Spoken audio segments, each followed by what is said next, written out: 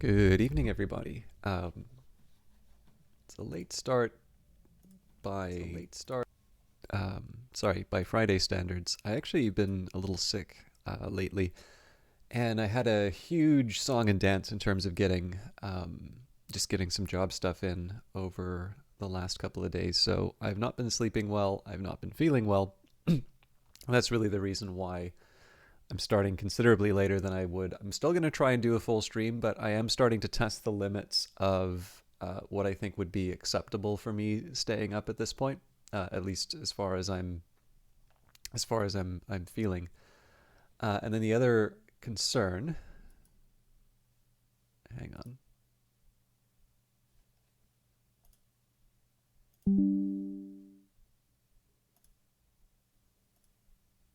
am I coming through still?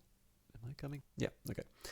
Sorry, I just didn't see the audio mixer. But yeah, so there's a few reasons why I want to do this. So number one, I wanted to do Cyberpunk 2077 the first time around because I wanted to try and do something special and I don't know, crowd pleasing for for the winter holidays, and that one seemed to really reveal some problems with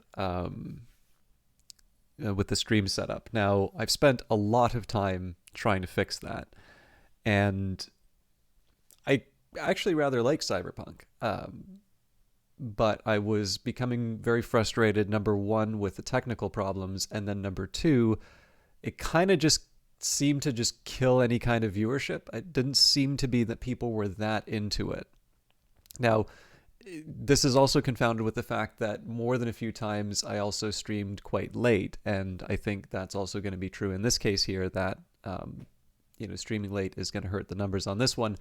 But this actually sort of works in my favor because I believe I've not finished, I believe I've resolved the issues that were coming up in terms of the stream. I can actually share a little bit about that if you happen to be a broadcaster or use OBS and would like an idea in terms of how you can diagnose things, because it turns out there's actually some very helpful tools that the OBS team have put together, which I wasn't aware of until quite far into my effort to fix things. So it's one of these cases where obviously I would love people to be able to watch the stream. I do regular streams for the reason that I want to try and give people a good show, and I know I've been not really starting the new year all that well in that regard. But in this case here, it's a nice little test to see whether or not the changes that I've put in have taken hold.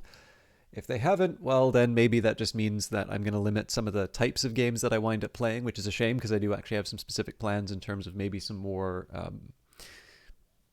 games where the frame rates matter a little bit more, is maybe the best way to put it. But in any case, I did still want to make some progress in Cyberpunk 2077. I mean, I'm in parts of the game which I haven't experienced before, so it's a chance for me to sort of look at it with fresh eyes and try and be a little bit more even-handed in my treatment of it. But on top of that, there is a technical side to that. I will get one last little bit of housekeeping out of the way first. And again, I apologize for those of you who watch on YouTube. I know the greatest sin that a YouTuber can make is to do an overly long introduction. But of course, this is an archive of a live broadcast, and I don't know. I obviously rant a lot during the regular streams, but I kind of feel like at the very least, kind of getting the housekeeping out of the way, either at the front or at the end, are probably the best. And I'm a little wary of doing that sort of stuff at the end of a broadcast, just because it feels like that sort of picks the pocket of whoever I wind up hosting.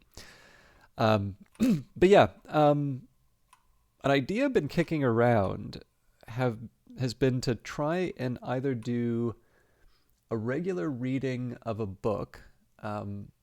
And I should note that Canada's intellectual property laws have changed. So we will not actually have anything entering the public domain for 20 years. So 2043 is going to be the next time that something enters the public domain in Canada. And that's basically because we've changed our copyright law to be in line with the states as part of our trade negotiations. Something I'm not particularly fond of, to be honest. And it is actually something I've done some study on, but I sort of feel like the majority of stuff I have to say is not necessarily academic so much as it is I don't know, maybe more of a heuristic argument, maybe something to try and help people appreciate what's at stake on some of these issues. And I feel like, number one, there's possibly an interesting discussion to have about IP in Canada, first of all. But even with that problem, there's still a lot of stuff in public domain that would be fun to read. And I'm wondering if trying to create a regular day in which there's some sort of a reading that gets done would be of interest to anyone.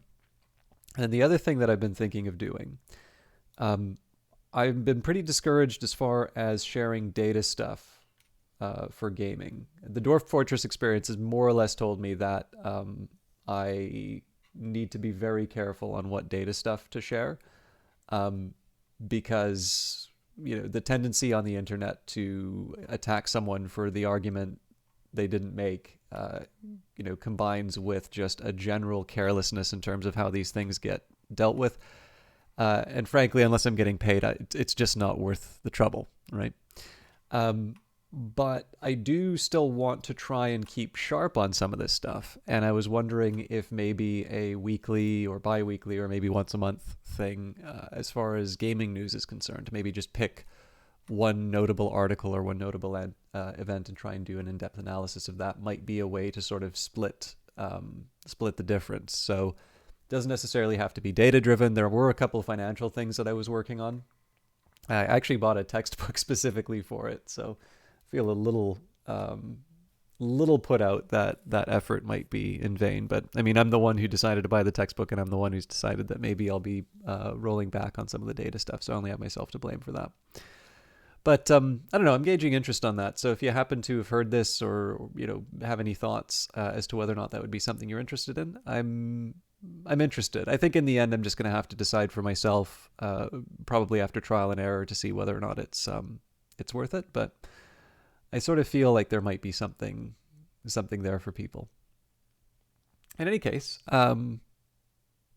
one last warning, in addition to maybe getting some tea, I'm going to have to not stop the stream, but I'm going to need to take a break about 90 minutes into the broadcast. And that's just to deal with, it's to deal with the,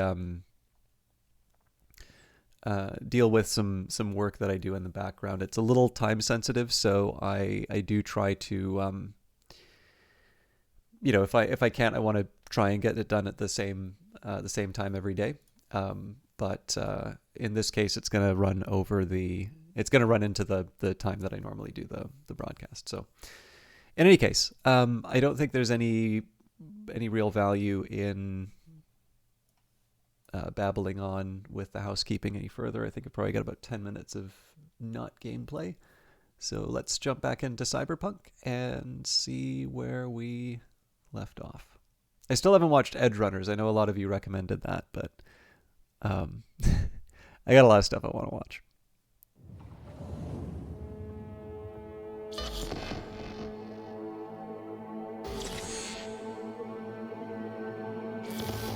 Oh, actually, I was going to talk a bit about fixing some of the technical problems, so maybe we'll deal with that in a little bit. I'll first want to see how the game is actually handling.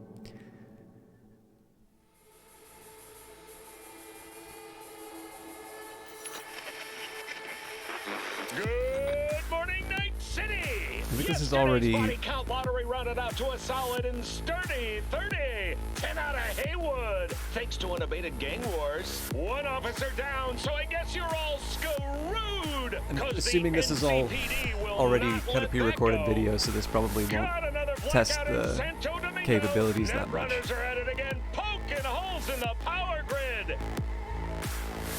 While over in Westbrook, trauma teams scraping cyber psycho victims off the pavement. And in Pacifica, well, Pacifica is still Pacifica.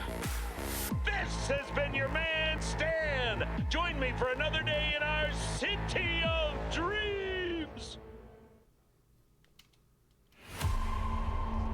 Although, I will confess, I actually really like the intro music here, so maybe I should have kept it on that. But yeah, so that may not have been a great test, but at least... Howdy, howdy, Night City. everybody. Welcome back. My guest tonight is Lieutenant Sarah Kokoski, spokeswoman for the NCPD. Hi there. Welcome to the show. Okay.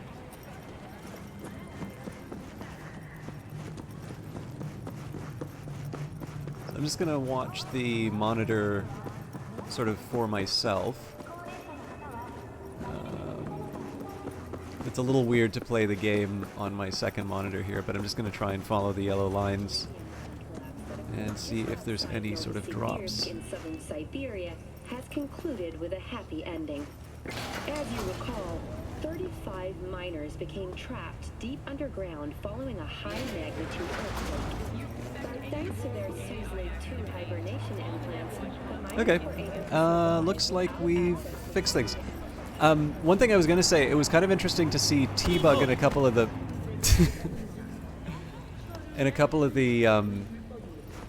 the images on oh, hang on. Maybe meeting with Judy wasn't the thing I wanted to do. It was interesting to see T-Bug in a couple of the videos for... Oh no, apparently it was because I don't really have anything else that close. But yeah, it makes me wonder, because I've seen a couple of cases where a model that looks very much like T-Bug, who I believe died in the job. You know, she may show up later, but it does make me wonder if this is some stuff that had been recorded or otherwise used and then didn't wind up in the finished game. Because obviously, you know, I think everybody sort of knows about the quote-unquote troubled development of Cyberpunk, and I don't want to spend too much time dwelling on that. But yeah, let's get reacquainted with where we're at. So meet with Junie. Okay, so that's a main job, but then I guess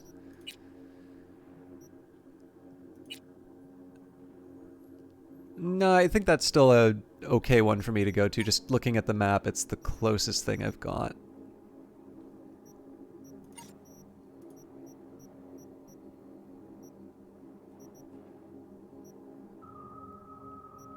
Maybe not. I mean, chat with Barry's not that far away, is it?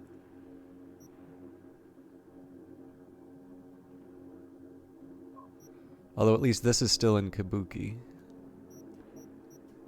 I don't know. We can give it at least one shot, because then we can at least meet with Regina Jones. Okay, so what have we got here? So you've decided to find the chick who put on this first-class shit show. She had a job, and you took it because there was no one else to knock some sense into your gonk head. I'm here now, but so what? The search and rescue bullshit's a dead end, but that's not about to stop you. Maybe Evelyn will. Who knows? Sure seems like she doesn't want to be found. Okay. So yeah, I mean, essentially one of the things that I want to do, I'd like to eventually buy, you know, the new vehicle. Looks like there's a few different things that I can, you know, there's a few different things that I can do in between. I would like to try and do some more side quests, particularly because it's been a while since I don't, so I don't necessarily remember the controls all that well. At least know how to crouch. But yeah, in this case, let's just let's enjoy the environment and see where the game takes us. Maybe we'll have some adventures in between.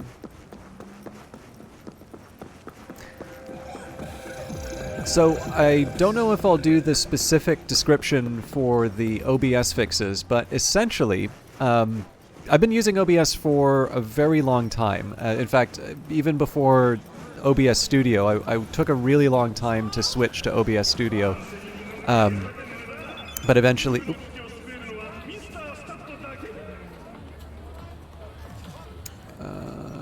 Yo V, Watson's open now. You're a free man. Just don't forget about the fights, alright? It'd be a shame not to put that talent of yours to good use. Okay.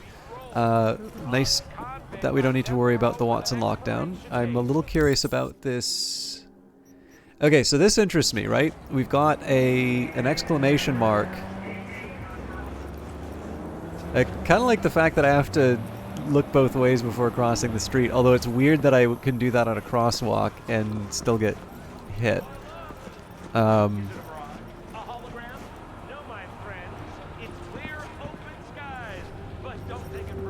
Okay, so I need to find a way to get sort of down a level.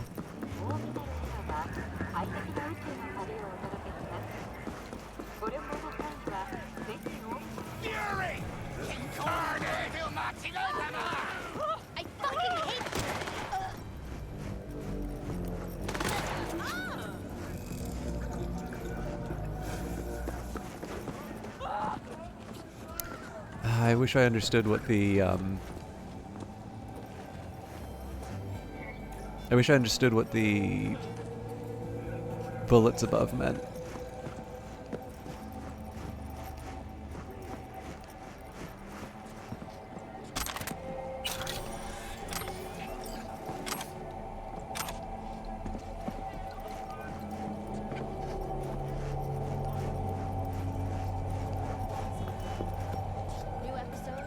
You know what? Well, they're gonna destroy me if I if I just do that normally, so.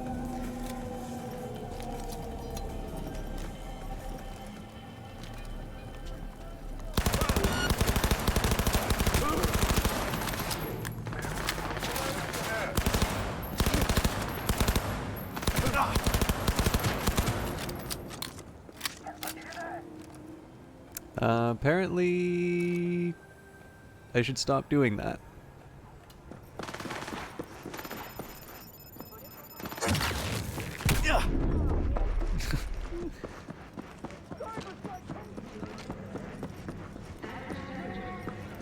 So I thought that might have been related to the might have been related to that yellow exclamation mark down below, but clearly I am bad at this game. Clearly I am mistaken.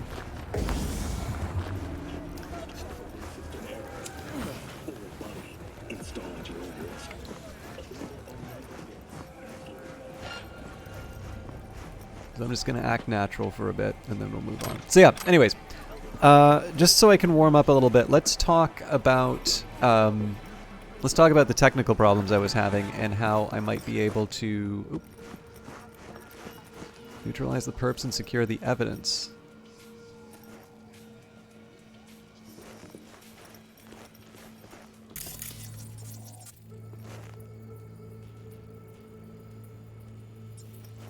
Should have done this before.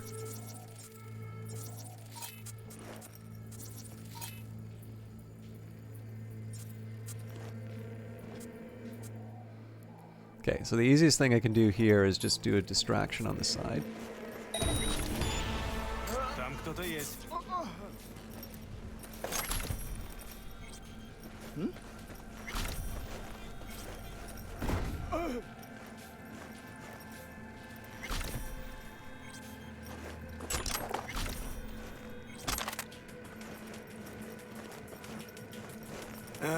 Сейчас бы сигаретку. Okay. Hey! You're a bitch!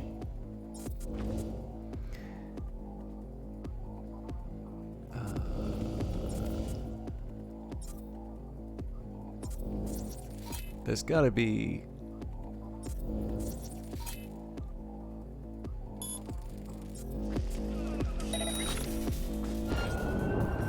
Я тебя с потрохами сожру, падла!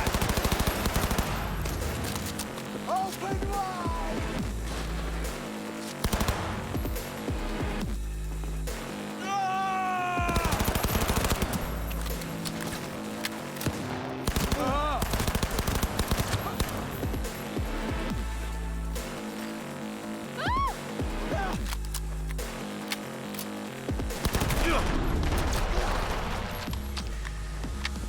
What can I say? This is taking a little bit to get used to. Okay, so anyways, the thing I did want to talk about was archive conversation. Charles and Reef, you done? All good? Choom, you're fucked. What happened? Fucking white Tim and Boris. I told you there was a guard. Yeah, well, he was some 6-foot borged out solo. Barely brought him down. But you got the stuff, right? I'm a fucking zero you. Yeah, motherfucker, we got it. You'll see. We'll shift it and you'll cheer you right up. Just lay low somewhere. Let the dust settle. Oh, you don't fucking say. Okay, so I've been using OBS for a very long time. Let's just take all and then... Current inventory, Roaring Phoenix X87, Max Stock 647, Quartz 876, Aspis 352, Be Right Back 1372, Black Lace 189, and Keranos 674. So yeah, the thing that I think it was a Night City PD event that I detected down here. So the surely I can. Yeah, there we go. So the first thing that I'd done with OBS was, you know what, I can afford to take one more heal. The first thing that I did with OBS was to use the non-studio version. I stuck with that for a really long time. And over time I would use OBS Studio.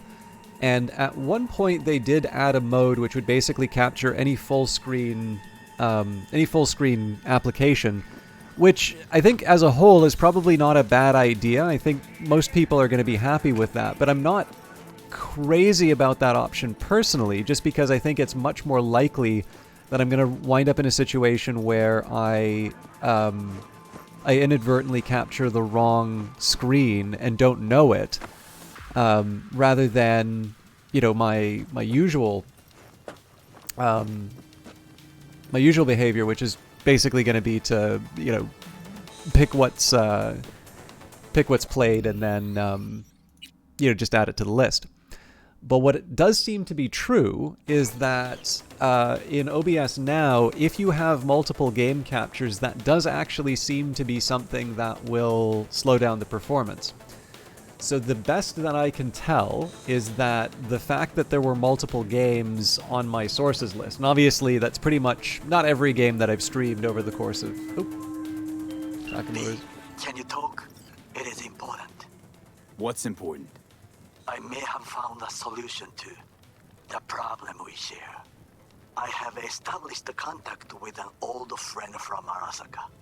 He's here in Night City now. He's well connected to certain influential people.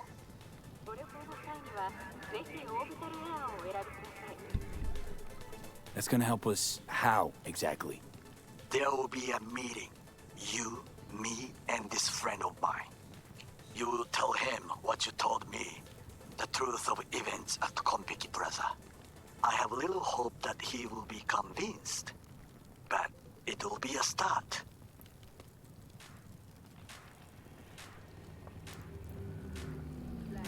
Of all people, you ought to know Night City tests everyone's reliability, even that of old friends.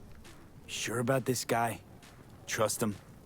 Many times we have had the opportunity to kill one another. Yes, I trust him. Fine. Where's the meet and when? Japantown, after sunset. I am sending you the precise location. I'll see you there. Sorry, I wanted to try and take a bite while we were talking. Okay, let me try to let me try and just get this point out of the way, then we can properly focus on the game. So, recap of the start. Started with OBS before it became OBS Studio, resisted upgrading for a long time, eventually switched to OBS Studio, and didn't really take advantage of the game capture option to do any full screen application. I instead preferred to just select the individual games that I was adding, and there were a number of reasons for that, which I don't need to go into. At least in the current version of OBS, if you do that, you're actually going to drag down the performance of OBS. Now, there are a couple of other things that OBS recommends, like disabling hardware accelerated GPUs. I believe the abbreviation's HAGs. Now, the analysis tool actually tells me off for enabling HAGs, but I've not actually found it to be a problem yet. And essentially, this is just something, it's a little feature in the background of Windows to try and decouple calls to the GPU from if you're interested in the tech, you can look it up yourself, because I'm not going to explain it in a way that's satisfying to techie people, and non-techie people are probably not going to care about it, except that maybe it'll mess with OBS and you may want to mess around with it. But where I'm actually finding all of this stuff is if you go into OBS Studio, and this is the one thing I did want to cover on the odd chance. Like, the thing that's disappointing for me oftentimes is that when I don't ask a question, I will very often be told things that I already know. But when I will ask for information, the people who like volunteering stuff that I never asked for are suddenly very quiet. And we all know what's going on here, right? It's easy to tell people the obvious, and if it's something non-obvious, nobody knows, right? I don't have a wide enough reach that I'll actually sort of find someone who's a specialist in anything. But in OBS, there are logs. Now, that's probably not a surprise to you, but just for those of you who are not familiar, you can go under Help, Log Files, Show Log Files, or View Current Log. Now, if you want, you can try and diagnose stuff on the inside. It's a real pain to do, but you maybe be surprised to see how much information there is in there. But if you go to the OBS website, it actually has a tool to analyze logs. So even if you don't want to go on the forum and ask questions, you can actually put you can put things into the analysis tool. And what I found is this.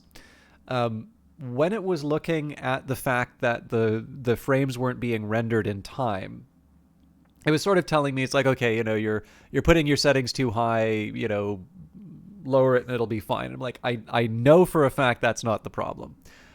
Because of course, I've quite literally just upgraded my PC, and it was a problem that seems to coincide with the upgrading of the PC, not the fact that I've changed in the OBS settings. So I knew that couldn't be the problem, unless there's something about the new Intel processors that doesn't work. But what I did find was this is where I sort of discovered the impact of these these different sources being present in the scene, and that sort of led me onto that useful run. There were a couple of other optimizations I did as well, but that tool by far was the most useful source in terms of all of the other information. Messing around with hags, messing around with a bunch of different encoding options, closing down background processes and all of that. That might have, they did have marginal effects. There was a point where sometimes the number would dip down to like 40 and then go back up to 60. Now it's running a pretty consistent 60, even in the more demanding games. So for those of you who, if you happen to notice that there are some problems going on with your, with your broadcast, and you've already done sort of the obvious steps, move to hardware encoding like NVEC. It doesn't have to be NVEC, obviously. Use whatever is appropriate for your setup. If you are not aware of that OBS analysis tool, I personally found it extremely helpful. Don't necessarily take it as gospel, because of course it's an automated checker for logs. It's not going to be able to tell you the specifics of your circumstances. But connecting that with what you know to be true is going to probably save you several weeks of work, like what I ran into. It's something I wish I knew existed at the time. So, okay, what's this? A night from the den located after the fifth bamboo in the hamlet, the fox goes out to hunt. He quenches his thirst at the watering hole while waiting for your arrival. He takes shelter in the shade of the cherry blossoms. The fox is cautious. It shall emerge when it is sure that the water is not poisoned.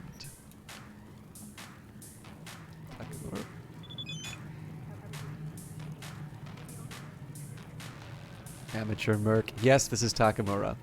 I'm using a burner via secure location connection, but I figured it would be best to use the secret code I created.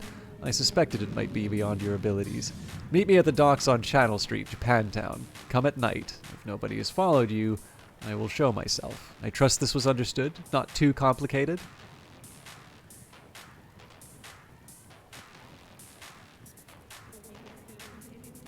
I don't know what Goro means in this context. I got it, Goro. See you.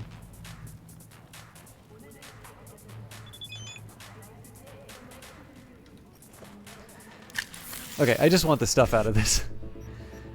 Okay, so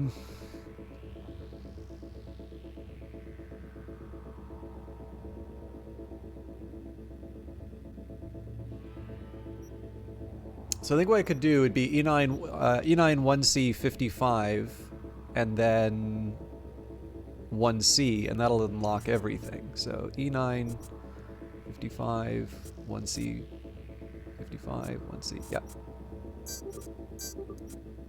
What?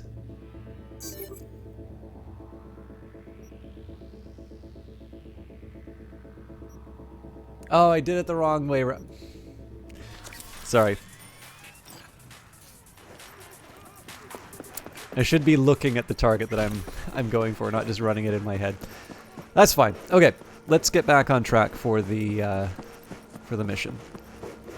I can also probably get my car, but at this point I'll just enjoy the run. Okay, let's see what. Okay, that's buy from Takamura, Regina Jones. We already did that mission. But yeah, so we'll have a chat with Judy, and then we will. We're going to. I'm going to move on to.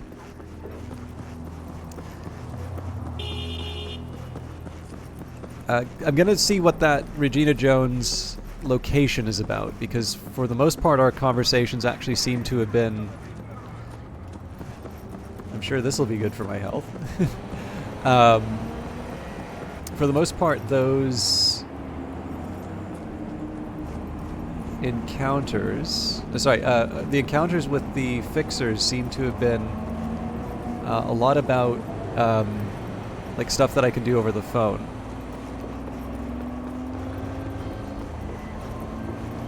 Me? It's been a long time. Wakako Okada, the Lady of Westbrook Estate. When you find a moment, come see me. We must settle our accounts for Sandra Dorset. You did quite well. You and that friend of yours. Until then.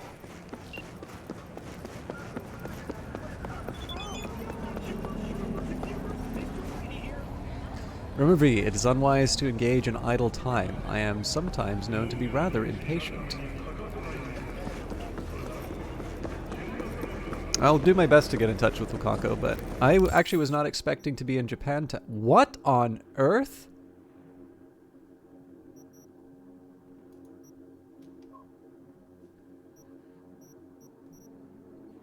Okay. I was definitely not expecting this. So let's, I definitely did not want to be in Japantown. But let's settle the payment with Wakako. She's probably going to ask us to do something else, and then I can just fast travel back to Kabuki.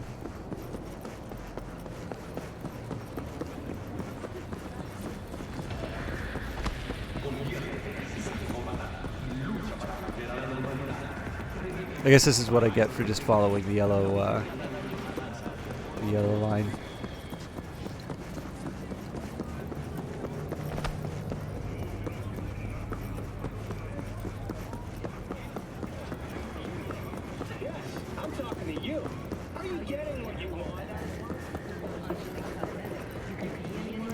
Obviously not where I need to be.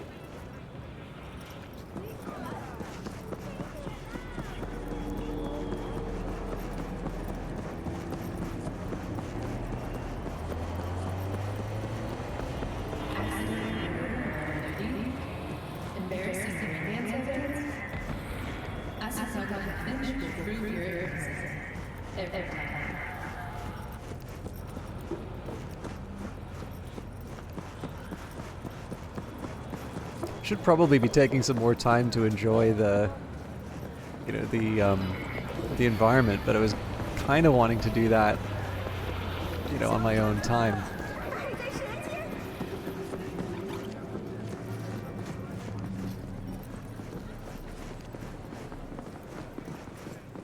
I suppose it is kind of interesting. I know there's a lot that's been made about the, so the relative success of, or not even relative, just the outright success of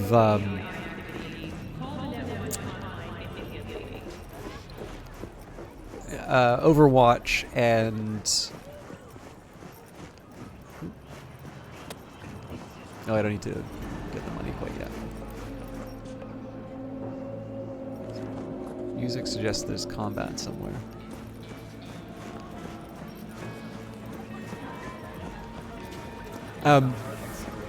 But yeah, so there's been some conversations just sort of around the success of games like Overwatch and Fortnite for their very colorful environments and their, basically the fact that they all don't exist in some, just like deep dark dystopia that sorry, I'm going to take a second here to... Well, well, who do I spy but V? In my humble parlor, no less. Wakako, long time no see. So what brings you here? Willing to bet nobody knows Westbrook like you do. My husbands knew Westbrook, yes. Each of them very high in the Tiger Claws. Ruled Japantown. What did they do? They did what made the best eddies. Gave them the most pull, sold sex and black market tech. I can't help asking. How many of those husbands did you have? 5. All went before their time. Terrible family tragedy. You not afraid that tragedy will strike you? Have to live somehow. For my 9 sons. We have some outstanding biz to settle. Remember Sandra Dorset? I don't forget such things, V. Here is your reward. It comes with a fairly ample bonus. Go see a Ripper doc. They'll weave you a dermal imprint that will enable smart gun compatibility. A Tiger Claw specialty. I'm pretty sure I've already got that, but the money should already be in your account, but I have something else for you too, a personal link. You can pick it up from Cassius Ryder, a Ripper doc who runs a clinic out of Watson. The personal link also doubles as a tattoo. My treat. Collect your free reward from Cassius Ryder's Ripper doc shop inventory. Cool, I will do that. We don't need to keep chatting with her, but this is maybe not as good of an example, although I'm certainly happy to sort of see this lighting, this overall setup. This is probably the easier case for setting in an environment like this, because you're able to control everything. It's not like Wakako's sort of getting up and walking around and talking. But one of the things that is kind of notable about this particular cyberpunk setting,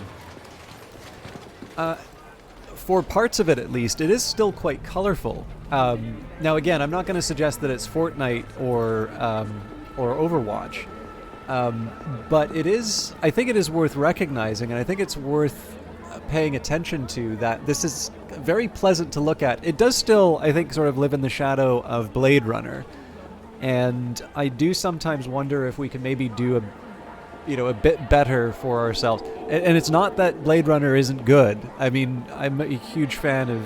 I can never remember... It's Jeff Cronenweth, I think. There's Jordan Cronenweth, there's Jeff Cronenweth. I think it's Jordan's the... Let me actually make sure that that's right.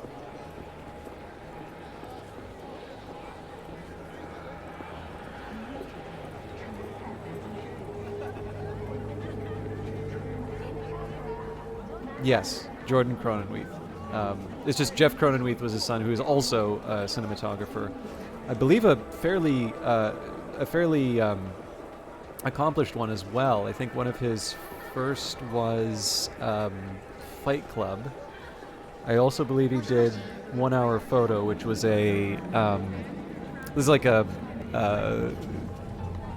it's like one of the earlier examples of a really high-profile music video director sort of branching out into features, and it starred Robin Williams in a really memorable performance.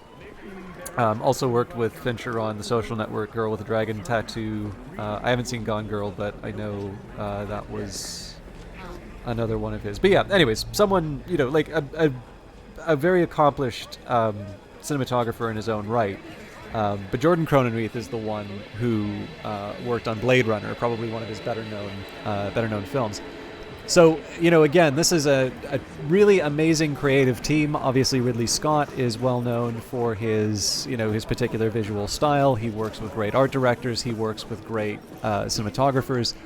There is a reason why Blade Runner gets referenced so much in terms of sort of the grammar of the visual grammar of these environments.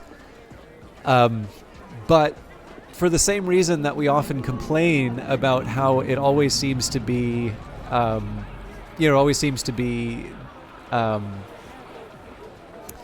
Marvel sequels in movie theaters, I think there's an argument that you can make for visual styles, right? So when you take a look at the conversation around Fortnite and Overwatch, when you're playing a bunch of first-person shooters and they all take place in sort of gray, gray Space Marine territories, it's nice to have something that sort of breaks that up, and it opens it up to a wider audience, which as a result means you make a bit more money. And I think it would be fair to say you take those two ideas, you say, okay, we've got a visual style which is beautiful, but it's been done a lot. Most people who are probably wanting to tell some kind of a cyberpunk story might want to tell their own cyberpunk story. And maybe what we should be expecting is not for them to be reheating the leftovers of the late 80s, but doing their own work.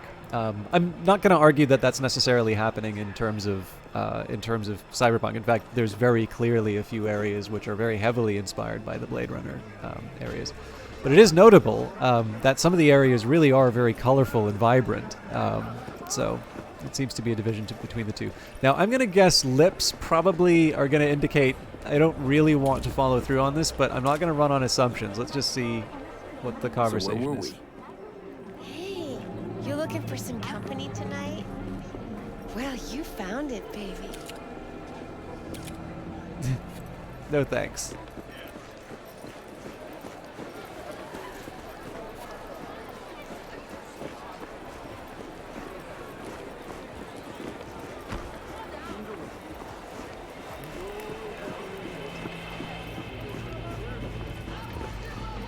Yeah, so my preference would be to kind of deal with the Wakako line and then get back to the work I was originally doing. But let's see where this all goes.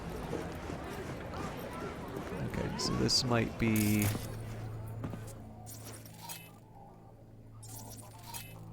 Now, one thing I can do, I guess I can see if this is an opportunity for a bounty.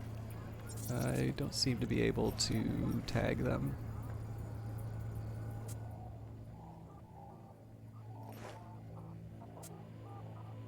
Yeah, so they are wanted. So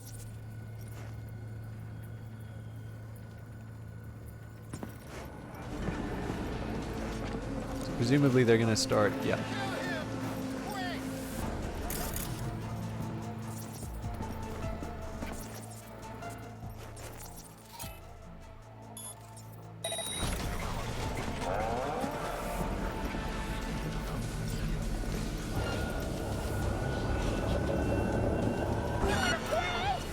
That was worth a try.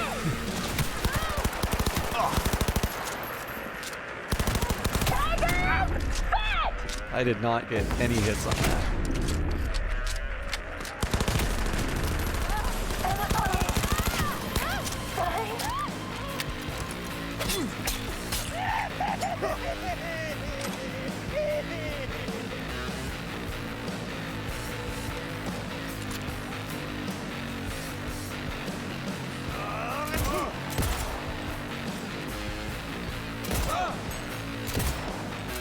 God damn it!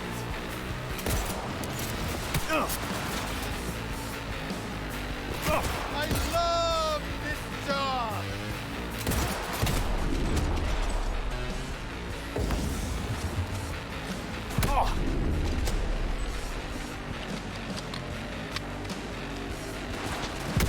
Finally, someone I can fucking.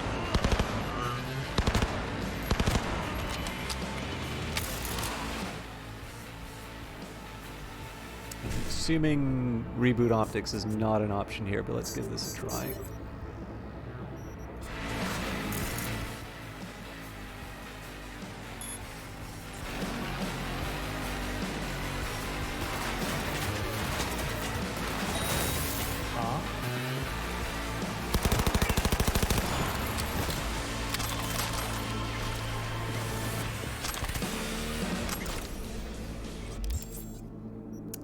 Not what I wanted to have happen. Anyways, there's a shard conversation. I would prefer to be taking more people alive, to be honest.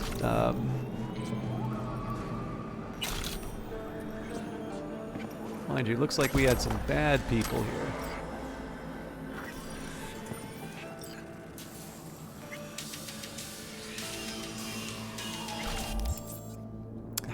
Yeah, it's not letting me actually look at the conversations that I'm picking up. Okay, so it says there's something I can hack into on the roof.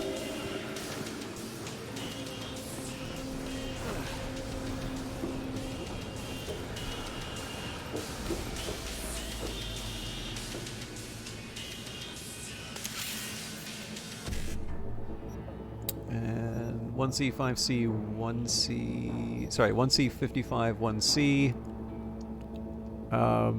And I can't really get anything else, but...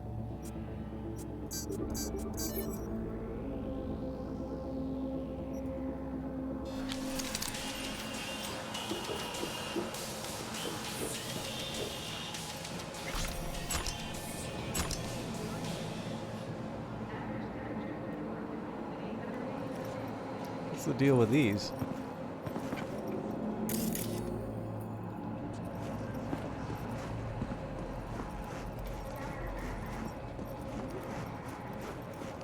Actually, there is one thing I should be doing, which is to at least see if there's any improvements for my armor and such. Yes.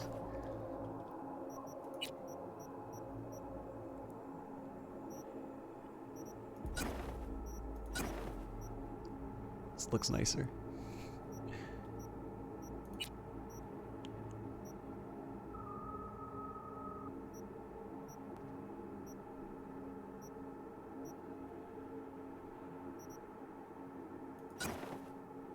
Not that you can see it under the helmet.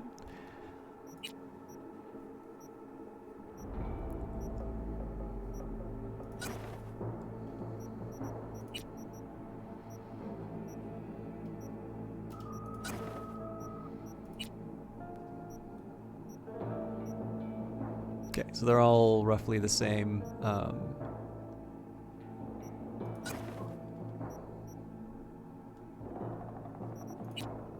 Pistols. It would be kind of nice if I could just limit it to...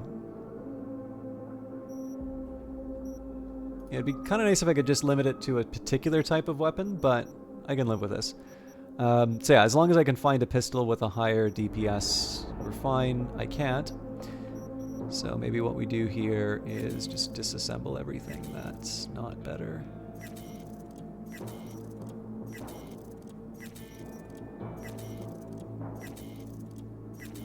I know one of them's like a special item for myself, so I don't necessarily want to do that to one of those, but... I'm assuming at some point I'll actually take advantage of the crafting materials, but right now I'm just trying to clear out some space. Now it looks like we do have a better submachine gun, so let's strip the sight.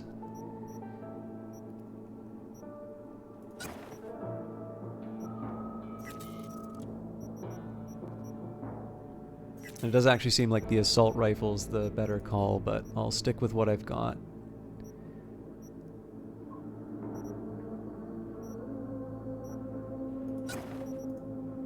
I think I'm going to avoid the silencers for now.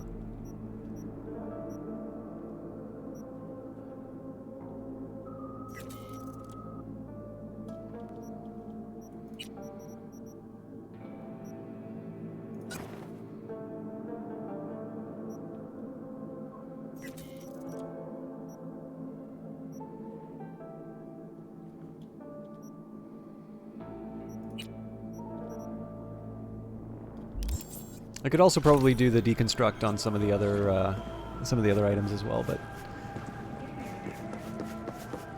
let's get some toys.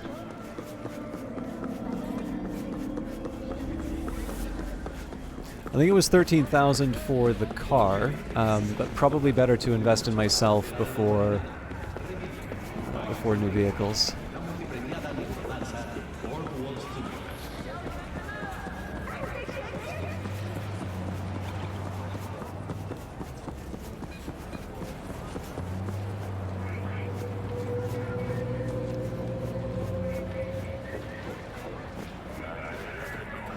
But yeah, so some of the color that I'm specifically thinking of.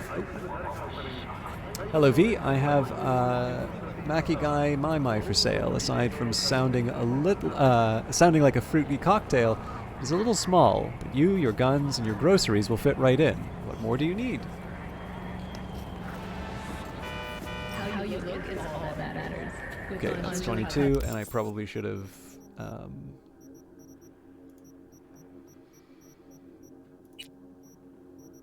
Let's track that one. Although we can get the reading again. Whenever we go see Wakako and walk into that pachinko salon of hers, I get this weird, like, tingling feeling on the back of my neck. I don't know, V, she's all kinds of weird. Anyway, she promised a special reward for this job with Sandra Dorset. All we have to do is go see her on Jig Jig Street.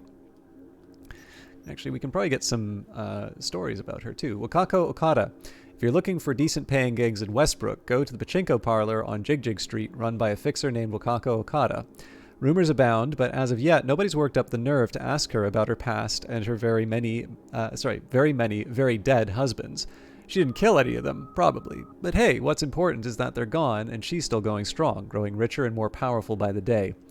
Every serious player in Night City respects Wakako. Going into a meeting with her is like going into a cage with a lioness. Sure, the lioness is polite, but you can tell she's already thinking about her next snack. Maybe that's why Wakako's gigs are carried out almost immediately and flawlessly. Wakako takes this entirely for granted. But yeah, so the color I was talking about tends to come through a lot of the neon in that. And again, that's definitely consistent with the, the aesthetic in Blade Runner. But it is still nice. And I think one thing that kind of makes it stand out compared to... So, like, actually, one example I give you here, right? Like, could you imagine a certain type of comic book movie where a character's dressed like this? Some of them they do. But for a while there was sort of the very gray sludge sort of look. And there's a few different ways that came about. One big one was Saving Private Ryan, I think was one of the first films to use silver retention process.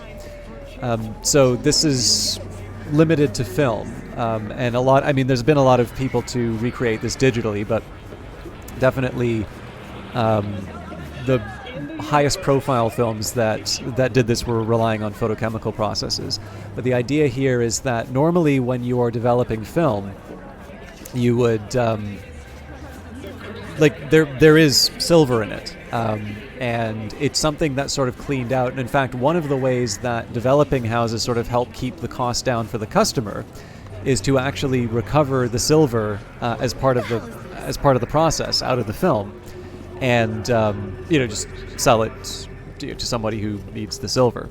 Obviously, if you're individually developing film for yourself, it's probably not going to be cost effective for you to do that individually. But if you're running a laboratory, right, if you're Technicolor or whatever, that's actually going to be something that will meaningfully contribute to your costs. So it did actually become a problem when this became a more popular procedure, for the simple reason that, as you can tell from the title, silver retention, you're keeping that in the film. And it had a few different effects. So it would sort of make the brights... basically, the contrast would be accelerated a bit. The bright spots would be a bit brighter. The dark areas would be maybe a bit darker. But it also had this sort of desaturation effect. And in the case of Saving Private Ryan, it was intended as it was sort of intended to sort of capture the look of... I can't really say the photography at the time, because, like, essentially they were trying to do black and white without doing black and white. And Conrad Hall's last film, Road to Perdition. Conrad Hall's probably my favorite. As much as I like Jordan Cronenweth, I will definitely say Conrad Hall is my favorite by far. And I'm pretty sure... pretty sure Road to Perdition used it as well. One of the other names for this process, by the way, is bleach bypass. But either way, it's about keeping the silver in the film. But anyways, where this was originally kind of a convenient way to sort of get black and white without having the studio freak out about it. This doesn't seem like a...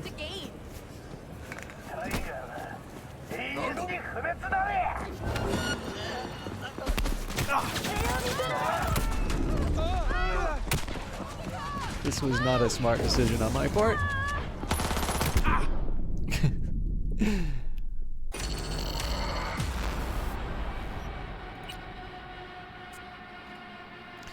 Yeah, so where the original intention was sort of this aesthetic choice that was consistent with the period, I think it'd be fair to say that once it becomes sort of a, the done thing, everybody's suddenly using this, and it maybe loses some of the impact that it had. Now, again, that's not to say that it's a bad look. I think one of the challenges is that very often these are very good-looking techniques, but it can pose some difficulties in terms of in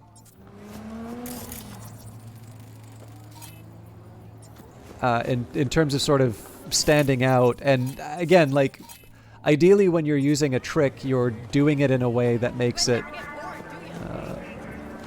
I'm still thinking I should probably step in here. Well, they're gonna get mad at me no matter what, so...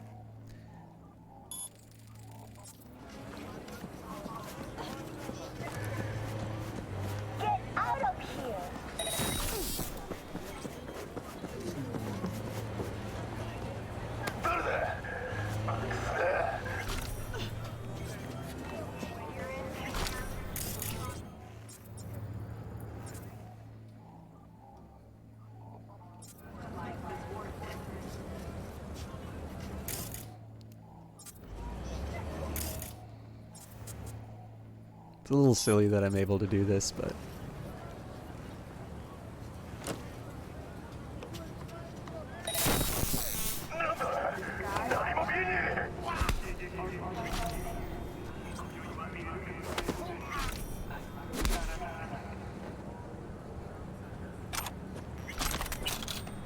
But again, these people look like jerks, so... I thought I'd never see my kids again. I can't thank you enough. But yeah, so this definitely feels like you're doing the right thing when you take these people out, although I don't have a ton of context for like why this is the right thing to do. It's just, it looks like people are being, innocent people are being hurt, so... I don't want to sell, I want to... I want to jack into this if I can.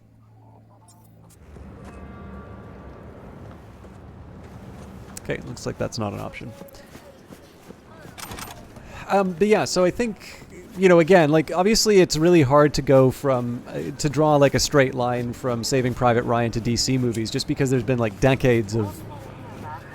Is it right to say, yeah, I think it's close to decades. I'm sure it's not exactly, 20 years, but close enough. It's fair to say there's probably a few steps in between that I'm omitting from that, and yet it's fair to say that we're sort of stuck in this, like, it's become an expectation now for some of the things that we watch. So even if it's not, again, I'm giving this example of a World War II movie which is trying to sort of establish this this particular look, which might be true to the period. Just gonna try and eat something to get a little bit of health back. I think it's pretty defensible to say let's try and do something as close to black and white as we can for this period piece. It's a little bit harder to say, oh, okay, because we're doing, comic books, famously colorless, right? We're gonna try and desaturate everything. And again, this is a function of two things. One is the art direction. It's the costumes that you put people in. Again, if you're shooting in color and you want it to look desaturated, you don't put someone in an outfit that looks like that or like that. And in fact, if you watch The Matrix, the really famous scene with the woman in the red dress, it's not just the fact that it's an attractive woman and all of that. It's the fact that it's in such a generic street scene where everybody is dressed the same. That's kind of the point. And even the people who are dressed in special clothing, Neo and Morpheus, in their trench coats, the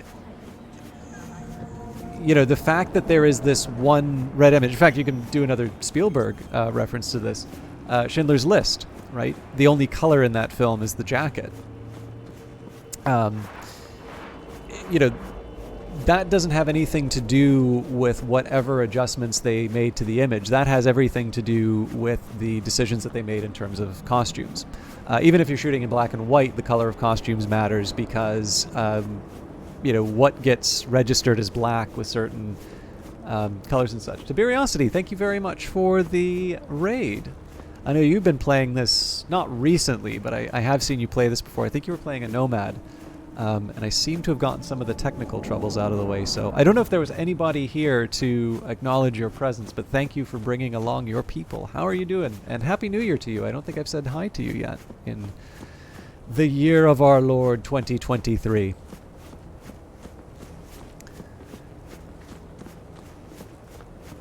But yeah, anyways, I'm belaboring the point, but I do think it is kind of interesting to take a look at some of the decisions that were made in terms of the art style for Cyberpunk. And in that particular case, it is actually something that does make it stand out a bit from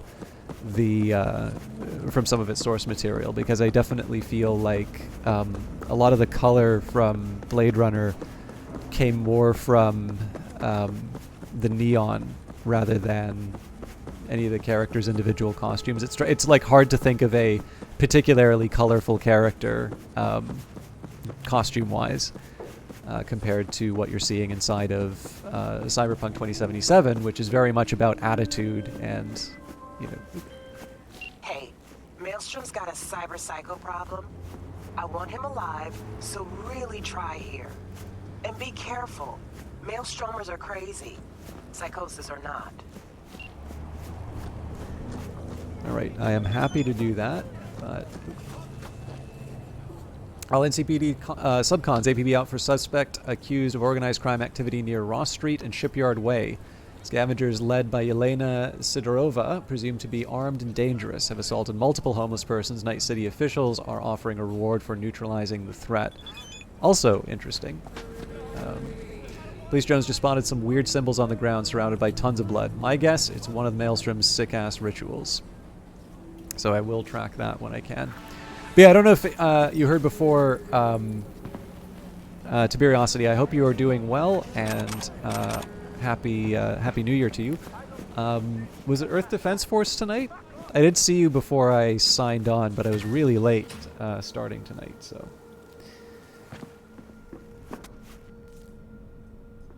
How's biz treating you, Cassius? Lately? Can't complain. MaxTac raided a black clinic not long past. Since then, custom accounts gone up, and so my prices. Coincidence? You decide. Let's see what's good. Take your pick. Okay, so we have a free reward. I wish it would tell me what the freebie is.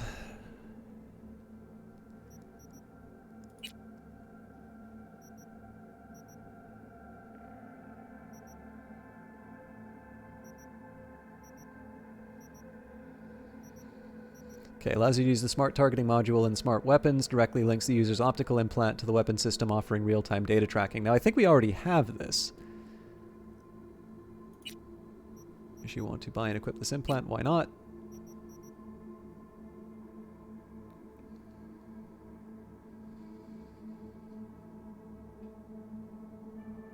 Yeah, so it would seem to me that this is better. But let's see if there's any other goodies that I can get for myself. So when your health drops to 15%, let's maybe leave that aside. Don't have the money for that. Ocular system. I think we already upgraded to Kuroshi 3. We could sell the old ones, I suppose, but... immune system, we could get, after taking damage, 2% chance of releasing a large electroshock that deals damage to nearby enemies. Not quite that exciting for me. Apparently I've already got a synaptic accelerator, so I suppose the question here is why don't I have it equipped? Slows time by 30% for 2 seconds when you are detected by enemies. Cooldown for 60 seconds. Aim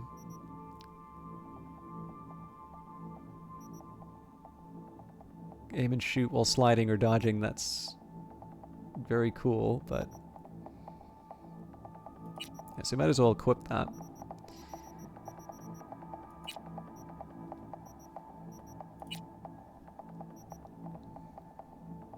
So it looks like this is actually not a bad upgrade for us, although it probably closes the door on any vehicle purchase.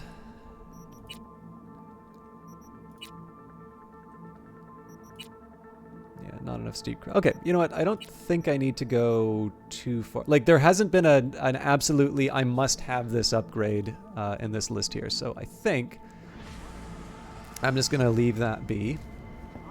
So my original intention was to follow up with Judy, but now that we're here, let's just see where we are on the map. We are way off. So let's follow Regina's job for us first.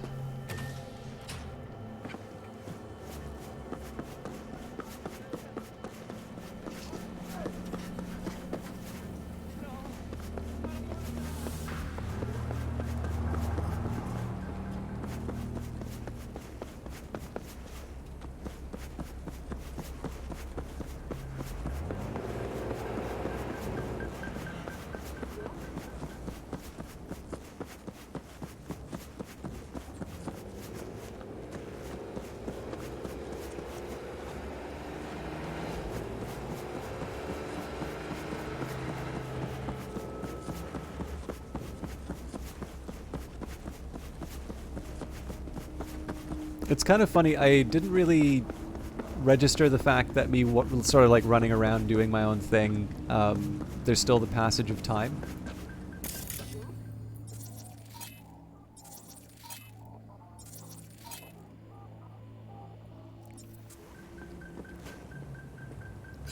Trying to think how I might be able to... Well, I'm guessing if I do a distraction here... What's going on? Is someone in here? Okay, I don't have the...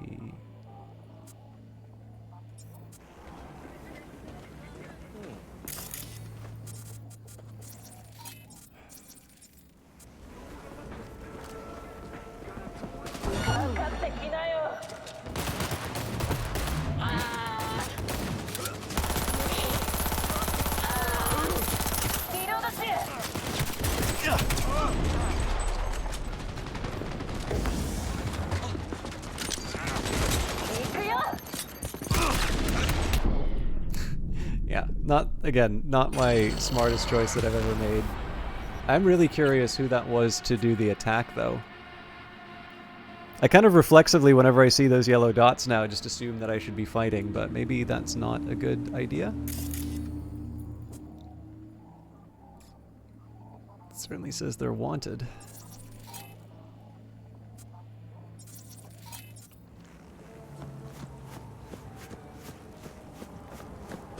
I actually think there was a reasonable case in terms of the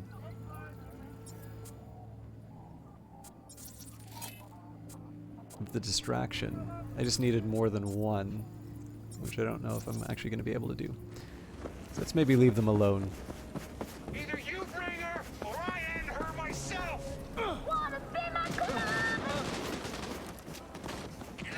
They'll sort that out between themselves.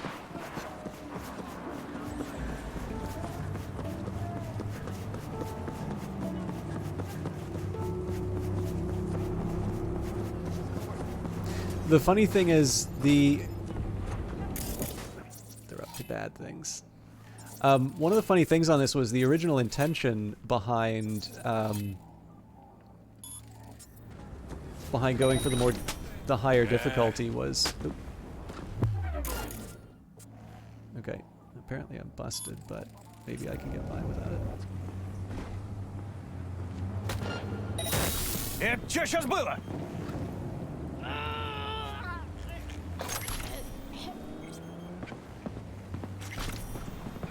Ложная тревога.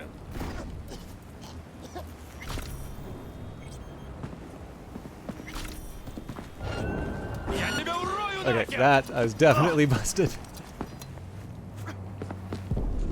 What on earth?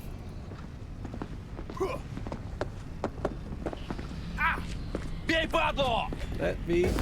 There we go. Все, тебе каюк!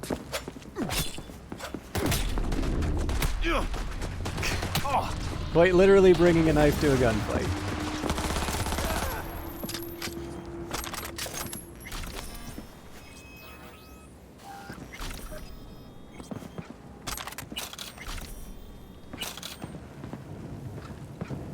I probably could have just tried to distract that guy again, but I'm still learning.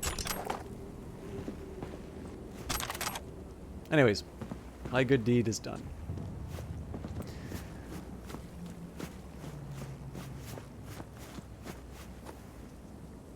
Okay, that's already an indicator of that's a maelstrom sign, I believe.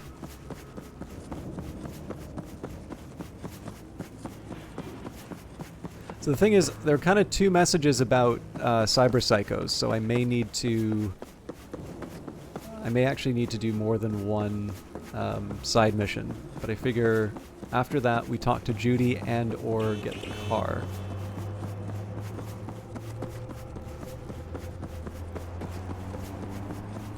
I'm also feeling a little bit bad about how I'm handling the run right now, because like I'm definitely interested in trying this game again. And I'm definitely not having a bad time with it. But I also don't really think I've been saying anything all that important. And I realize without...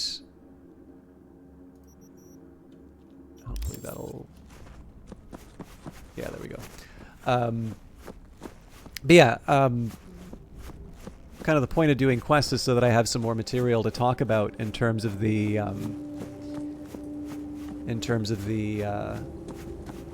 you know, the game and the subjects behind it. By the way, Tiberiosity, I don't know if you just wanted to lurk or if you're not around anymore. That I've seen you say "yo." I hope you at least know that I acknowledged you. It's totally fine if you want to stay on your own. I know usually after streaming, probably watching someone else is not the first thing on your mind. But I'm mildly concerned that you've been saying something in chat and I just haven't been realizing it. So. If you are, I have no idea how you would communicate that, but my apologies. I certainly don't intend to be keeping quiet on the chat interaction. And of course, same goes for everyone else on Tiberiosity's raid. Okay, now I always fail at the stealth parts on the Cyber Psycho missions. Let's see if we I also tend to. Right. Now I wasn't expecting that because we didn't take the medicine. What in the fuck?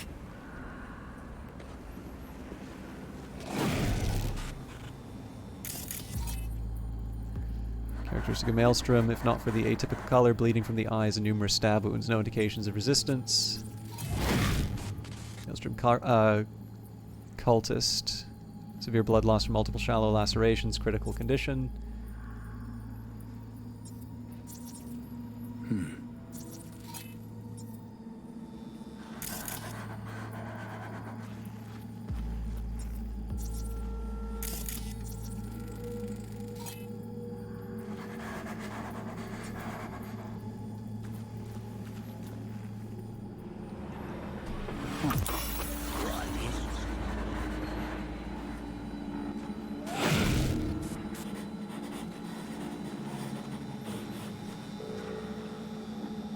Oh shit.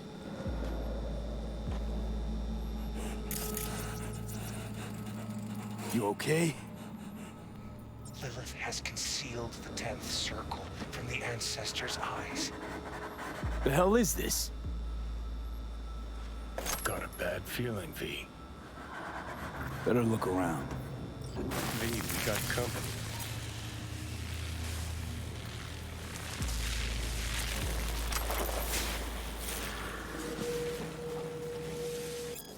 Okay, some shards you find in the world will contain information hidden behind data encryption measures. To decrypt a shard, first either open it through the notification when you acquire it, or find it later in the Shards tab under Journal in the main menu. Then select Crack Security to unlock its secrets. Now, I believe we tried to do that once before.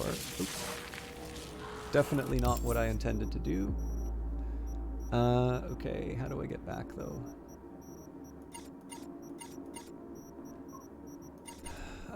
That's not right.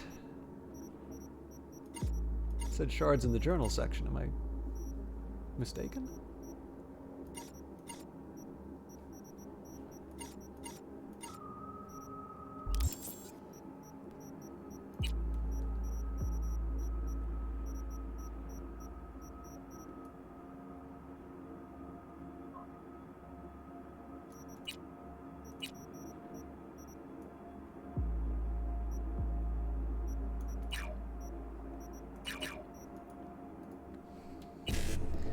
Okay, so, well, we don't have any chances to blow this, so 55 BD, 1C, 1C.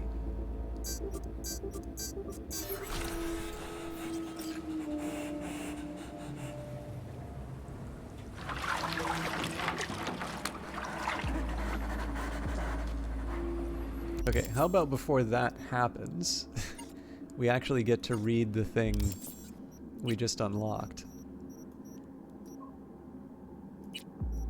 The fall, I'm assuming this is it. The fall of Edamanaki, manuscript found behind the Totenas. All ye mighty look in despair, for here lived the city in the far-off land of Shanir, where once was clay tamed and wrought to build a temple among the narrow streets where the well, hang on, no, this was called its time. Yeah, there we go. Everything's ready. The circle is drawn. The lamb awaits the slaughter. Come as soon as you can. We can't wait anymore. My silicon craves blood. Cables are cracking, links are sparking, modems are groaning, so loud I can't think. The abyss is impatient, the abyss is hungry.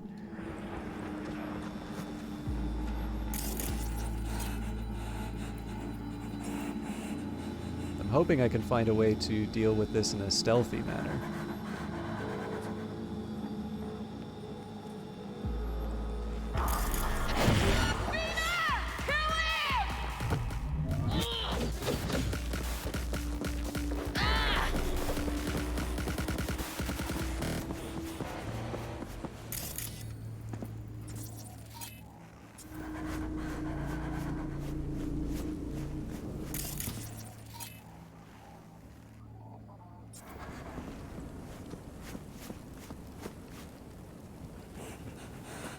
Okay, that was not intentional.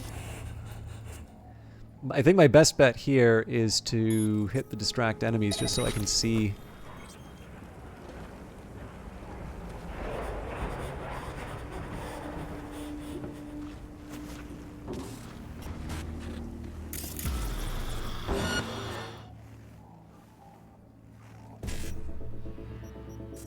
Okay. E9BD.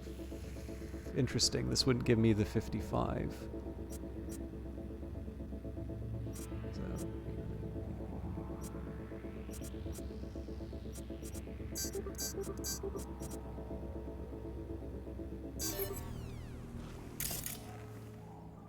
So that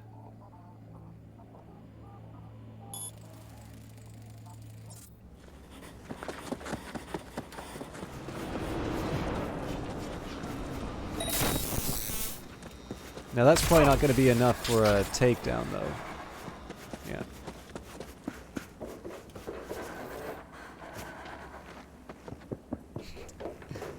Okay.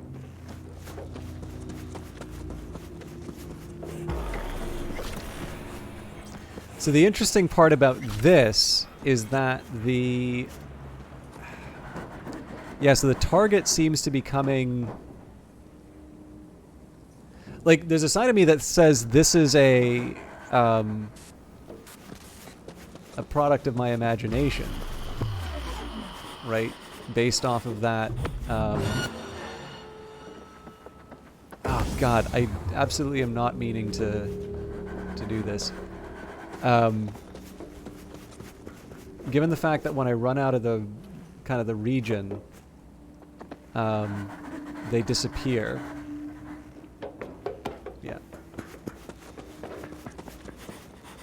So I don't actually think there's any way that I can satisfy this peacefully. But like my feeling is that I should do this because of the way Regina has been asking me to like bring someone in peacefully. Okay, so this probably makes the enemy disappear if I'm not mistaken.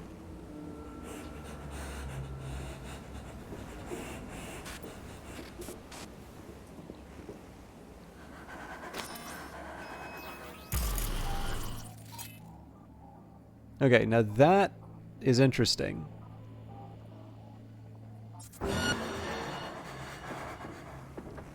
And yeah, like, stealth is just simply not an option here, so...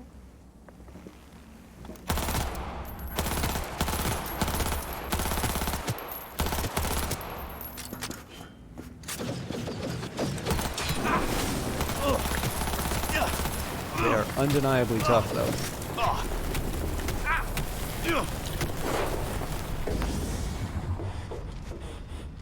I actually don't know what was causing that damage.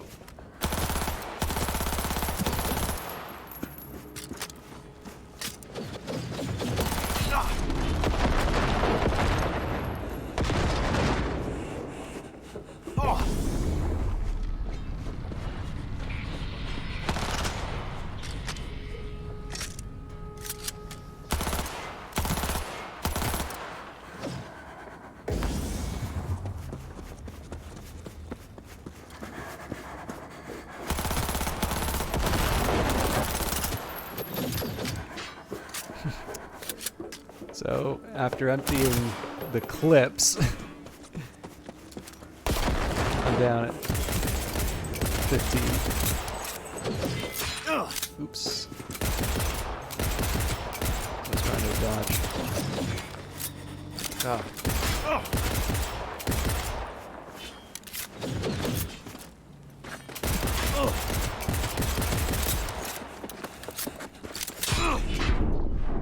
Yeah, I was trying to take advantage of the dodging.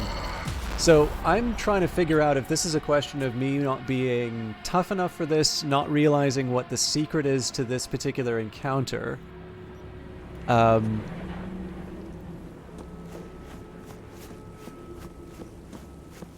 actually, I have an idea.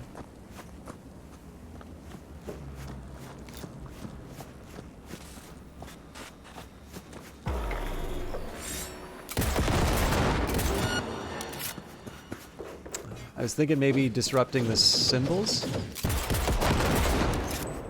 That doesn't seem to be doing the trick, though.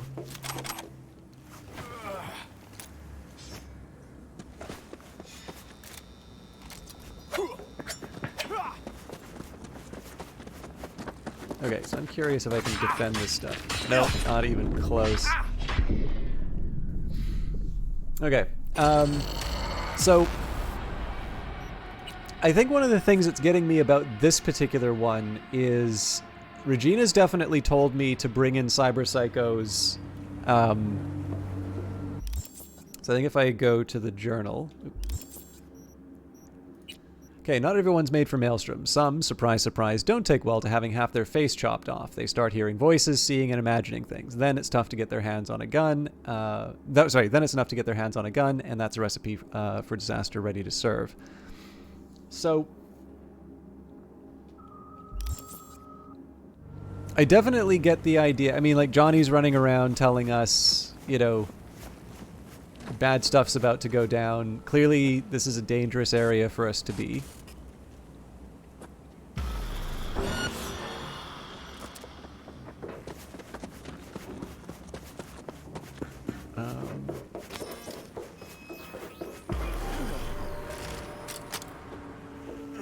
And again, I think there's something to be said for the fact that it's only when I enter this area that I actually see the enemy. The enemy's actually sort of jumping around a bit like Johnny. I'm almost wondering if I were to... The hell caused that damage? I'm almost wondering if I were to take the...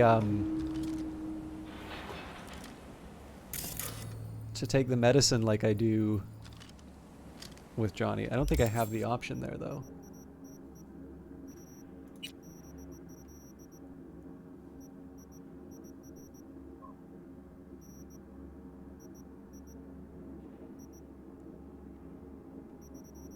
Yeah, I think that's a story-based thing.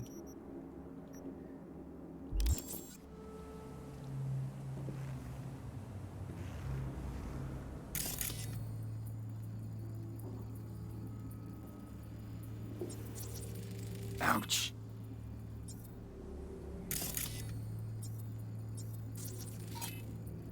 Stab wounds at the animan causing fatal damage to organs, life-threatening implants, evidence of participation in an occult ritual. See, everybody willingly sacrificed themselves for this individual. Now, clearly I can't sacrifice myself.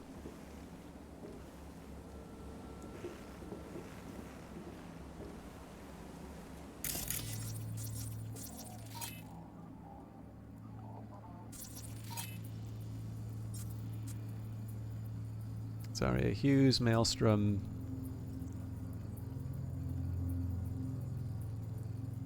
So yeah, so in this case they are... So there's two things that are interesting about this, right? Oop. Yeah, so now I'm busted.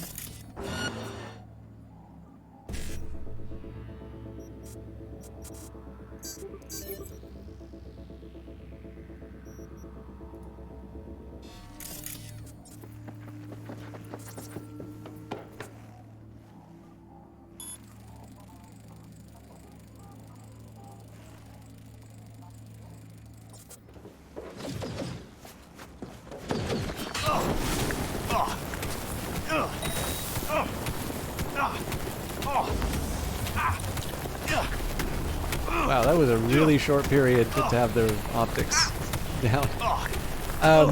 Yeah, so, I don't know, I feel like there's some trick about recognizing that it is imaginary. But I haven't figured out, like, it's kind of funny, it's like I've got two sets of signals. I've got the set of signals that tells me that this is all in my head. But the other set of signals, like, you know, how do I tell the game that I recognize this fact? Oh, hang on, is that something I can just pick up? No, that's a gun.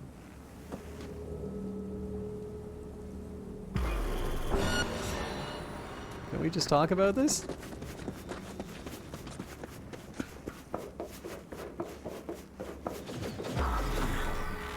Yeah, so this gets me out of trouble, which is, I mean, a fair enough sort of place to start, I suppose.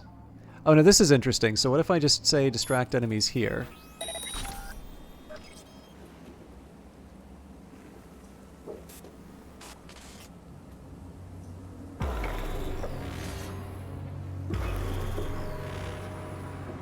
Okay. So the biggest thing I'm trying to focus on right now is to avoid... No, that wasn't necessary, but...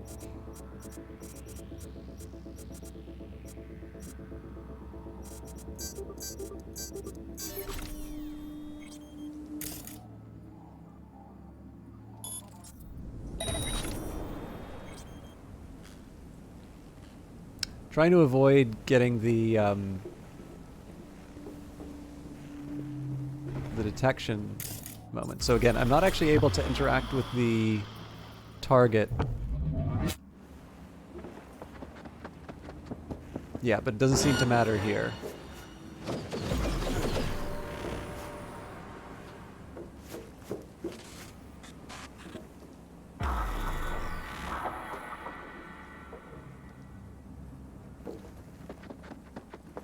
Kind of looks like they just make a beeline for me no matter what.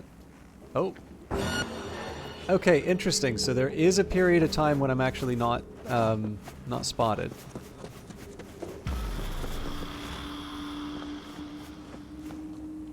So the other thing I'm interested in is there's something for me to hack up above. So I'm just going to run through the area.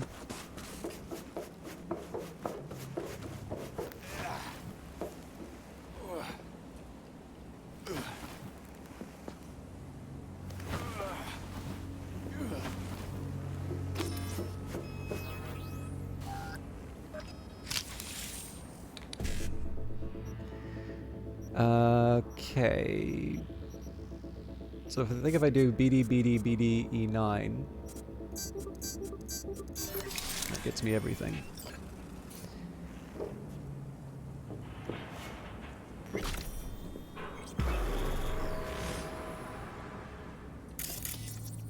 Ouch. This is interesting.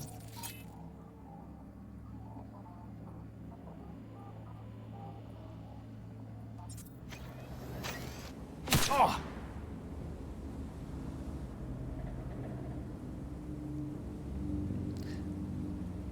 So I'm going to argue that the character's not detected me yet. So I'm curious, does the distraction work here?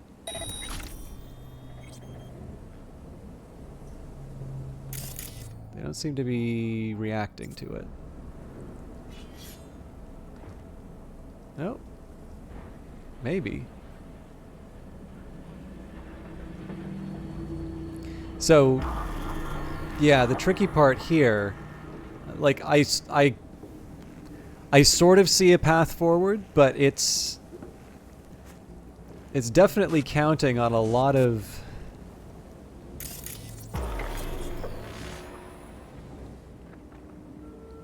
kind of counting on a lot of variables turning my way. Yeah, okay. So I mean, in theory, I can do some sort of long-range fight with them. But again, what I'm getting from Regina, at least, is that I want to take this person in alive. That's considerably more difficult. But... So one thing that's definitely fair to say... Ooh. Okay, that doesn't help me.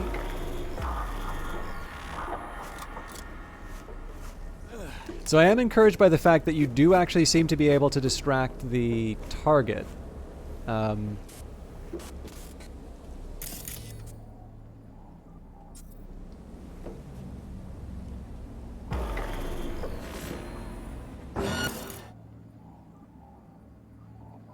That probably doesn't help me, though. Because I'm already detected.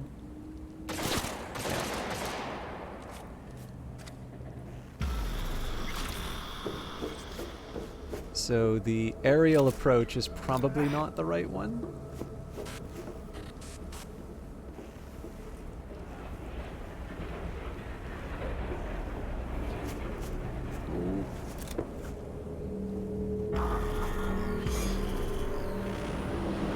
Okay, now they haven't necessarily seen me yet, so this is the point where I might be interested in seeing what I can do with the... There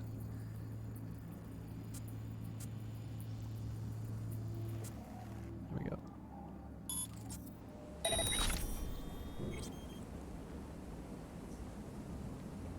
So that didn't seem to do anything.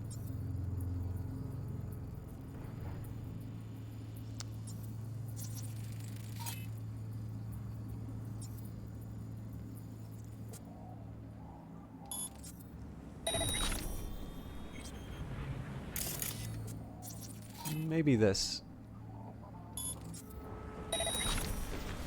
Right now I'm just looking for some kind of reaction.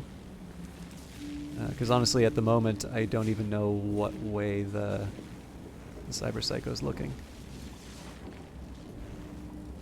And sorry, I know this is an incredibly dull way of looking at the game. I might just move on to another encounter. Hang on. That can't possibly be right.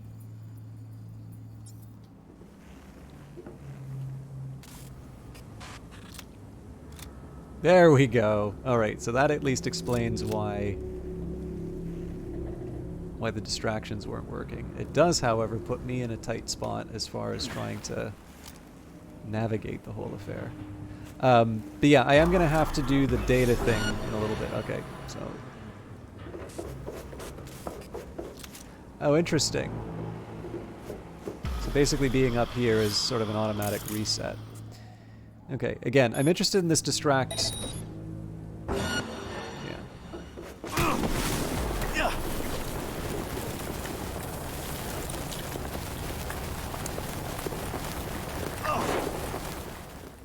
I'm thinking maybe the better thing for me to do is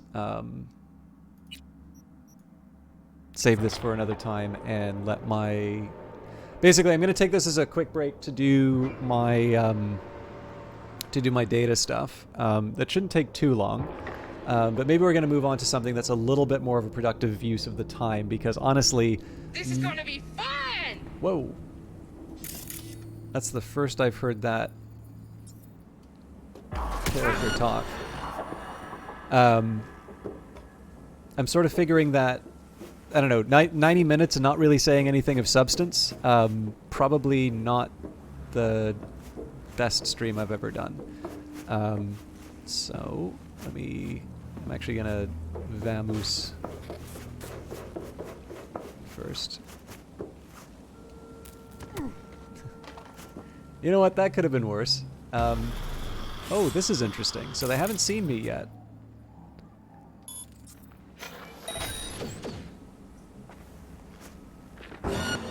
Now they have.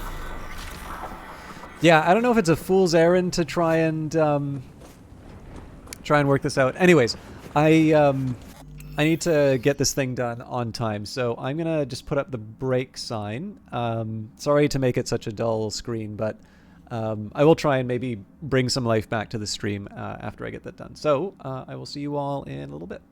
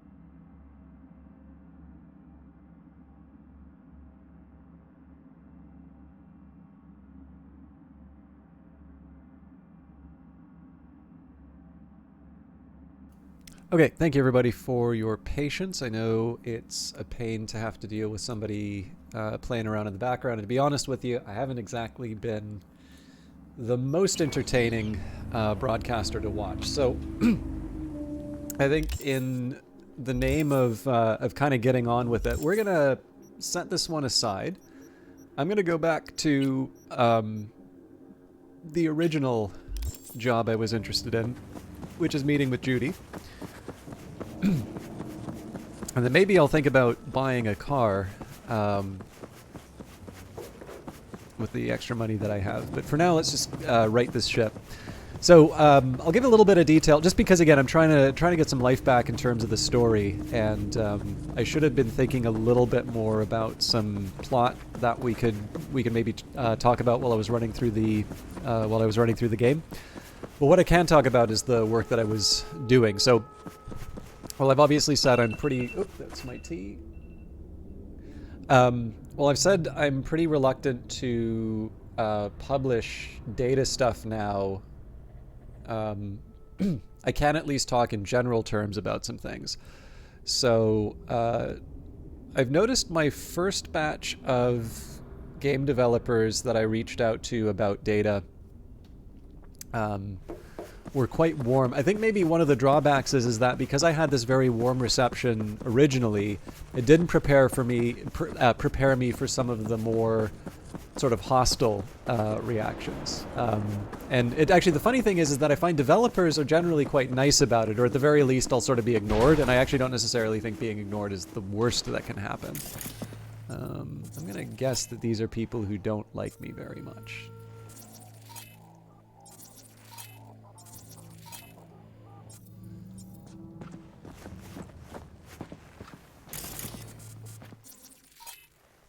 So I think I can probably reboot the optics here. Okay, that's pretty funny, actually.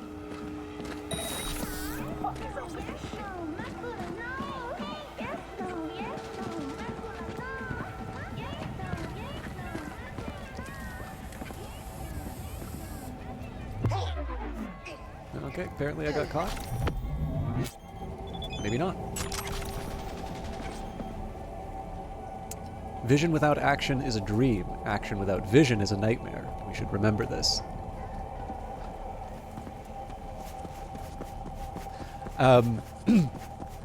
But leaving aside maybe the concerns of published material. So anyways, I find the developers are actually pretty nice about this stuff. But I have noticed there's maybe a couple of more high-profile figures who were pretty rude when I got in touch with them, which is I think the thing that's most discouraging about that is the fact that they're sort of relying on other people sharing with them. So it's one of these things where you'd sort of expect the people who would pass it on are the ones who are the more reluctant to engage in anything. And again, like, I'm not owed anything by these people, but there's a difference between sort of being unkind and, you know, and just saying, is like, yeah, I'm sorry, I'm not, or maybe not even I'm sorry. I say I'm sorry because I'm Canadian. But, you know, the difference between that and, you know, there's a difference between giving a rude response or just I'm not very interested in this. Obviously, people are not owed anything, so I don't think the result has to necessarily be yes for me.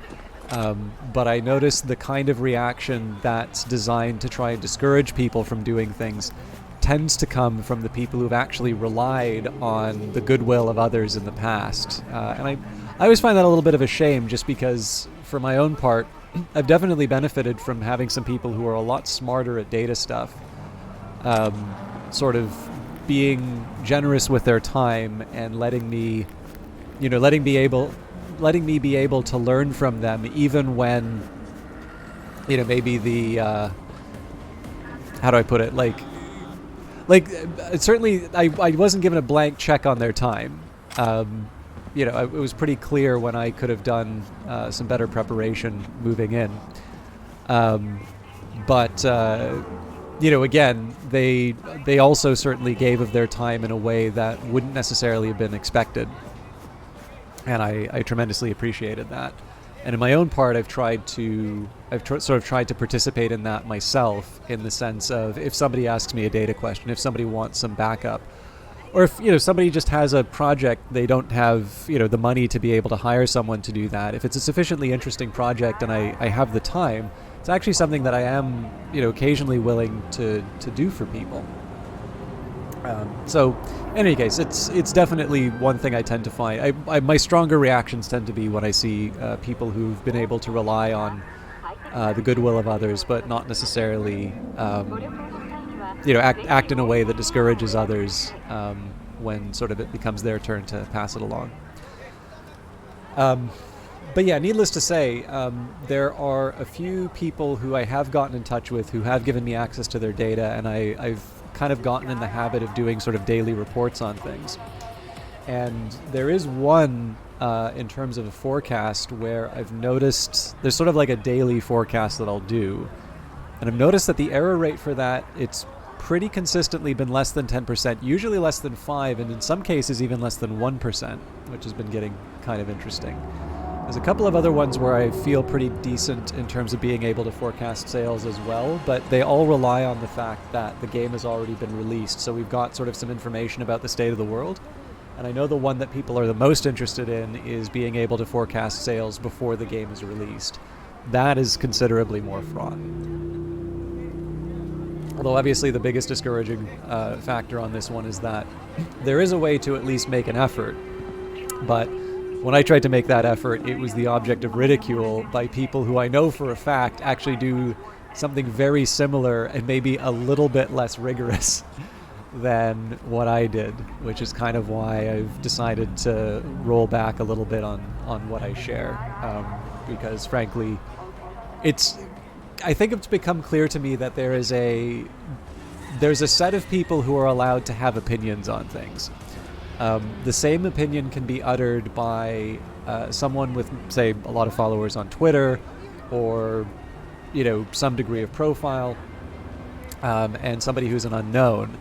The unknown can be the object of fun, whereas the person with a sufficient following, this will be taken as some sort of divine insight. And obviously, that's the way the internet is. I probably should not be surprised by this, but coming from an environment where the ideal is that the ideas are sort of weighted on their merits and the discussion is about the method, not necessarily the outcome, it's a little bit of a culture shock on my part. Anyways, the good news is that I actually have some really interesting results. Haven't I seen you here before? Yeah, maybe. Got a good memory for faces. Here for a good time. Need to talk to Punch and Judy. She in her den? Yep. Take the stairs down. I'll let Judy know you're coming. Scare away any customers, and you're out. Little face you have. Feast your eyes on this, huh? Tell me, baby, do I look as fine as I feel right now? I always kind of like this pattern because it looks a little bit like the baffling that you put to suppress sound, which obviously you wouldn't put in a club, I'm assuming. Would you? Like What? Hey, where are you going? Say this Nothing week for sure, okay? Yeah. All right. all right. Stop telling every Joy Toy you meet to come here. The hell I'm supposed to do with them all? You so concerned about strays? Go take care of your guest. Suze, we're not done here. Oh yeah, we fucking are.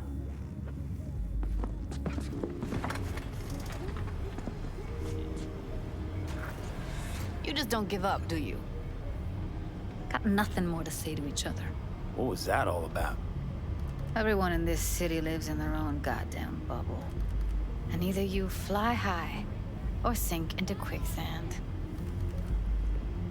Susie seems to know what she wants. She your boss?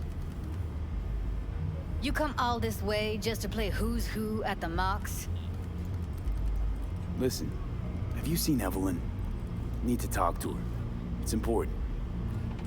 Why? So you can make her your scapegoat for your train wreck of a heist? Need to find out who she was working for. That's it? That's it. Judy, you don't need to worry. I won't lay a hand on it. Wouldn't make sense. Fine. All right. Evelyn's a doll. Used to work at Clouds. Sig case on my table's got the address. Take it, and once you find Evelyn, give it to her. Mega Tower. Luxurious. One thing I find so funny about this, You still need something?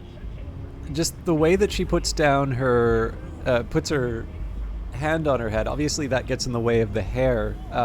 You know, it's one of the cases where it doesn't really match, and I guess there was nothing to really stop them from putting the part on the other side.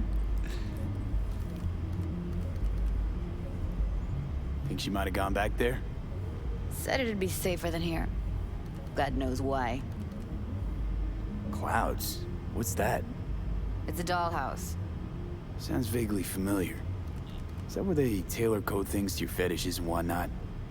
Client's subconscious is the script. Doll stars in it. No memory of it after, though, luckily. Thank Christ for that. Wait, mean to say she's a doll? Saved up for that behavior chip a while, too. Ev was good. Real good. Had regulars booked up weeks in advance. Nobody lasts long in a gig like that, though. Hence the heist. Figures. Got everything I need for now. Thanks. I'll look in on the place. Wait. Just let me know how she's doing. Okay? I'll give you a call, okay? Thanks. Thank you, V.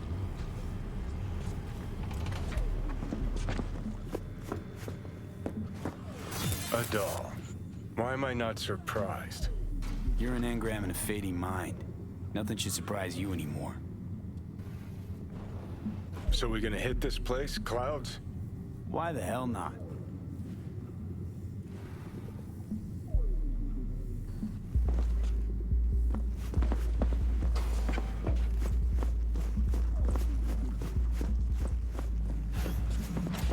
Think I just woke up one day looking like this? This is real life, not no fairy tale. Forget Evelyn. Admit it. This is about Judy's virtues, isn't it? Good shit, if I say so myself. Nobody can hold a candle to Judy. She cuts virtues like they were diamonds. Damn straight.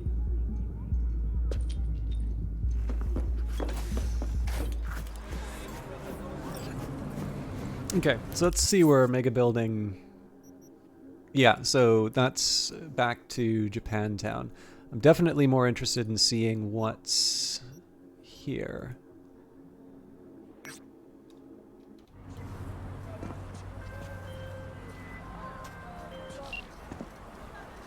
They call me Mr. Hands. If you're looking for Pacifica jobs, call me. Name's V. And what? No, pleased to meet yous? I'm truly honored to meet you. You got any biz, call me.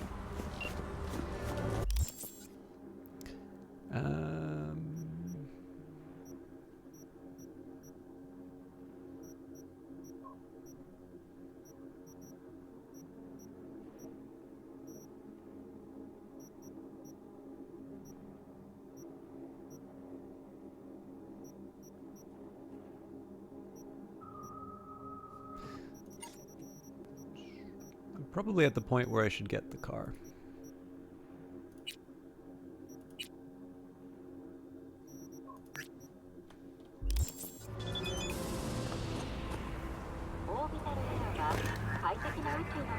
If you call me, it's to talk biz. I don't do chit chat. Yeah, so first things, I want to see what's happening with Regina.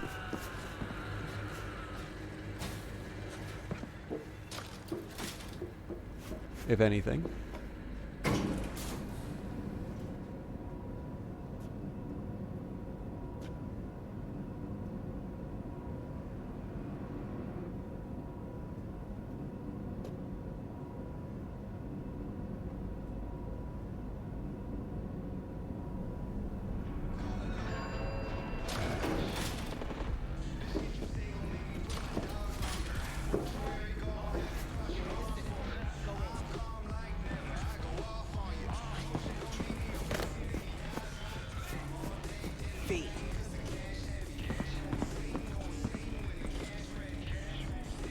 About the cyberpsychosis work? Nothing yet. Need more data points still. This organization running the experimental therapy? I don't know. Not sure I trust them myself. But we need more research subjects for any hope at all.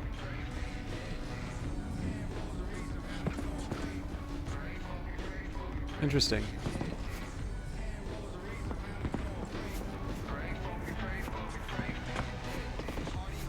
So it's kind of neat.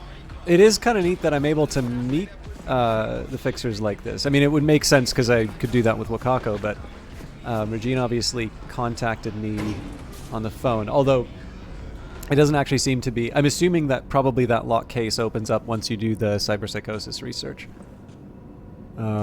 So, obviously the next step is to get a vehicle, because I probably...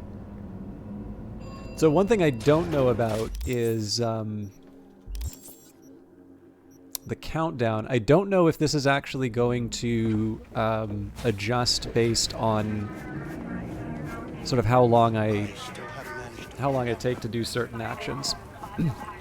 It's probably not a bad idea for me to be at least somewhat thoughtful with how I spend my time.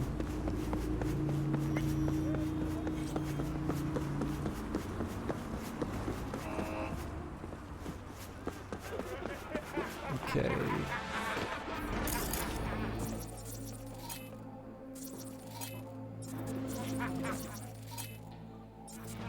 There's definitely going to be some trouble here.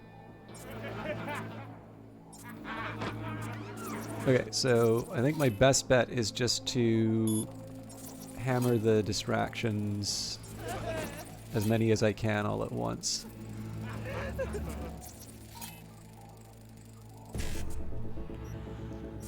Uh, 55, 55, 55, okay.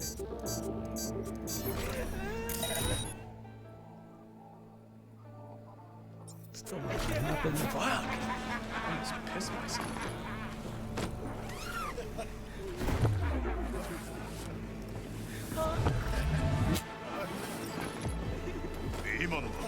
You know what? There is no way this is working in the normal way.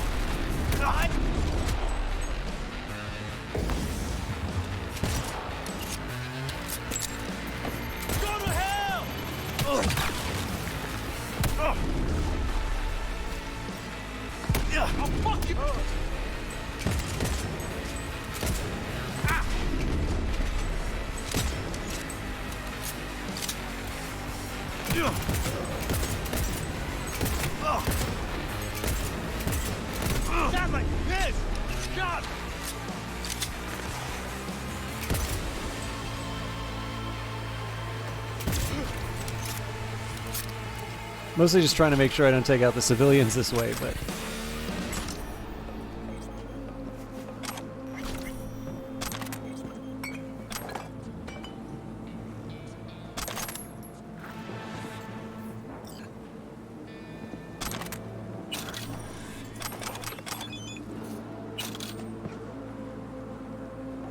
Ivy got a quartz waiting to be checked out. Fine machine, well taken care of, polished to a shine. Bought it off a certain gentleman who was a little whacked when it came to his car, huffing and puffing in his garage day in and out, day out.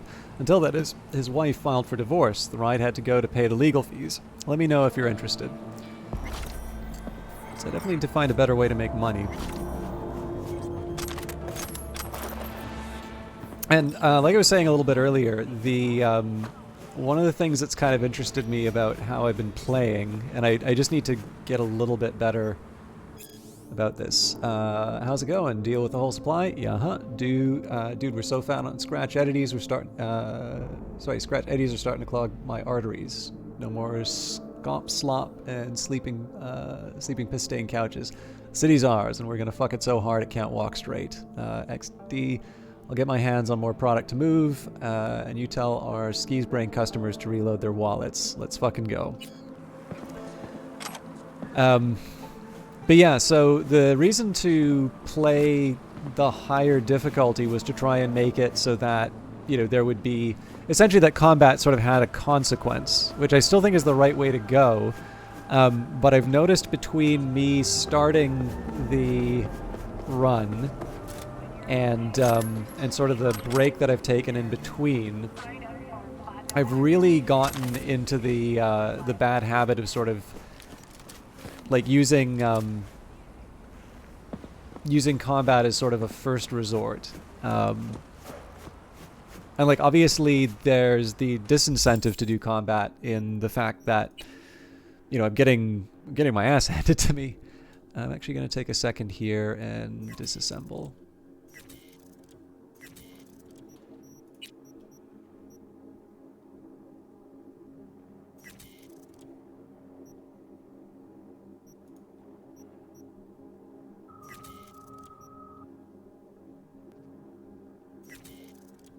It's kind of like the way this looks, so I'll hang on to that.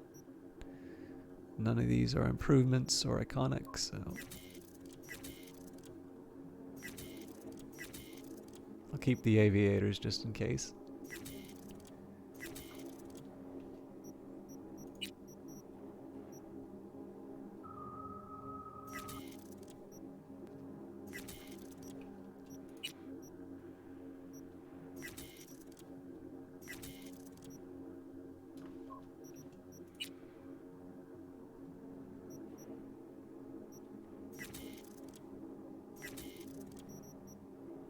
They're all basically the same.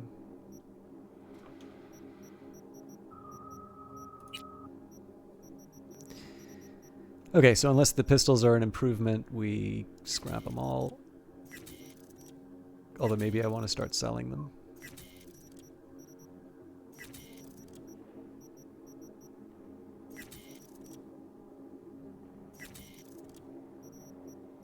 I only really want to keep one revolver, so... one with the highest damage. And that should be the same rule with the submachine guns, but let's just see where we're at. Okay, so that's an improvement. We'll ditch the sight.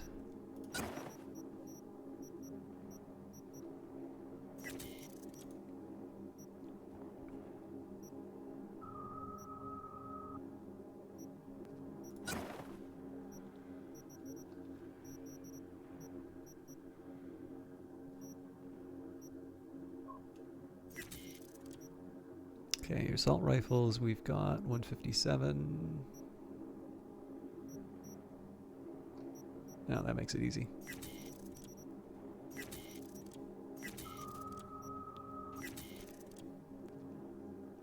I mean, I've got a a very large number of shotgun. I suppose I should at least...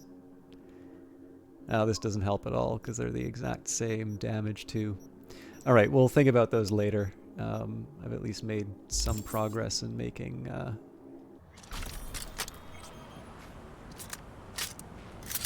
making the numbers work. But yeah, so one of the challenges I think I've been running into is that I felt like I was a lot better at the stealth when I was playing the first time around. Let's see if the dark chocolate heals me. But I sort of feel like I've gotten into the bad habits again. My main preference would definitely be to sneak around and take people out, but I obviously got impatient on that one. And it cost me because I definitely don't do enough damage with a submachine gun to sort of spray it around. It was also kind of neat. I thought that it was day because of how bright it was, but it's actually still night here.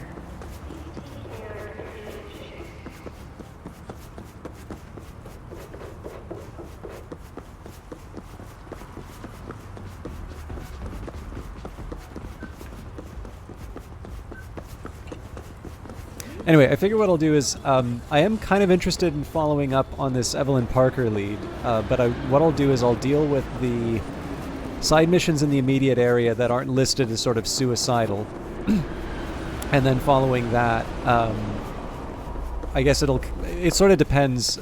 There's sort of two ways that I can go with this. One would be, okay.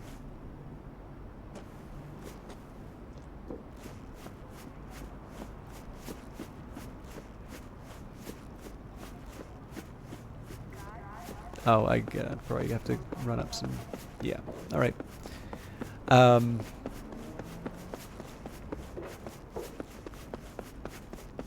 Generally, I like to do side quests because I tend to find the consequence of not doing side quests is you lose them forever.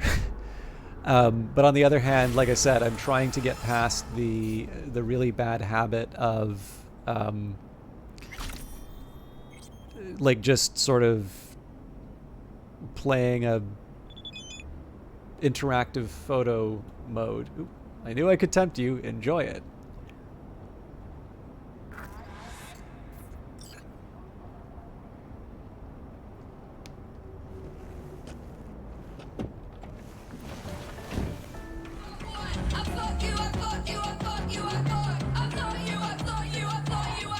Okay.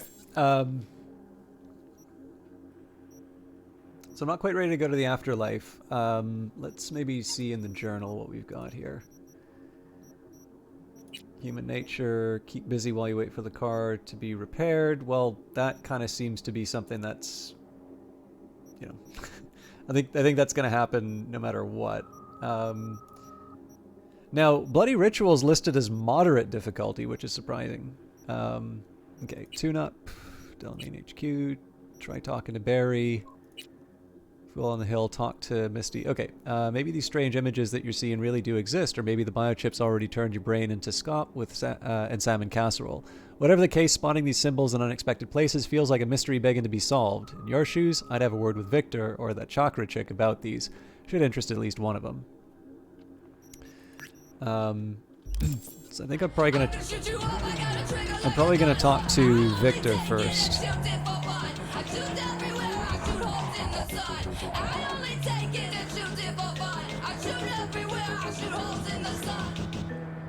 Should probably switch to third person at this rate, but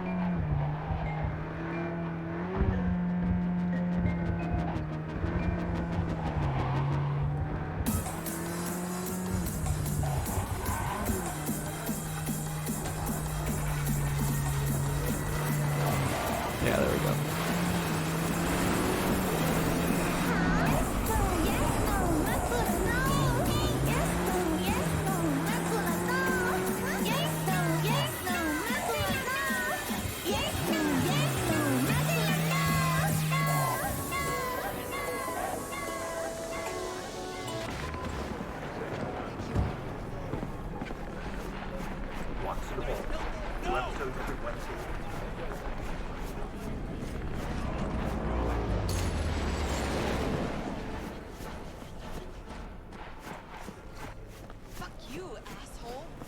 Okay, again, I can talk to Misty, but let's see what's going on with Victor first.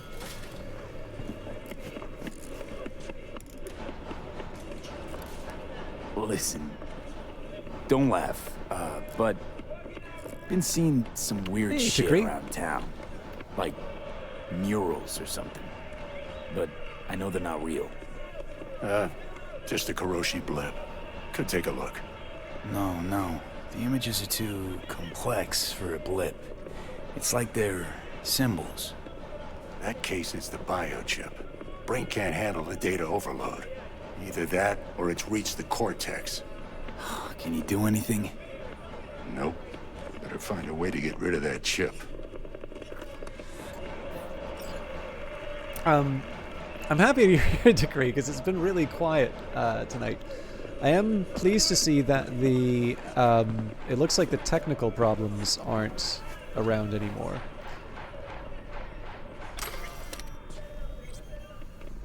Left jab, Boxers Monthly, Kazukano Ronin from Osaka. Kazukano's name is on the lips of everyone in the boxing world. The up-and-coming light heavyweight remains undefeated after 20 professional fights, 17 of which were won by technical knockout.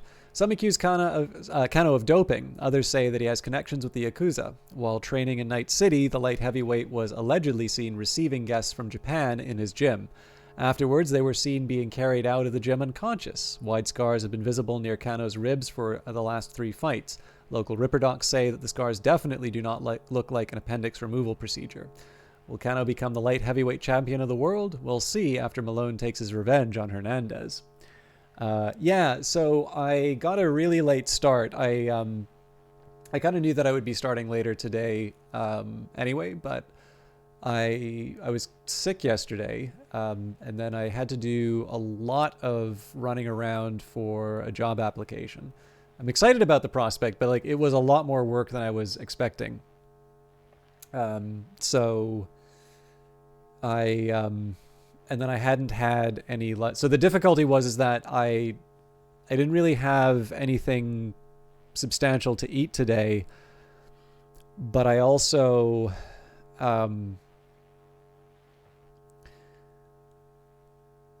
like, yes, I was sick, but yes, I also want to eat something. And I sort of recognize that if I don't eat anything, I'm going to get particularly cranky, which obviously when I'm streaming later and there's not as much interaction, it's probably going to be a little bit easier for me to be unpleasant on stream. And I want to sort of, you know, knock those impulses back. So I said, okay, well, for sure, I'm going to get something to eat. The other thing that's been true is because I've just been completely flattened the last couple of days, I've been trying to catch up on a book that I signed out of the library. It's a bit long and it's actually already overdue, but the worst thing that happened with my library is that they've gotten rid of overdue fees. So basically, now if you have it, I believe 21 days past the due date, you will be charged for replacement and restocking. But if you return it before that, there's no longer any overdue fees. So the problem is that this has effectively extended all of my borrowing by 21 days.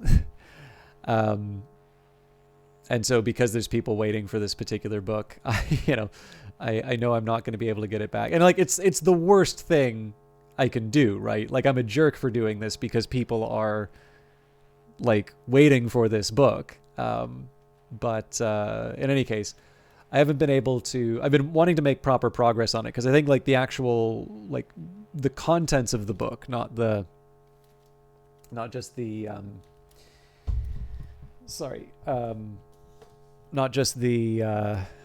like the index and all of that. It's like 660 pages. It's like not the longest book that I've ever read, but it's definitely a substantial one. But for those of you who are interested, Making History, The Storytellers That Shaped the Past by Richard Cohen.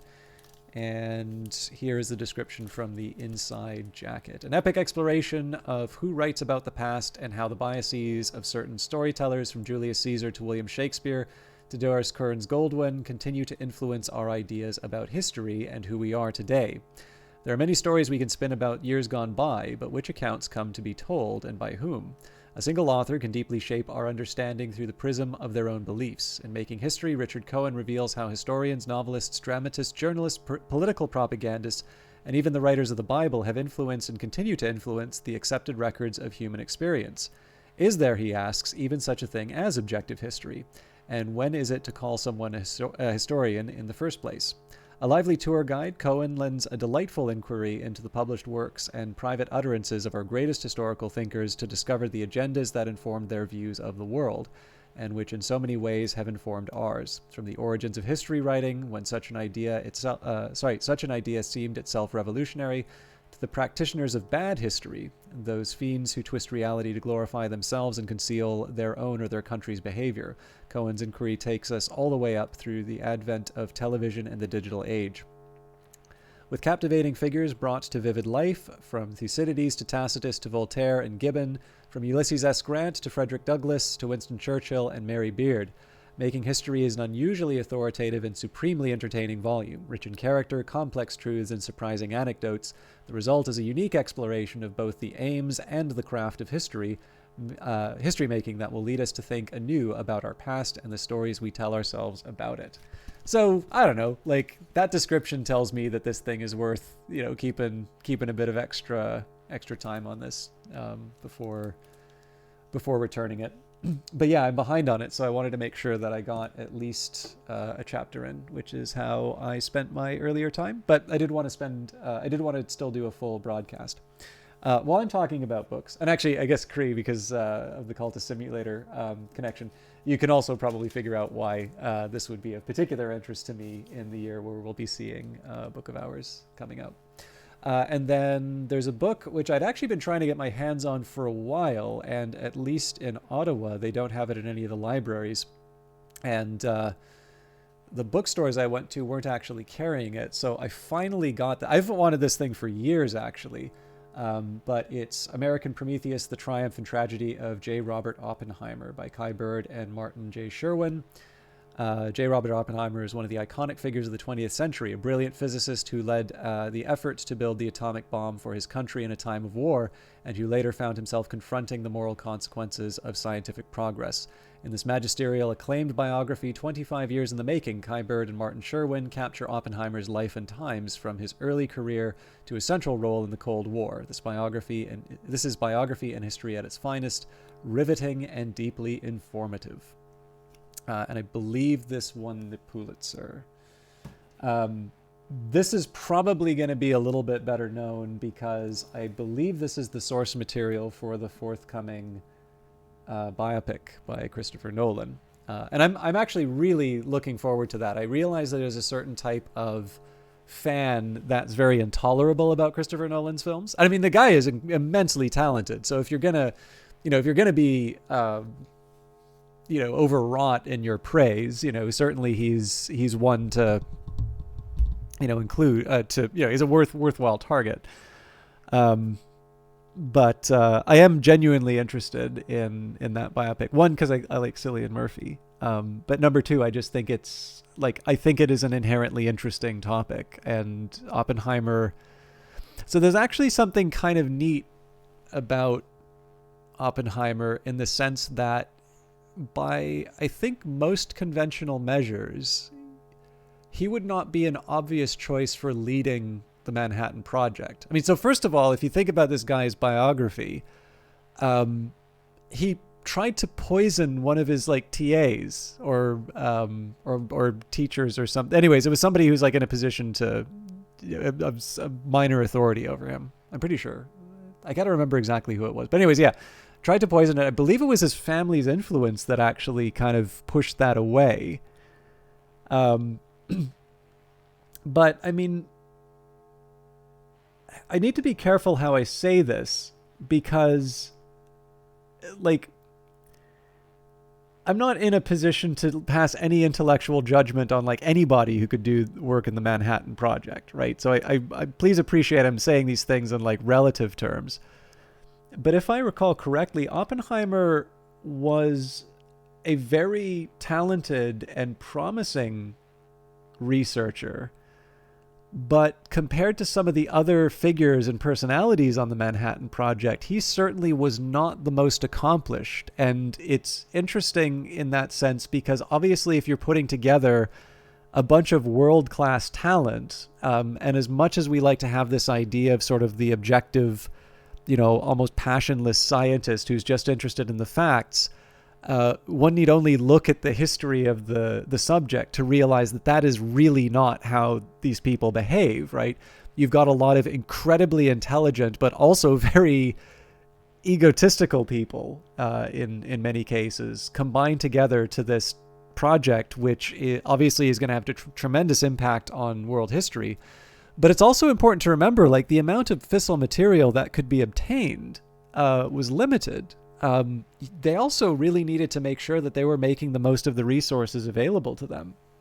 And so, again, I haven't read the biography yet, but I would be interested in hearing a little bit more about how he was specifically chosen for that project, because in one sense, he was a fantastic choice. He really does seem to have organized that project in a way that I'm not sure, many other people could have.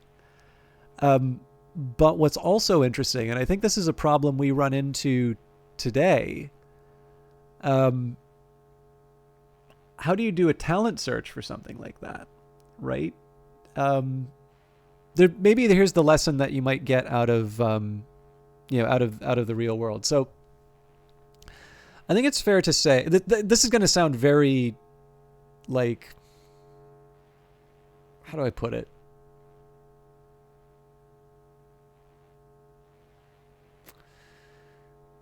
This is going to sound cute because I can't get access to this money, but I think it's fair to say that there is a lot of money chasing the next big thing. And I mean, like, in a venture capital sense, right? Everybody wants to find the next Uber or the next Netflix, or, take your pick. And I'm not entirely sure that there's actually a lack of ideas for that money to be deployed towards, right? I think there's a lot of ideas sort of running around. It's kind of the same as like a video game, right? A lot of people have ideas for video games. But the thing that will actually be created is not just the idea, but also someone who's going to be able to implement it. So, I could claim, I'm so inspired by Industries of Titan that I'm now going to make a mission to colonize Titan. That might even be a good idea. That could even be something that would attract venture capital, because it does have this, very small but positive chance of succeeding and just generating such an unbelievable return that it's worth putting a relatively trivial sum, again, for venture capital funds, towards it. But I'm not the sort of figure that is going to command the respect or give, any indication that I'm actually going to be able to pull that off.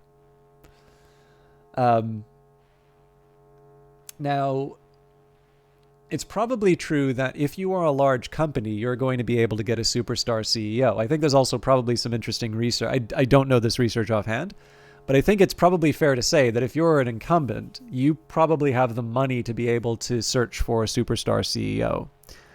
Whether or not superstar CEOs are a product of chance or whether or not they actually contribute something, I think is an open question, because there's an old saying that when you put a leader with a reputation for excellent management into a business with a reputation for difficult economics, the business's reputation remains intact, or something. It's a Buffett quote. Obviously, says it a little bit better than me.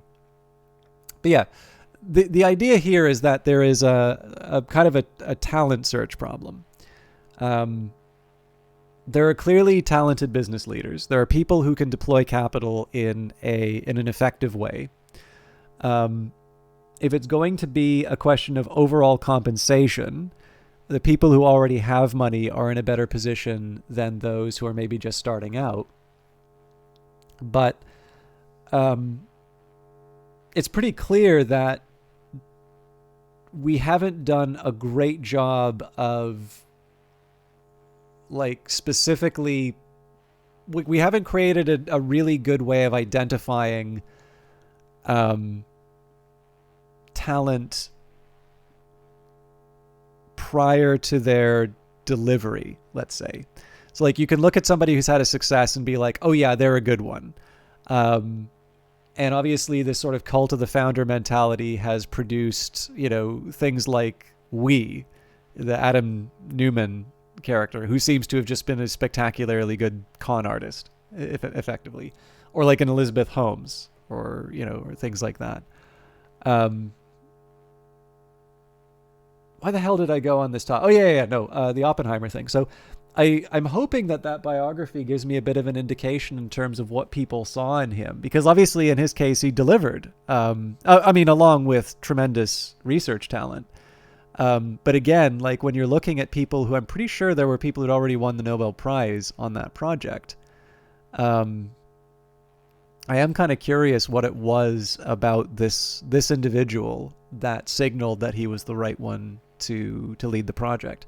Because in the end, answering that question in the past is potentially something that answers that question in the future. And, you know, we can tie it to games as well, because again, lots of ideas for games. Arguably, there's even money out there for games. You know, to a certain extent, independent game development are people who are maybe haven't necessarily been identified in their own organizations as talent that can lead a project, and so they go off and found their own studios. But of course, the challenge with that is that it's selecting for game developers who are not just talented at development, but also talented at business. And imagine how much better things would be if we did a good job of identifying the people who are excellent developers but maybe didn't have a head for business, and found a way of enabling them. You know, and by the way, there are funds that do this. I think KitFox actually got started with funds like that. But again, like, business skills are not necessarily the same as as design skills and art skills. So anyways, that was a long, not Cyberpunk related topic, but all of this has contributed to me streaming late, so you get a chance to hang out. But I hope you're doing well. I don't know what you were... I think you were broadcasting today, but I don't know what you were broadcasting.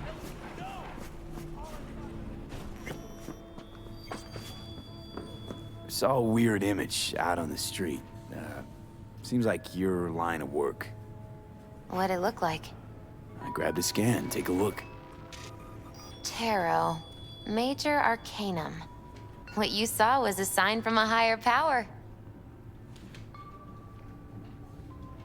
The what now? Major Arcanum?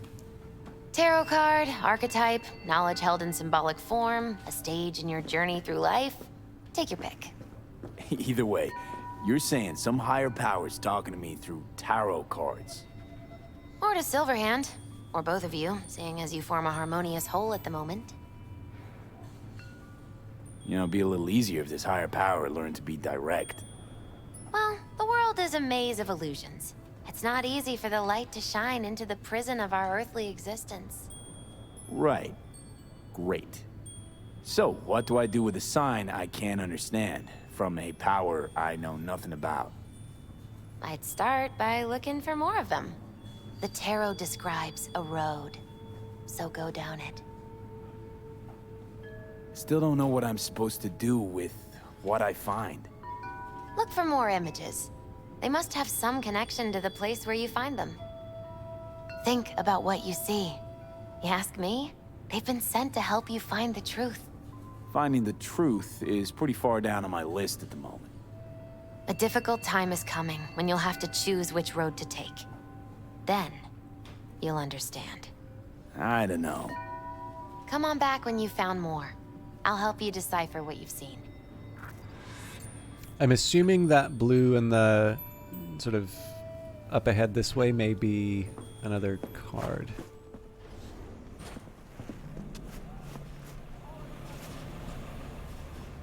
But there's a cage that's keeping me from going up there.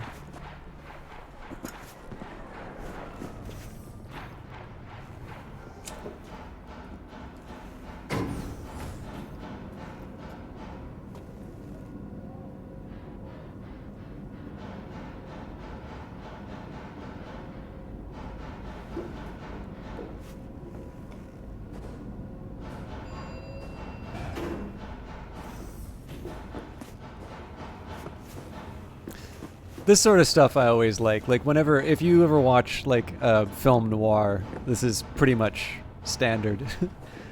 I'm kind of interested in the fact that a lot of games don't seem to do this in the fixed dramatic sequences, which you'd kind of imagine that they would because it's, again, a little bit more controlled. But anyways, neither here nor there. The World resembles a major arcana tarot card. The World. So the first one that we found was the Sun. The Sun symbolizes success. It is a card of freedom, renewal, and a bright future that lies ahead. The Sun also represents truth, for its light will always pull back the curtain of shadow that hides the world's secrets. It also represents greatness and splendor. The world lies at the end of the fool's long and winding journey. Wiser and more world-weary than he started out, the fool faces a moment of reckoning. Some of us accept where our journey has led us to, while others embark on a new challenge. One thing in this world is certain: you can't have it all. That's a nice bit of foreshadowing. I'm curious where it's all going, but it's certainly promising big things.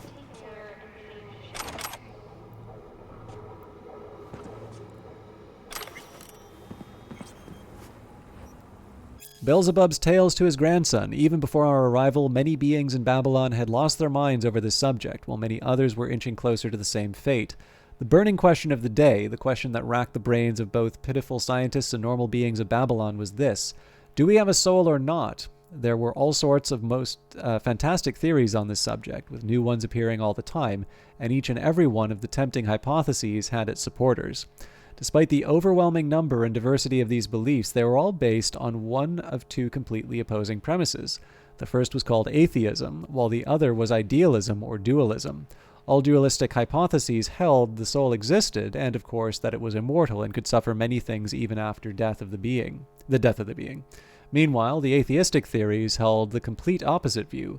In short, my boy, when we came to Babylon, we came on what could only be called constructing the Tower of Babel. I have heard people call it the Tower of Babel as well, which I actually think certainly makes more sense in terms of the phrase that we use. Unfortunately, I tend to have a bias towards the first way that I've learned to say a word, and that's particularly difficult because my mom used to say anemone instead of enemy, so I say the animal wrong. Anyways, I suspect I can do better things than keep Fool on the Hill in my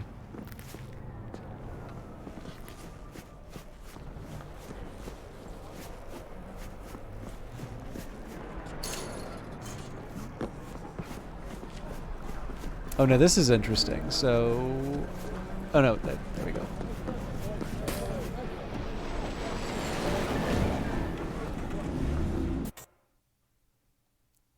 Okay, as much as I love photo mode, that's totally not what I wanted to do.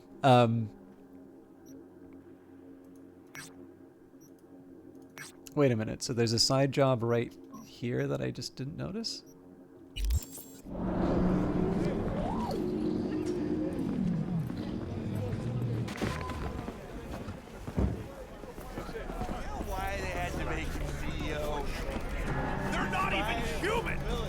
Vampires, the lot! Their bodies, they never age! But notice their eyes, cold and dead. Their corporation exists only as cover for their wicked means to live, or rather, to remain. Do I really have to listen to all of this? Oh, I tell you now, Saburo is not gone from our world. He rests undisturbed in the family crypt. He feasts on the blood of his servants, awaiting his body's Right, so Saburo is definitely dead. Like, trust me on this. Such conviction! You witnessed his death with your own eyes? Well, it just so happens no. I did not. You see? You see? But how could mere mortals become these death-defying abominations, you ask? With the help of techno-necromancers from Alpha Centauri! It was their tainted blood Saburo Arasaka drank to transform himself into this devil spawn! Gary, you can't spill Arasaka's secrets! They gonna find you! Let them! The seed has been sown! The truth shall sprout roots and lift us from the invaders' clutches!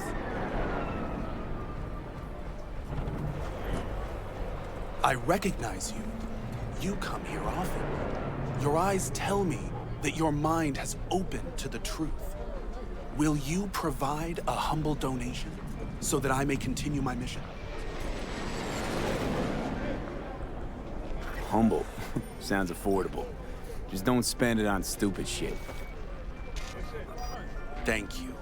This has bought me a day or two.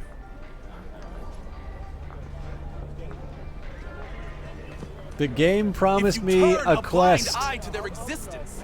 They have already won.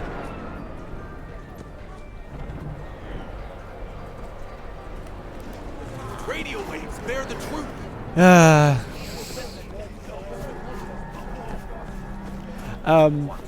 Yeah, well, see, I don't actually know what the correct pronunciation is. I was always gonna guess Babel, but yeah, I heard it one way, and I'm sort of locked into it.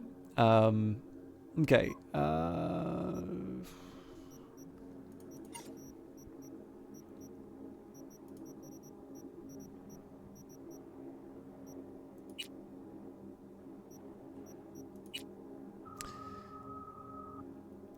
So it does say it's moderate. This is at least one that I know. Like it's not just me following a. Unauthenticated implants have caused several fatal short circuits already. The NCPD urges all cyberware users to buy only from licensed. I'm really trying not to hit anybody. It's worth the investment. Numerous nomad caravans have appeared near. But yeah, I'm trying to go for the named quests, particularly after having to listen to dialogue I really didn't want to, only to not get a quest.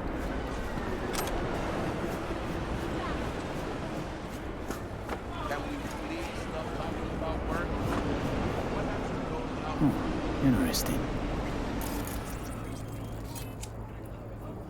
The chariot. The chariot is always charging ahead despite being pulled by its steeds in opposite directions. The rider who steers it constantly reins in the light and dark sides of the soul with the help of reason. To ride the chariot is to experience highs and lows, ups and down. So I don't know enough about... they'd always teach, and that's why Babel is a word, because of this. So that must be regional. Well, this is the thing, right? Like it does make sense, but the problem is that you can do that trick for words where that's not the correct pronunciation.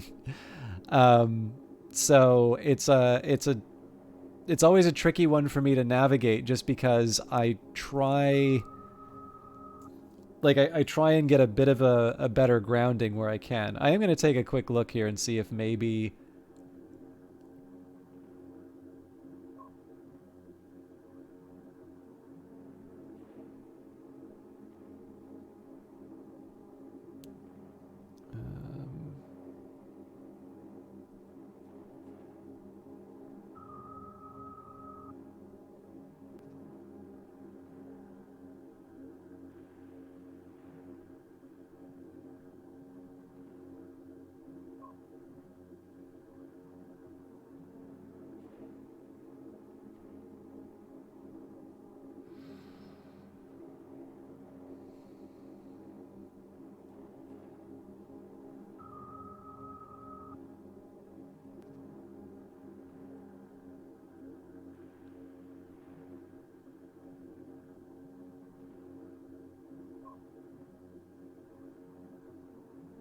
In British English, Babel is pronounced B-A-Y-B-U-H-L.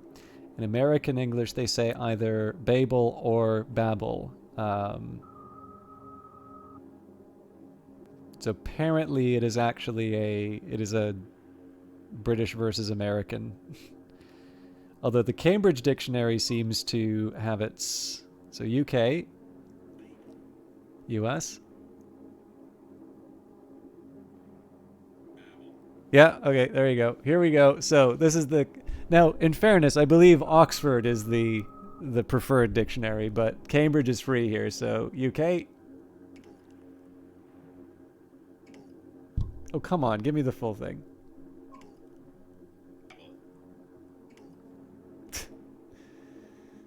Okay, let's try reloading that, see if it works a bit better.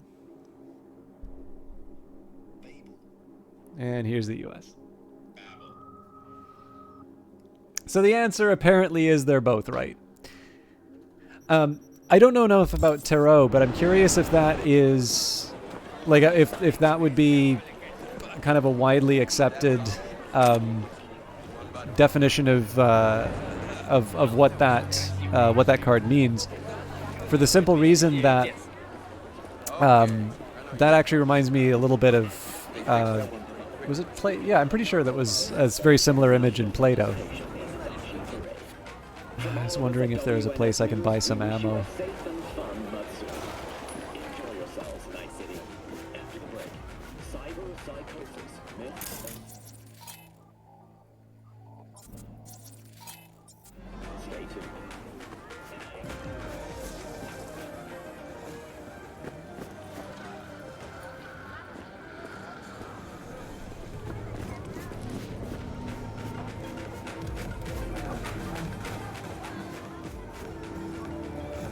Let's see if I can find my car.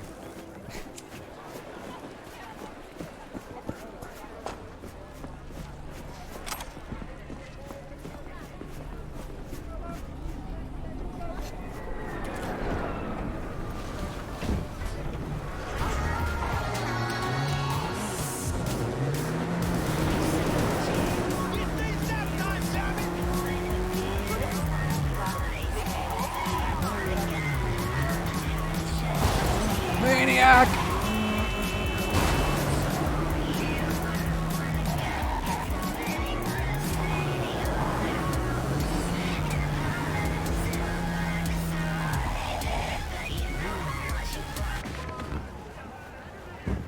Oh right, this is back in my apartment complex, so at the very least you should be able to get some ammo from the gun merchant. I'm sure Barry's going to be really happy to hear from me at 3 in the morning. Scientific, and residential.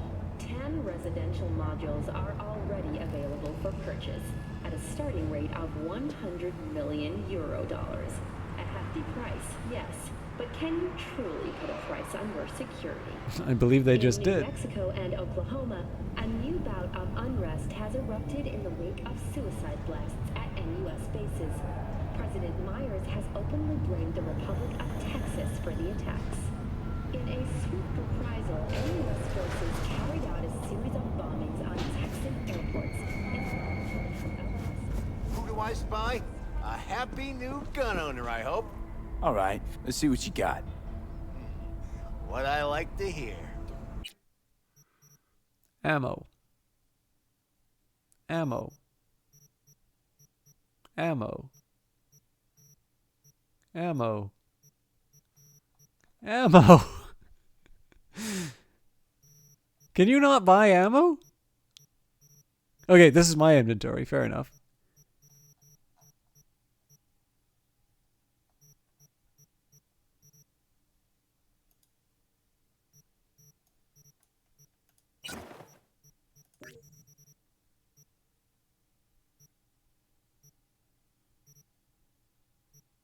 What about SMG ammo? Okay, you know what? It's just...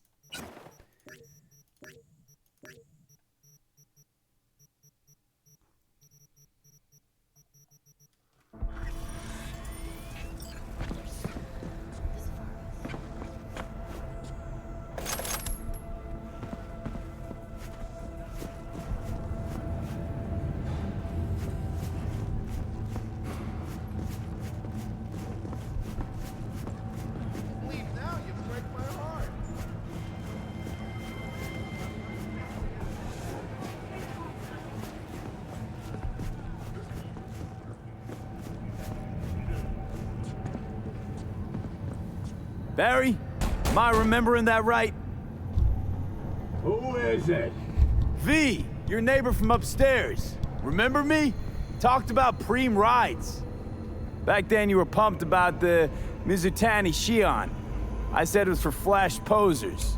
You don't forget a gawk thing like that. You gave me this look. I was about to hightail it to the Badlands right then and there. I remember. What do you want? I just wanted to see what was shaking. Friends say you never leave your unit. Think I've got an inkling as to why. I've seen that look before. It's all too common among people like us. Us? You don't look like a cop. Badges don't get a monopoly on loss. You see death every day in my line of work. And you get used to it, of course, until it hits someone you're close to. You too. Come in. I wonder if this is the same voice actor as Victor. I lost someone close to me too. A damn good friend. What do you mean, two? Wait. What's about Andrew? I told you about him. Best bud I ever had. Known him my whole life. Only person I could spill to without being judged. I'm guessing things at the NCPD haven't changed a lick, huh? One time, a Maelstrom ganger killed a young kid right in front of my eyes. For shits and giggles. I couldn't do shit. The son of a bitch had corporal protection. Typical. Our chief greases his palms with an anonymous donation. And guess what? Officially, kid blew his own brains out. Right in front of your eyes. Something died in me then. I couldn't do it anymore. A few months later, Andrew passed, and everything went to shit. You didn't have anyone to unload on at work? How about Petrova and Mendez? And Petrova's a decent gal, but she's not good with this stuff. Mendez just doesn't get it. He thinks us blues need to be tough.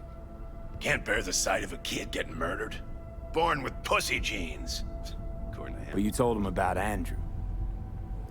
Honestly, thought about it a lot. Anyway, they don't know everything. Better that way. Can you tell me how Andrew died? Does it matter? Normally. From old age. It's no wonder, seeing as he was only a few years younger than my grandma. Dying of old age? In Night City? That merits a monument. Whole world should gaze up at it in awe. Ashbox and the niche will have to do. So then Andrew was more like a grandpa to you than a friend? Wouldn't go that far. He was like I don't know, a window into the past or something. He reminded me of my grams about our little talks. Time when everything had its proper place. You know? He was the last living record of those times. Mendez doesn't know shit about life. Everyone's got their limits, even him. He just hasn't reached them. Not like you. What if he's right, though? Maybe my genes are soft. Don't only the strongest survive? If he felt nothing, that means his loss wouldn't have had any meaning. I guess so. Thanks for the talk, V. I need time to take all this in. Sure thing. Take care.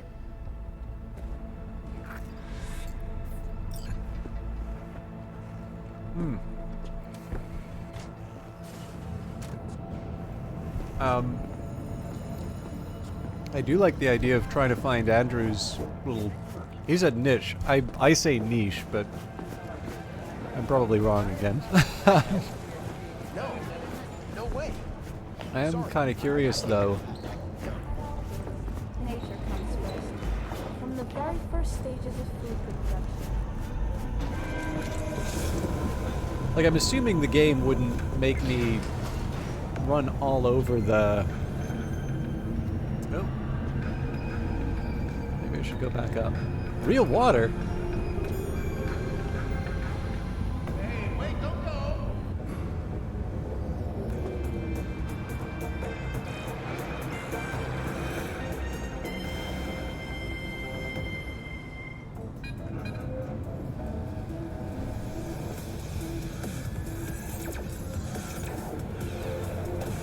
Jesus Christ, 31%?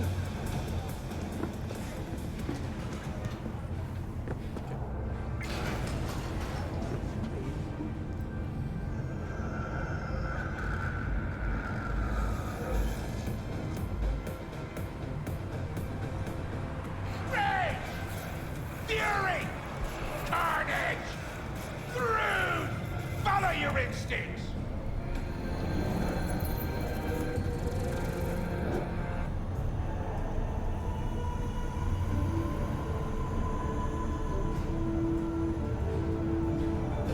It is, by the way, really interesting to see the shift. Like, some of the ads are really interesting to take in, right? Like the one that's obviously designed to solidify... God, it's not... hang on. 166 and 101. Eyewitness accounts point to God, what's his name? Attack. Hanako is the daughter. I just don't remember the...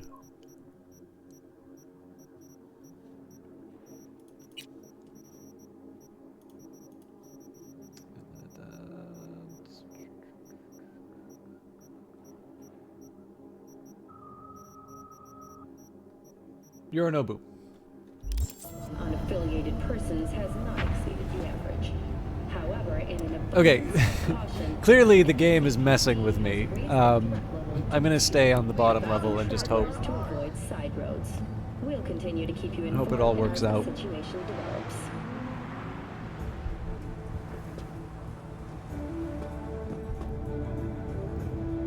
But yeah, no, I do actually like the fact that you can see the shift in sort of the power in the city through the advertising. That's actually a really neat little touch. This is again one of the reasons why I wanted to like put some effort into moving past sort of some of my original, I don't exactly want to say objections to the game. Okay, so it is, I mean, I guess the question is, do I really want to go that far?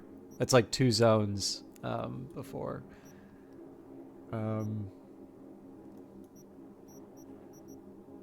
know, I kind of feel like it'd be nice to finish the Watson jobs first. So we'll leave the cops for a little while. I'm not quite ready to go to Afterlife because that's a story mission. So let's see what's in here, and then maybe we'll do search and recover the Cyberpsycho sightings. Yeah, I don't know about the rest of the region here, right? Like, Northside and Watson, I haven't actually had much of a reason to go here. But I figure, like, this little area here is something that this is something that I can theoretically say, okay, yeah, I've been in the area and it makes sense to do some missions here.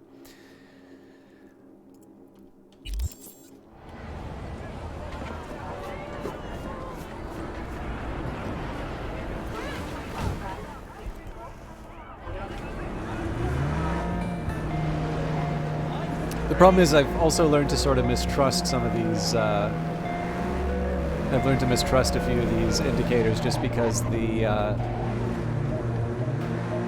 like I get the guy that they made me listen to the dialogue for is like a streamer, just, I don't know, if I wanted to see it, I would have stayed. Yeah, I don't know, it would be, if I can, it would be sort of nice to actually sort of see the result. Like basically get what the game promised, I guess is what I was looking for. Who would have thought? Death? Nope, the Empress. Hello. Just looked all gothy. I should have paid attention to the symbol here, though. The Empress is the card of femininity and motherhood. She is authoritative, knows what she wants, and exhibits refinement and sensuousness. The Empress symbolizes creativity and growth and instructs us not to dismiss our unconscious impulses, but to trust our intuition.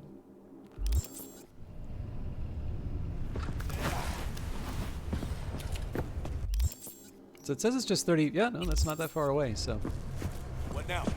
Oh wait, so this is a job inside Afterlife? I'm okay waiting for that. Although it does make sense for Afterlife. I can sort of see why the Empress would show up there. Because we're going to look at Rogue. Well, not look at, we're going to talk to Rogue.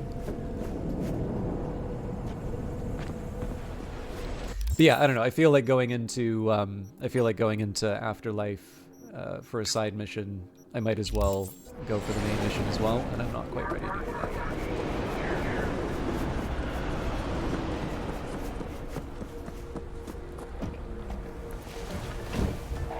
There's a mind-blowing, industry-changing PD in the works. Get this, the crucifixion of Jesus Christ. It's even gotten out about their pick for the lead role. A convict on death row with an expiration date. Should this dead man walking be able to swap the chair for the cross? Let us know what you think. Call in now. Good morning, Night City. Is it a mirage? A hologram? No, my friends. It's clear, open skies. But don't take it from me. Get out there and enjoy the sun. Loud and clear, you don't need to yell. What's up? Doing a little competition. Shoot, prizes and all. You know, over here with the range. Yeah, that'd make sense. Well, win? I didn't think big parties were your thing. Yeah, well, it ain't a big one, but, you know, running low on heads. Gotta bring in the clients. Attract them. Could try selling iron straight from the factory. Skip the whole part where you tinker for hours on each little shooter. V, my dignity, please. Sure, I'm in. When? Well, right now. We'll wait on you. See ya. And he winds up waiting days. Hey, V, got a friend in need. Wants to snatch back an eye he lost playing cards. An implant, I mean. Should be some easy breezy ends. You in? Catch the deets attached. Okay, Robert Wilson, about that sale, V, shop's closed until the competition's over. Not happy about that, but a man's only got one pair of hands, you know, so drop by the shooting range and we'll talk biz when the shooting stops.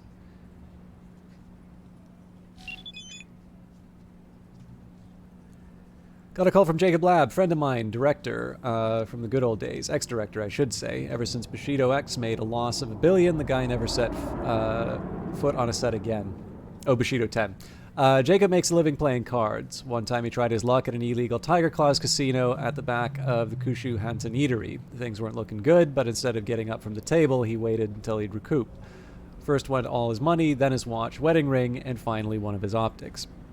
Jacob wants his implant back, sending you the coordinates of the casino where he lost it. As far as I know, the eye's still there. How you get it is your biz, not mine.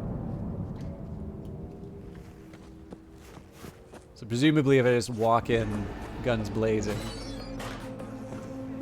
What about roulette? Yeah. Ever try that?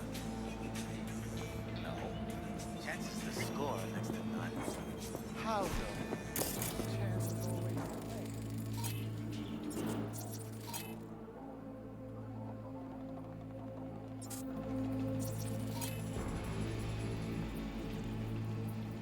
I'm thinking it will not hurt to get an idea of who's gonna cause me trouble.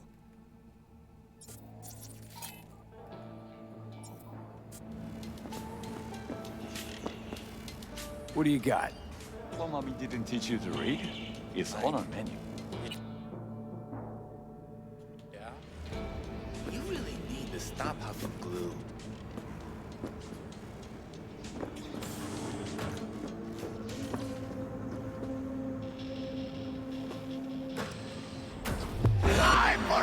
Oh, come on!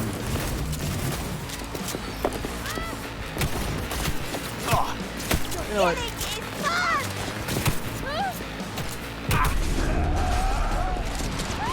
There was going to be a side of me that says, you know, let's just go with how the scenario goes, but I sort of feel like opening a door, triggering a big attack. Now, there is one thing I noticed as I died, but, yeah, like,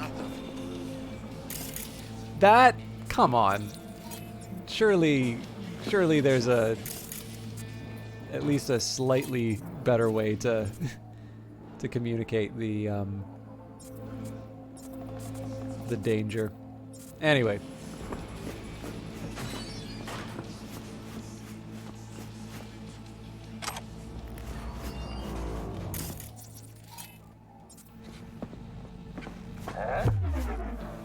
Give me a break.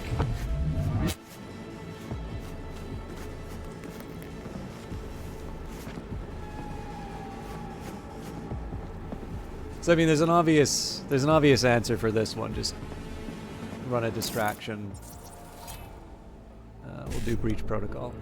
1C 55.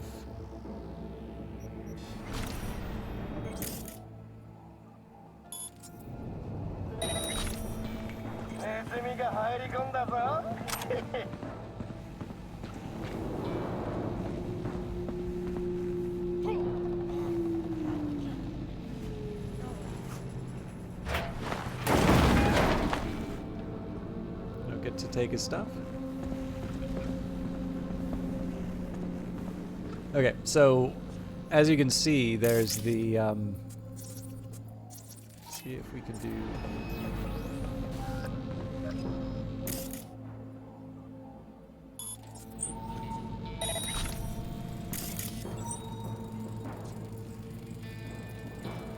so if I could somehow get a camera, that'd be best.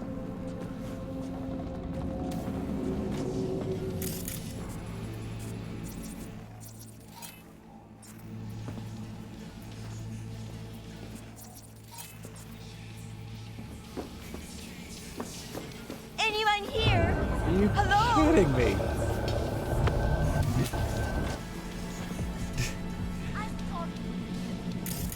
I mean, I got lucky, but man.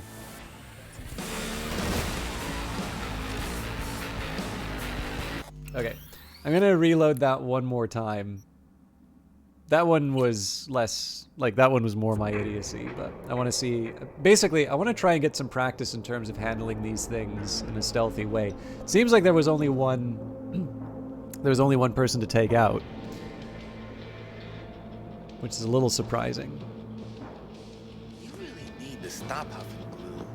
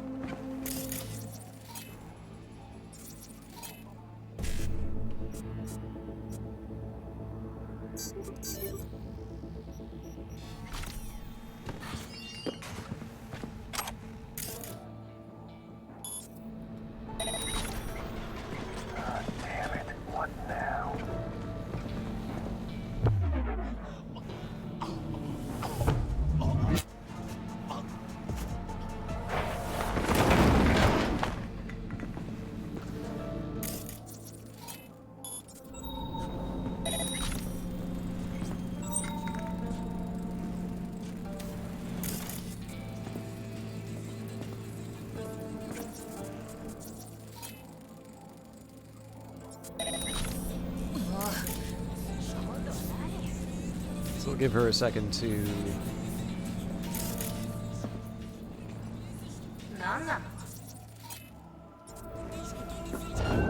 You're joking.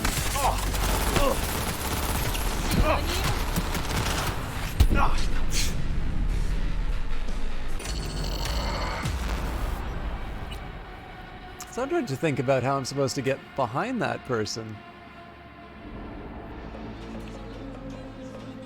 You really need to stop huffing glue.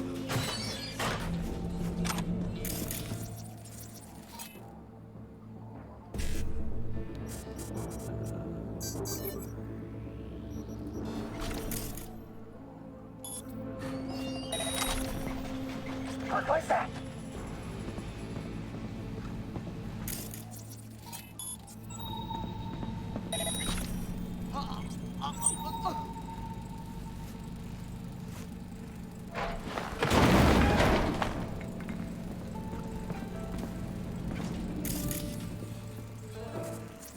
So she seems to just kind of turn around at any... Well, actually, there's an easy fix.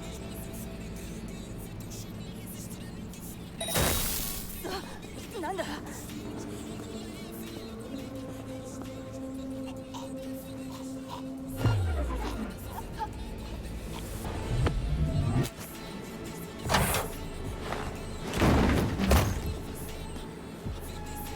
Okay, apparently I got away with murder there.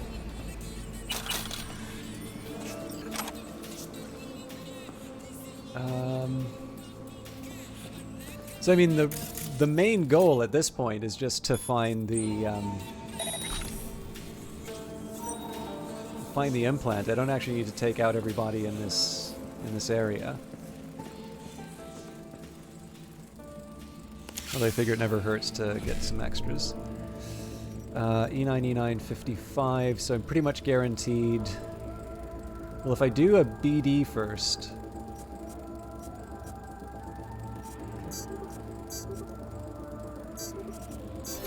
That should get me everything.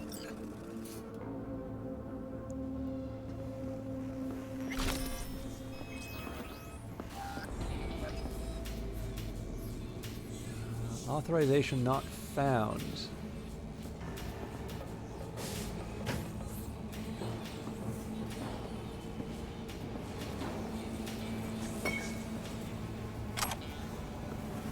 Okay,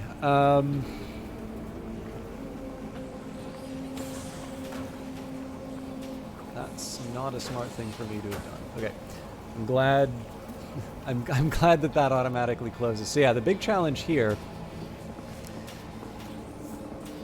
Oh, actually, this might be easier than it seems.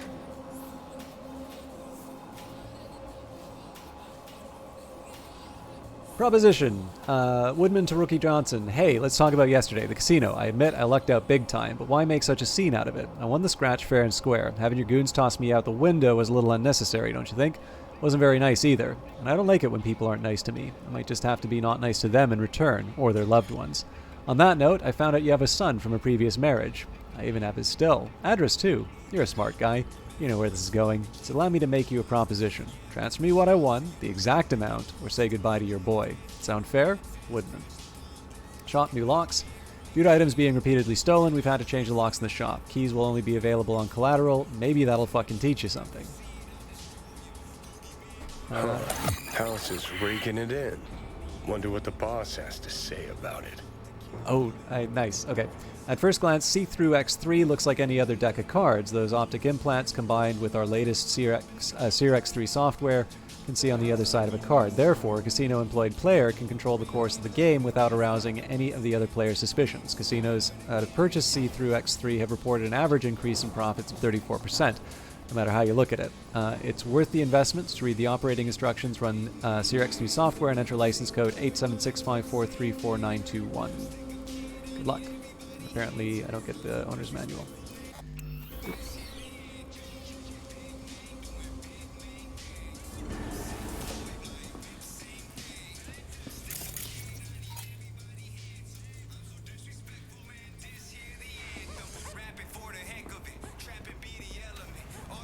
So I'm curious where I'd get the authorization. I would have assumed it might have come from one of these other characters, but I don't think I can pick up their stuff after I dispose... Oh, hang on. Maybe that's where their stuff goes. Either way, though, we should be able to solve the mystery. Yeah. None too shabby casino you got. Rotten shame you use it to rob people blind. I don't know what you're talking about.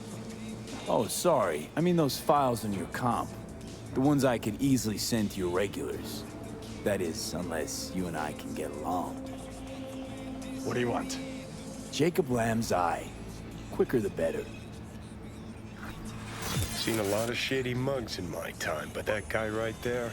Huh. That one takes the cake.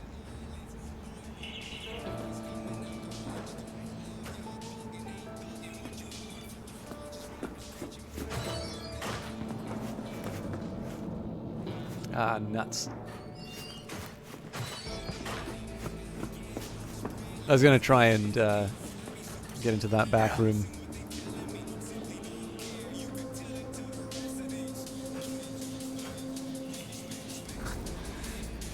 Tell him he's not welcome here, and neither are you.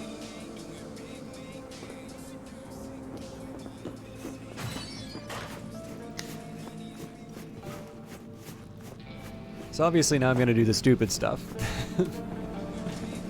Oh, nice.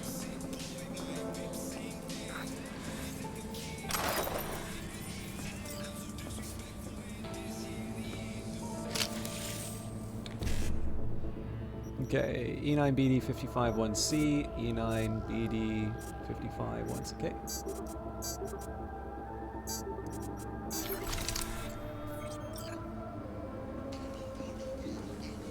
So I mean, unless I see some value in trying to take out these people individually, I'm not that worried about it.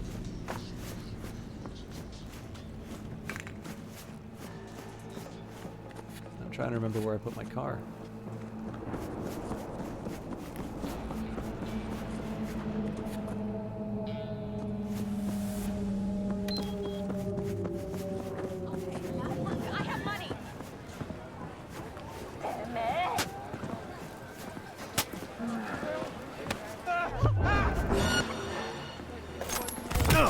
This is gonna sting. I also want to avoid.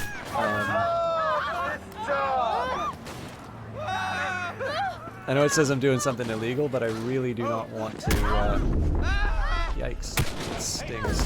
Why am I not crouching? I was trying not to. I was trying not to hurt civilians doing that.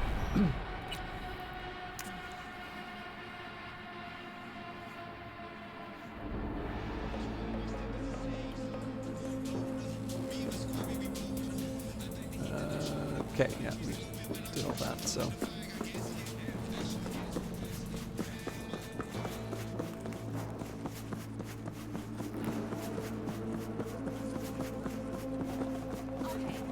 I have money.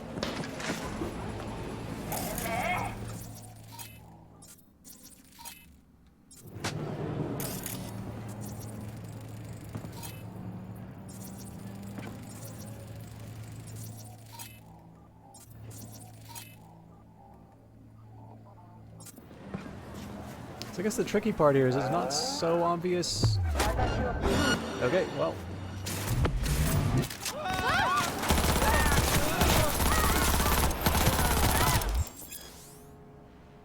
Any illegal activity such as theft or attacking civilians will roll. Okay. Well, I didn't want to attack civilians. I think I'm just going to suicide into this one more time. So the original plan was to try and play it cool, but then they blew me away. Going in a blaze of glory didn't exactly work either. So what I'm going to try on this other one is the... I'm going to try and identify whichever ones sort of have me in their eye line, reset the optics on the closest one, and just sort of hope that I'm able to make progress on the rest. That or I just ignore it, but I think the problem is because it's a drop point, I'm obviously going to have to wait for them to finish their activity.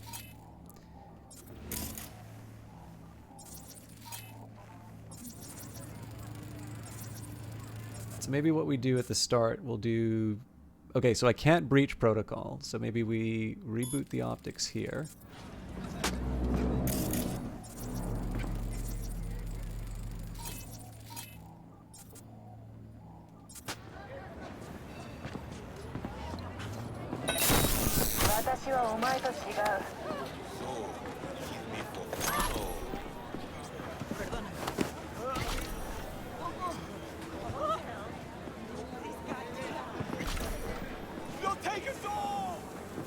Yeah, that worked.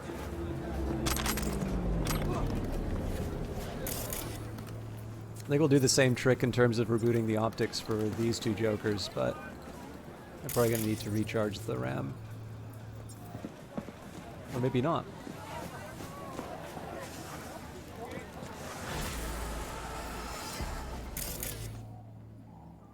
Okay, Tiger Claws, no affiliation.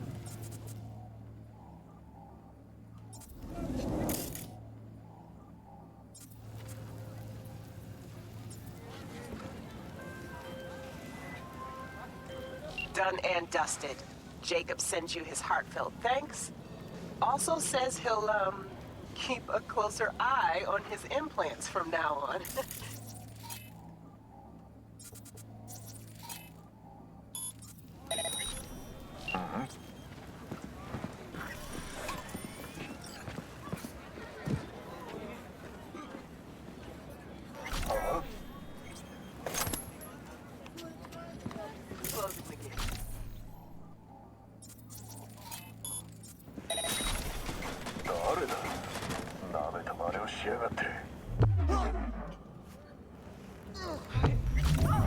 No, but... Oh, no, no, but I...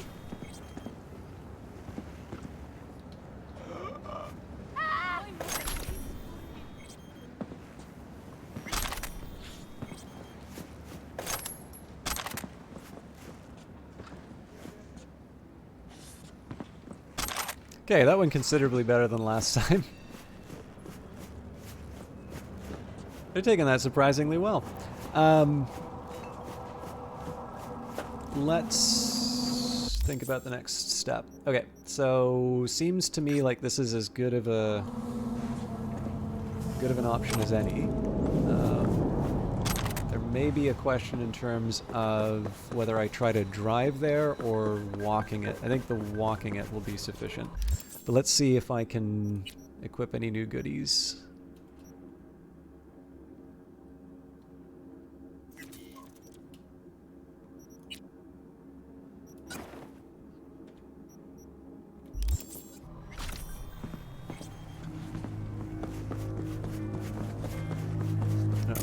Probably take these good people, or maybe I can't. Yeah, I have to walk in to remove them from the tracking.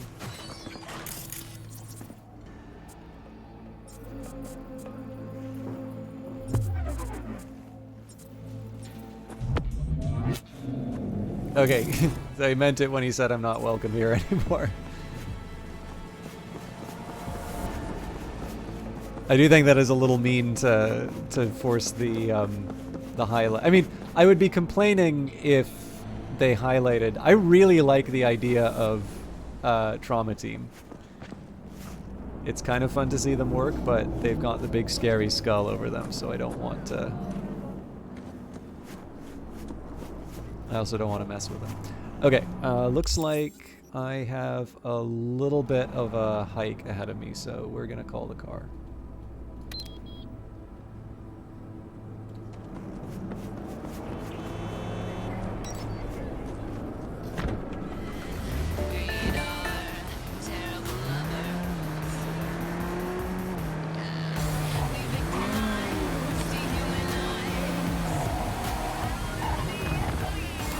Okay, I do not actually need to drive my car down the stairs.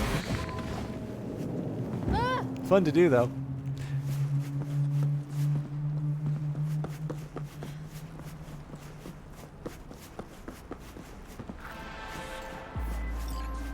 Hey, V, could you investigate something for me? Caught wind of a scuffle at the docks. Could be junkies, but this thing smells like a cyber psycho flare-up to me.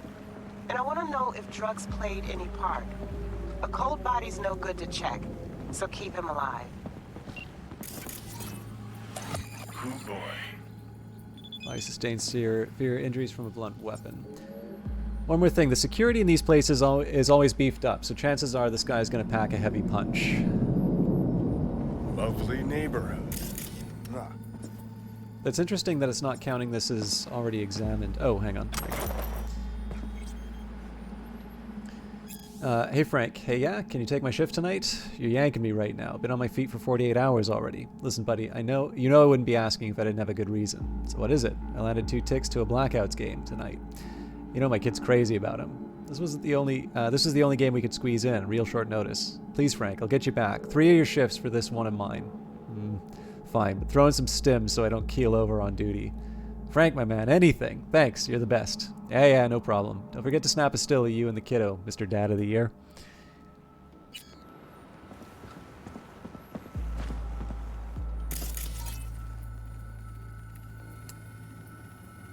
Okay.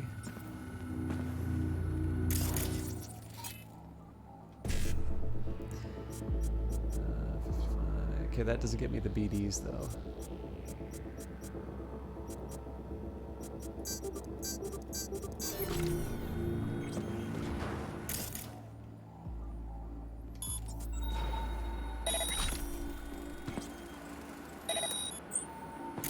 Okay. Fuck me.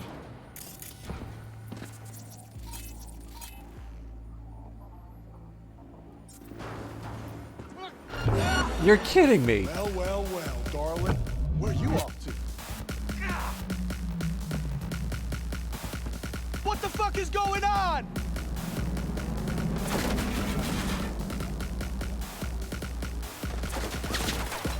So hopefully I can leave the area like the previous times and everything resets. I feel like the cyber psychos all of a sudden have like forced me into combat, which is definitely not what I want.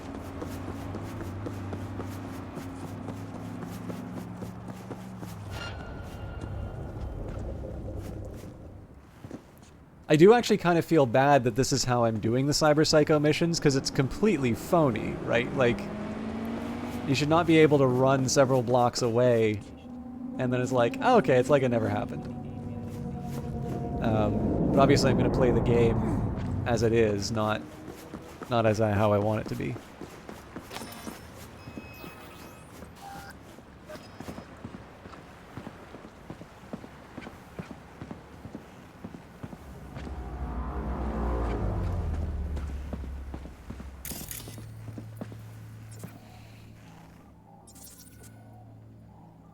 So like this kind of tells me I should be able to sneak around him, but he seemed to have pretty sensitive responses. So actually maybe a reboot optics is what the doctor ordered.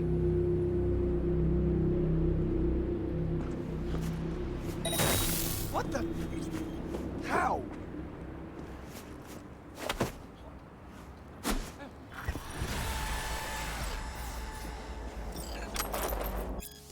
Blake, stop it.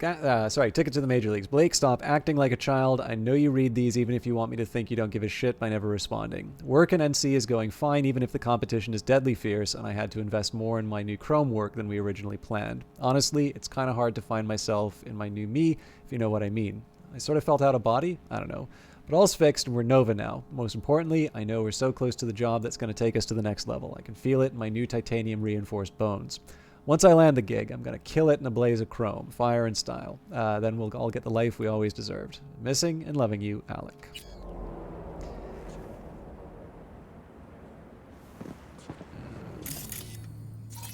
I'm assuming, yeah, exact same injuries.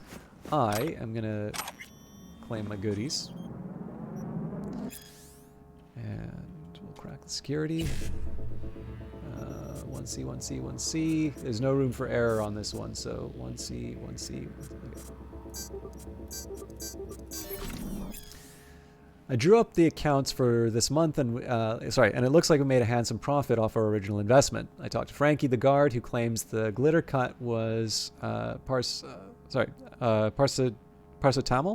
is by far the most popular choice. He also pointed out that attempted break-ins into the warehouse have increased, seeing as our newest blend is highly addictive. Thus, he's demanding more guards and enhanced security measures. Needless to say, I nipped that idea in the bud immediately. I told him that we could always replace him with a Kang Tao robot if he couldn't adequately perform his duties, so I doubt we'll hear any more complaints out of him. That being said, we should consider the long term. Maybe it's worth swapping him out for a robot. In any case, I'm expecting continued profits in the short term.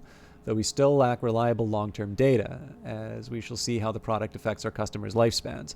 Reports of an increase in cyberpsychosis cases directly correlates with our distribution network, but of course we'll omit that from the report. In a few months, we might be in a position to model some accurate simulations. To that end, I'll give Frank the task of gathering the necessary data within his territories. Paracetamol. That makes a hell of a lot more sense.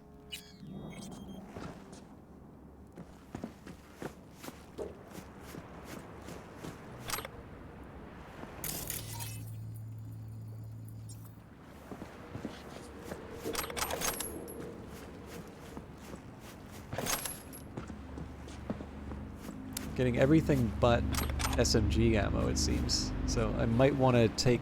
Actually, if I just take a look at my weaponry.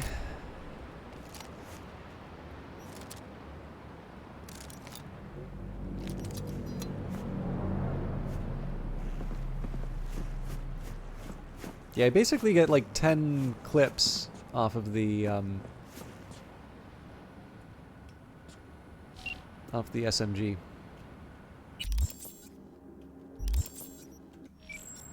Let's try that again. So tab is opening messages. Oh, here we go. Uncovered a small-time drug ring at the port with buffet-style variety in what they were pushing. Folks buying it are mostly the local have-nots, and the rate of cyberpsychotic breaks among them is on the rise. I think what we're seeing is a connection driven by the new drug cocktail that's making waves. Got the guy sleeping soundly over here, won't be up anytime soon. Ready for pickup. Guessing lab work should show you what kind of crap he's got swimming around in his bloodstream. You've only heard it because your DM is British. Great, appreciate the heads up. Corps don't like getting their hands dirty with people living on curb level, but when a dealer mixes glitter with coal dust or some other shit, they get eddy signs in their eyes. The money still lands in their pockets, and another bunch of city's undesirables fades from the streets forever. Win-win.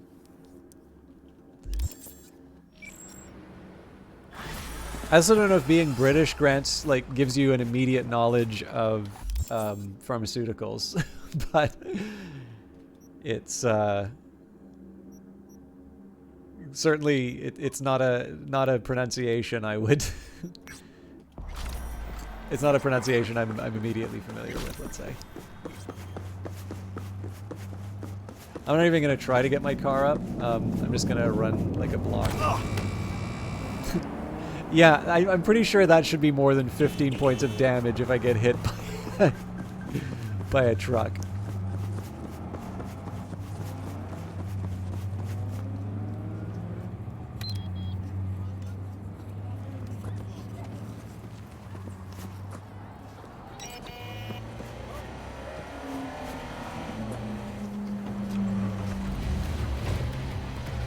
Oh, interesting.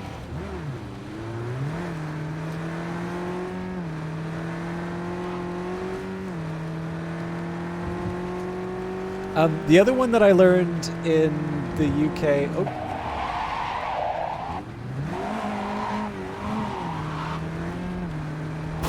The other one that interested me was Band-Aids. So obviously that is a brand name that's now become the generic term. But apparently it's a plaster in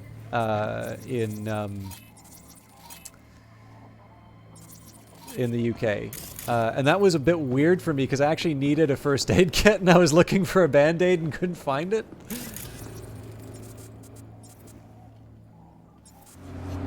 I got myself sorted out, but that was a very that was a very fraught first few moments.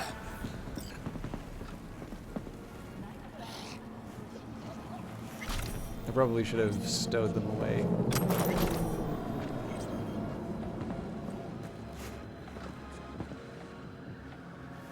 Okay, what I actually want to do is connect.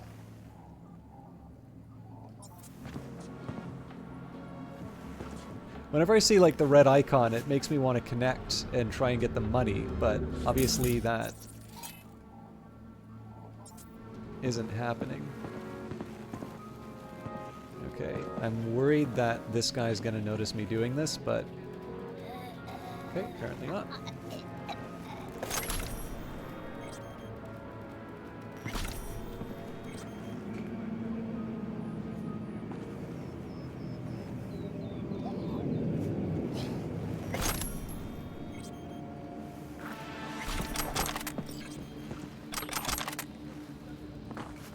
This, by the way, I think is a really neat touch. Like, obviously, this is just a horrifying, you know, adjustment to make the kicks look terrifying. But it does also remind me of the practice of foot binding. Yeah, exactly. Like, when I see plaster, that's the weird thing, is like, by comparison, it still has a medical meaning for us, but it's not the medical meaning that we're looking for. So, like, effectively what happened was the wind blew open this really heavy door, and it basically just completely skinned my knuckle. Like, it was enough to make me shout in pain. And, like, it wasn't a disaster, but, like, it was like, oh, God, okay, I really need this thing to get, like, covered. So, you know, there's a first aid kit on hand. I'm totally fine. But, like, when you think of plaster, at least for you and I, again, it's the exact same thing. I'm thinking like, oh, weird. I didn't think you could have like an automatic cast, but I'm definitely not looking for that. But that's exactly what it was. So it's a little funny that when you're going through something that's designed for emergencies and quick access, there's just that, like, I'd even say if it was named anything but plaster, I might have been able to make an inference as to what it was. But because plaster is so close to the concept of a cast for us, I just had it was like the last thing that I looked for. Anyways, it was fine. Like, it was not a big problem, but like I definitely wanted the thing covered so I'm not like bleeding all over the fabrics and stuff. Okay. Max, someone's intercepting our emails. Don't ask how I know, just do. This is bad. Yeah, very fucking bad. No more messages or calls. Left the files for where we had lunch. It's got my body cam footage, but I warn you, it's like watching a nightmare. We drowned those villages in napalm and made sure that everyone is home first. Jesus Christ. Take care, watched out, don't trust anyone. Time's come to leave NC behind me. Okay, hope it all works out.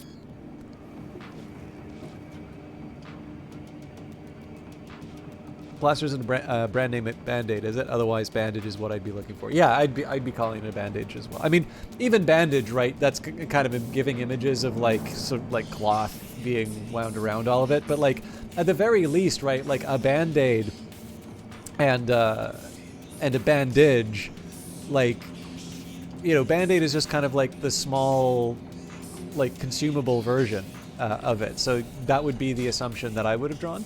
So far as I can tell, plaster isn't a brand name. I would assume that Johnson & Johnson would probably want to preserve the global brand name, if anything. Although that's not always true, because like in Canada, we don't have Exxon stations, we have Esso. Yeah, I honestly can't tell you why they get called plasters. Okay, so I need E9 1C55. I could probably sneak in another 55 as well, so E9 1C55 55.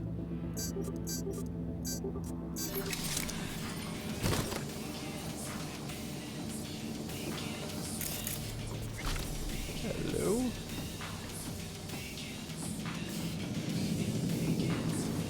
Meet Max Jones, Hunter Highland. This is Max Jones, Media. I'm gathering material on the corporate wars in South America. Found your name in some Kendachi docs. See, you were there as part of a humanitarian expedition. Sure, in 2068. I'm sure you signed an NDA, but maybe we could still talk off the record. I can promise you complete discretion. Max Jones. Max, sure, would love to meet. You're right, I did work for Kendachi then and take part in the Columbia mission. And you're also right, it was in no way humanitarian what we did there. Honestly, I've never talked to anyone about that, not my friends or kids, not even my wife. My first instinct was to delete your message, then I realized I couldn't keep silent about this anymore. I don't expect redemption or forgiveness for my crimes, but at least the world will finally know the truth. Meet at my store, make sure nobody follows you. If your name brand's a common word for anything you sell, you can lose the copyright on it. Yeah, I definitely know that. Actually, there's I don't think it's an official term, but like the common term used for that, I believe, is genericide. Google's so close to losing theirs because, but they're rich, so I'm sure that's helping them keep hold of it. Yeah, it's a tricky one too. Like, it's a tough one because to a certain extent, you want like the idea that Google has now become a verb speaks to the power of the search engine. And to a certain extent, you want that level of mind share. It's why Bing is not as, like, why Bing has all its work ahead of itself to try and, try and make a dent. But as you say, if it ceases to have the special meaning as a product relative to the common usage of English, then well, I mean, I suppose the other thing is, like,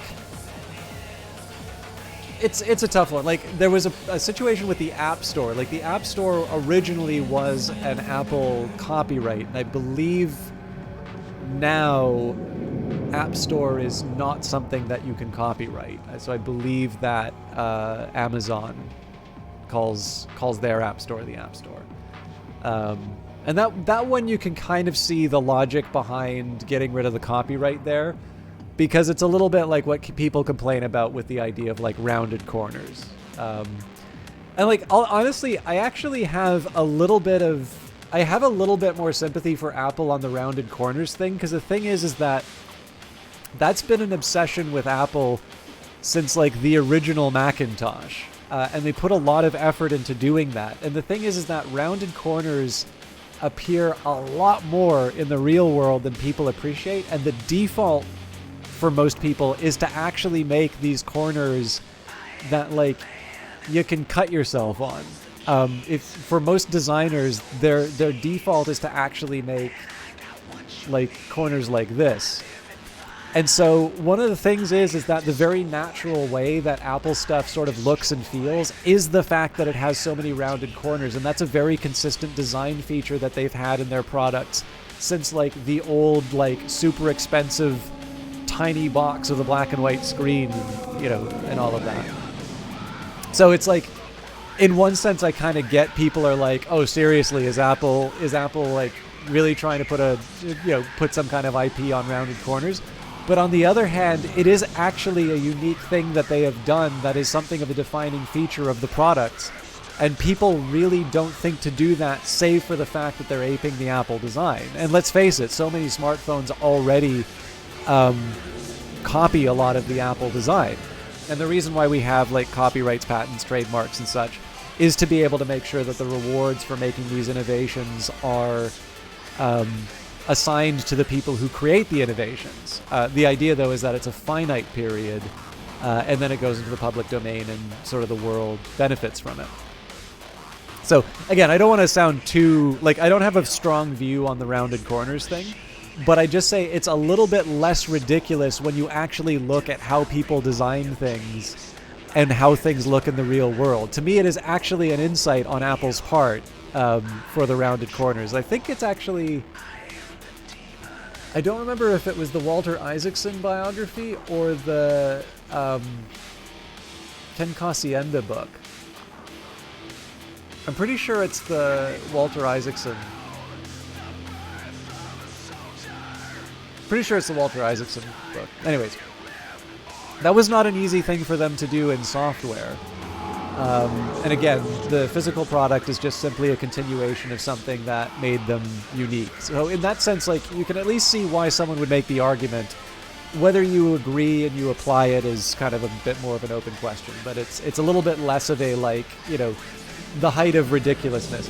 I would maybe suggest the one that actually really drives me nuts is the one click to buy patent for Amazon. That's one that drives me crazy.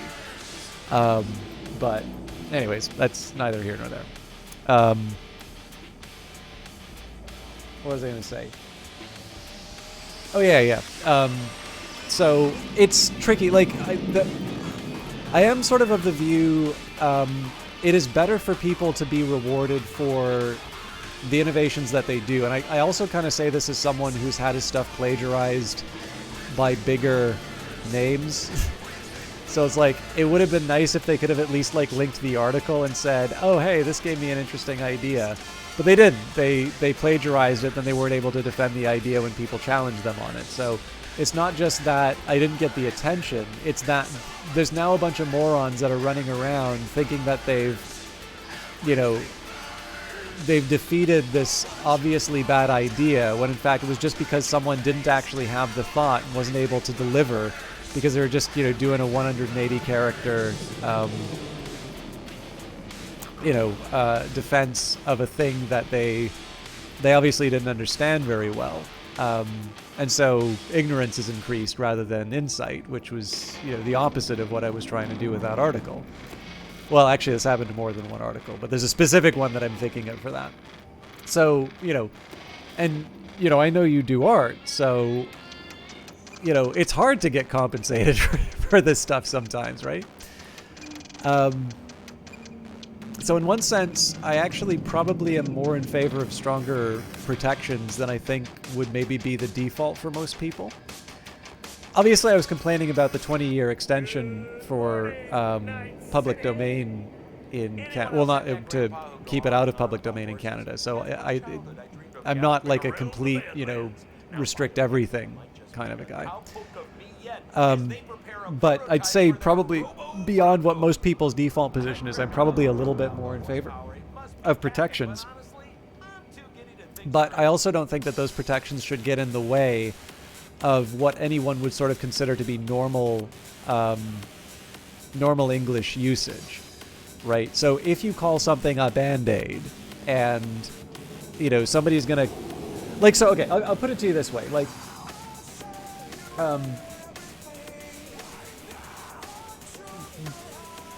I'm maybe not crazy about the idea of someone making a generic tissue, and because we frequently call it a Kleenex, that someone can take a generic Kleenex box and call that Kleenex. And the reason for that is that Kleenex is something that actually somebody's put a lot of, they've put a lot of effort into establishing a brand for. And we do actually have an other serviceable name for tissues. We call them tissues.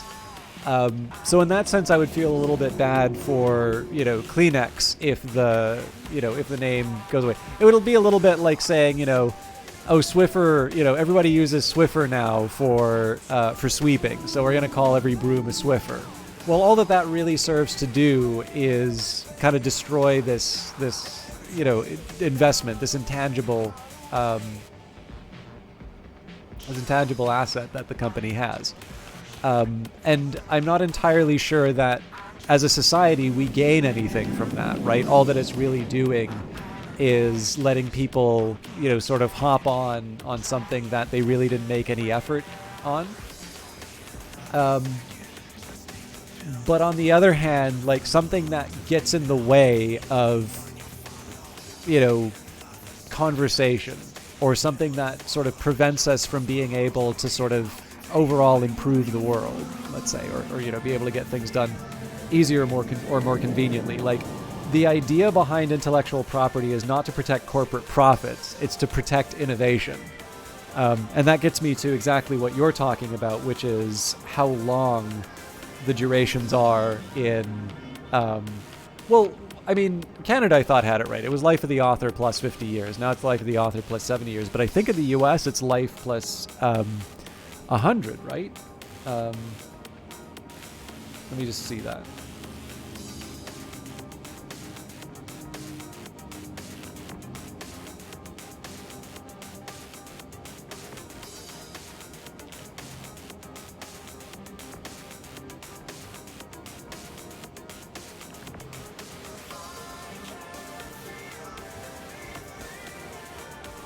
Oh, 95. Okay. So this is from copyright.gov. How long does copyright last? The term of copyright for a particular work depends on several factors, including whether it has been published and, if so, the date of the first publication.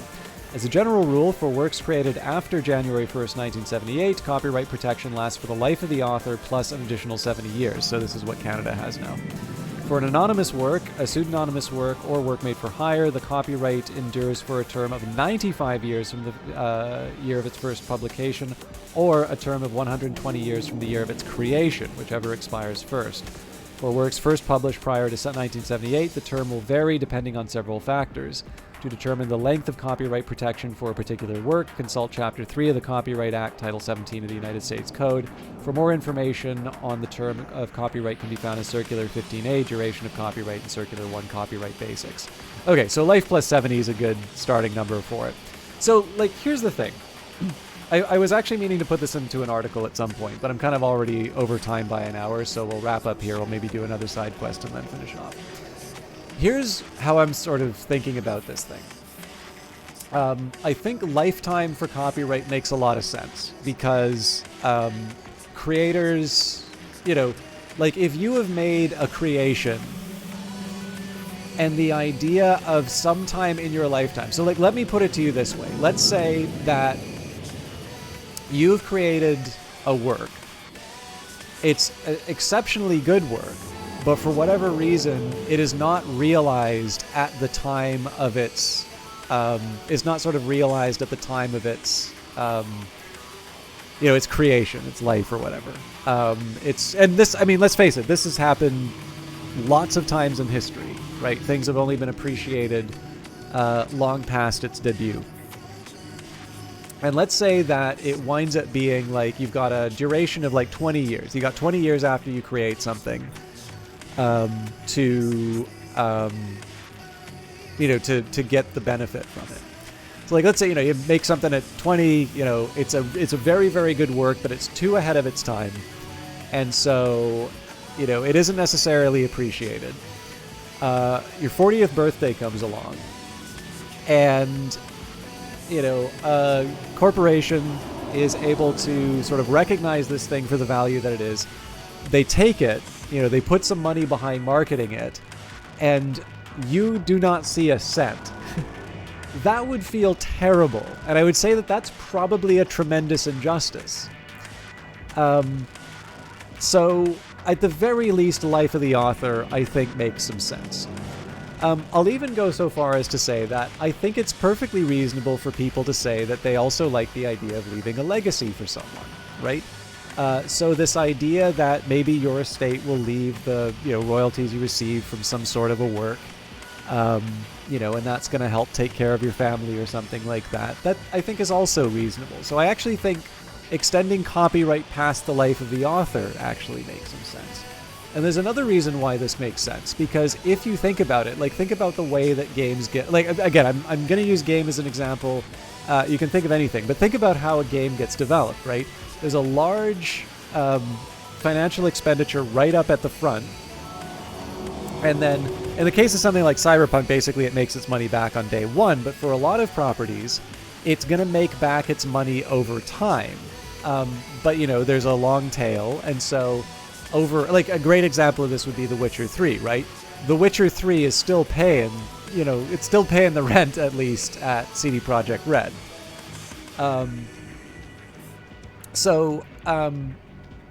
The reason why this makes sense, like the reason why a company like CD Projekt Red can be a public company is that there's a bunch of people with money who can get together and say, yes, it absolutely makes some sense to basically put some money into this thing because we know over time there's going to be this stream of income that is going to make it worthwhile to put this money into this thing.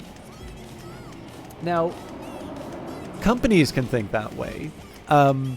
And investors can think that way because it's a group of people who have sort of pooled together their resources. But you and I live on finite lifespans, definitely shorter than what, you know, some corporations will do. I mean, so the Beretta company is like one of the oldest companies in the world. It's like, I think it goes back to the Middle Ages or something like that.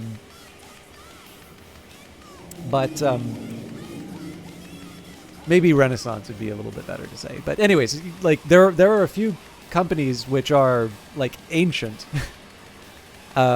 which again is an idea.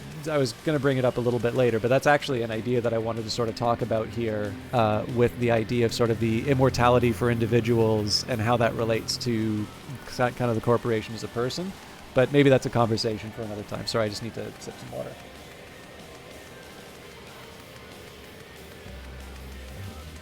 So the thing is that it can make a lot of sense, and you've seen this happen with a number of musicians, that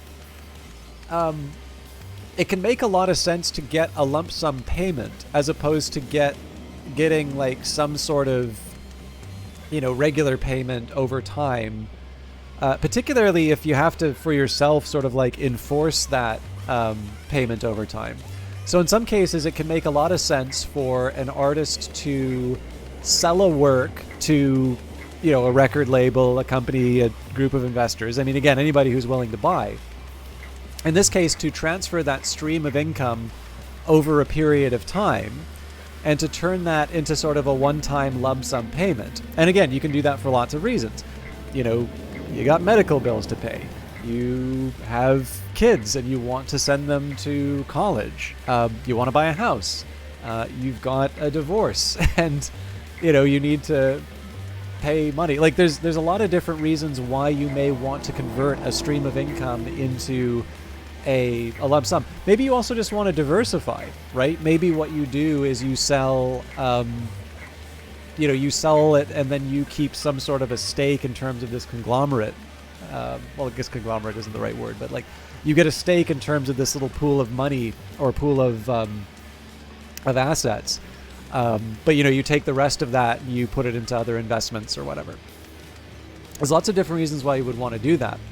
And so the idea of the copyright duration, by extending the back end of that, right, by going, so if you had like life plus 10, life plus 20, and then extending that out to life plus 50, which is what Canada used to have, that can make some sense because it means the period of time in which that work can make money is extended, which means the total amount of money that it brings in is extended, which means the asset that you can sell is worth more. So with that in mind, right, why would we want to do that as a society? Well, because we're hoping that by increasing the value of the creative work, we're going to stimulate more of it. The big difficulty I have with Canada's decision to extend copyright to 50, or from 50 to life plus 50 to 70, I would argue the problem right now is not that we're not seeing enough creative works produced. Like, I sort of understand there's a bunch of people saying is like, oh yeah, are people really going to make operas now that, there's another 20 years on it? And I'm like, I sort of understand where they're going with that argument, but it's not a knockdown one. I mean, I've made that argument in the past, but like I appreciate that it's not the last word on some of this stuff. What I do find difficult though is like there is a time where I think you can say that creating a more valuable, like making a creative work more valuable as a lump sum amount that you can get in, I do think can actually make an increase in terms, like can increase the number of works on the margin. The big challenge that I see right now is that it has actually never been easier to create. The costs of creation have gone down a lot, which of course potentially means that the profits for creation can be that much higher.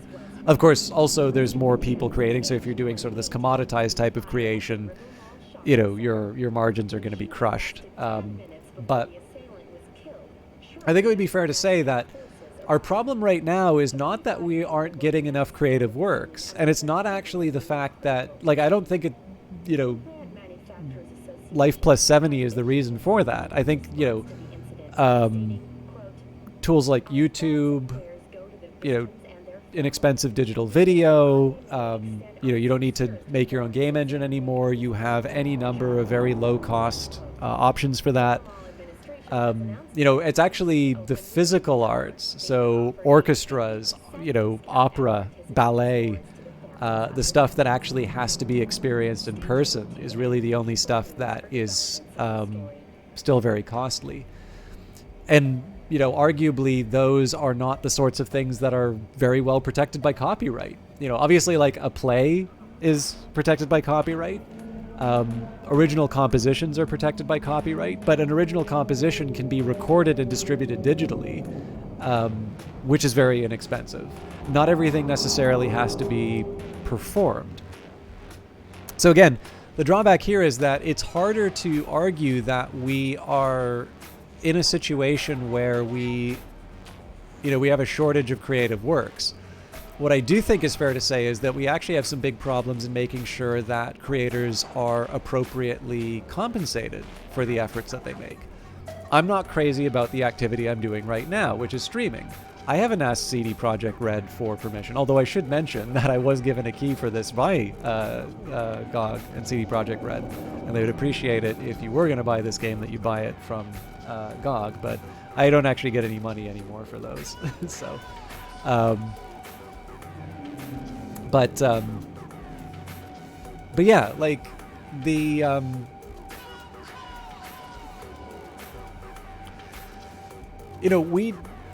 we're not really doing a very good job. Like one of the reasons why game companies, for the most part, are not able to enforce their rights for this sort of thing is that they know that there's going to be an uproar of gamers complaining about the fact that streamers are like. So here's the thing. If like CD Projekt Red comes to me and says you have to pay a fee to stream Cyberpunk, I'm just going to say, okay, I'm just going to go stream another game, right? But like, think of the types of streamers that are getting like, $1 million sponsorships. Like, these are serious businesses that are built entirely on, using other people's intellectual property. Now, there's lots of people who can very reasonably say, well, it's a good idea to let these big streamers cover it because it, it creates positive word of mouth. And they're probably right. But again, this would be the only time that we're telling the owners of intellectual property what's good for them and what they are, what they are and aren't allowed to do with it. It would seem to me that it should be the owner should be the one to decide whether or not that's a good idea. And I'm not entirely sure it's all that good that, the gamers getting mad is the thing that stops them from being able to enforce their rights. I do actually think that creators should be able to enforce their rights, and I think that it would be better if we sort of fostered a culture which allowed people the option of saying it, right? If they want to shoot themselves in the foot, they should be able to shoot themselves in the foot. But the one thing we shouldn't tolerate are people like, review bombing someone because they said a streamer, who's making 7 figures, should share in the revenue that's being generated. Because for some people, they're not buying the game off of the streamer doing it. Like, for the streamer is a substitute instead of a complement for the game. So anyways, so that's one example. Obviously there's the shenanigans that's going on with a number of different aggregators and whether or not news organizations are being appropriately compensated for the work that they're doing. And I know, I think in Australia, Facebook was threatening to sort of shut stuff down because they were trying to get them to sort of pay for the news that they were pushing out on their site. Obviously, I talked about the plagiarism example, but it's not like I was going to make millions off of that article. It's just, it sucks, right? Because it's not like I get a lot of attention to the stuff that I write anyway. And I don't want to sound like I have a chip on my shoulder about that. I mean, I enjoy writing for its own sake, but man, it sure would be nice if somebody with a large audience could at least give me the credit for the thing that I did. So it would seem to me that the problem here is not necessarily about making creation more desirable from a compensation point of view, right? I think we have a lot of creation that's already happening. But I do think that we have a fairly reasonable argument to make that over the past couple of decades, it's become harder and harder for the people who create certain things to necessarily be appropriately compensated for what they're doing. And it's kind of a self-defeating argument that I'm making because it obviously does not seem to have stopped people from being able to create things. But it would seem to me that rather than trying to sort of feather the nests of, the people who have been able to recoup, it would be nice if we could maybe be a little bit better at the enforcement of the laws that we've already agreed on, rather than extending the existing ones. Anyways, there are my thoughts. Rental payment due. Polar Real Estate, debtor 24533/5. This notice to inform you that we've not yet received your rent payment. You may transfer the funds directly to our account or pay in cash in our office. If the rent is not paid by the end of the notice period, your case will be transferred to a collection agency. I need your help. Love Dollar Kong? No. Dear Good Samaritan, I am desperate for your help. My name is Lovisa Kokkonen. I recently lost my job as a custodian at Euro Business Machines because I was in a horrible accident last May. Now my implants are no longer compatible with my nervous system. I lost function in both legs, right eye, and my left hand. Surgery is too expensive for me. My daughter is very ill, and my new baby is blind and deaf. It is my dream to show her the world, but I know that I cannot afford treatment for the both of us. I humbly ask you for a small donation to buy new Kiroshi eyes so that my little angel can see her mother and sister for the first time. I will not forget your mercy and generosity. Lisa Kokkonen.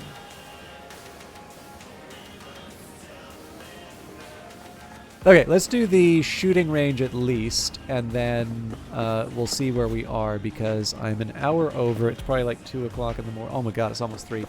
I do actually need to. Well, first of all, I have to get some stuff done. I've got a really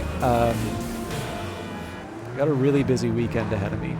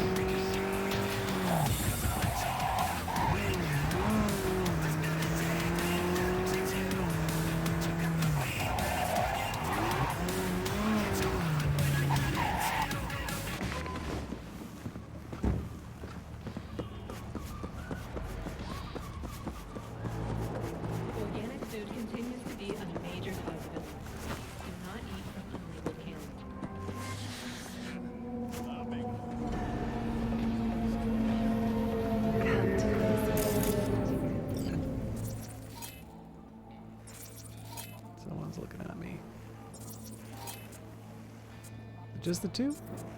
Interesting.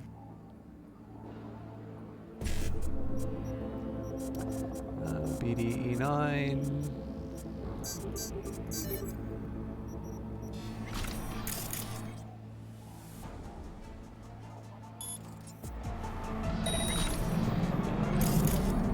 Okay, not enough to distract that guy.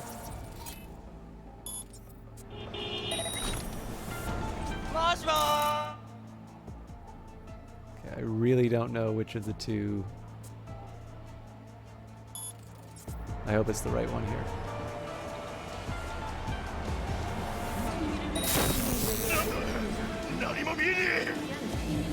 Oh crap.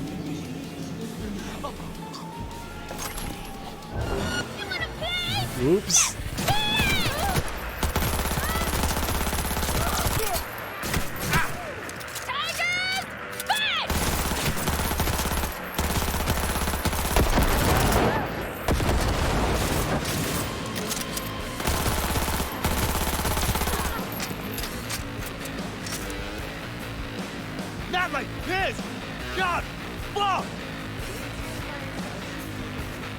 That was originally going so well. So I don't think I'm going to be able to take him out from behind.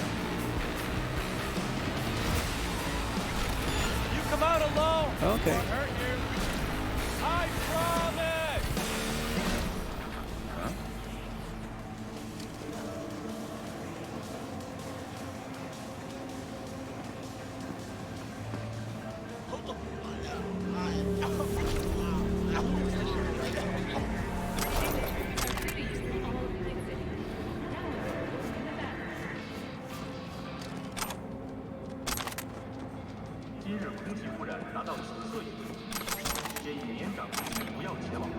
This seems a bit overkill for what I actually did there.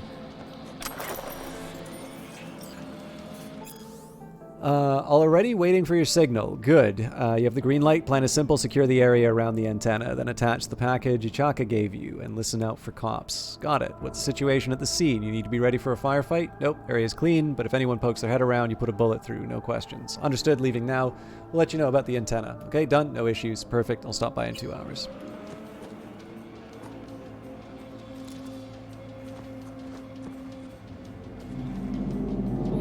Come on, surely I can interact with this thing. There we go. Intercepted comms. 2 patrol cars on Pershing Street reported mugging Knoll Street, reported breaking California Avenue. Max TAC AV headed to Monterey Street.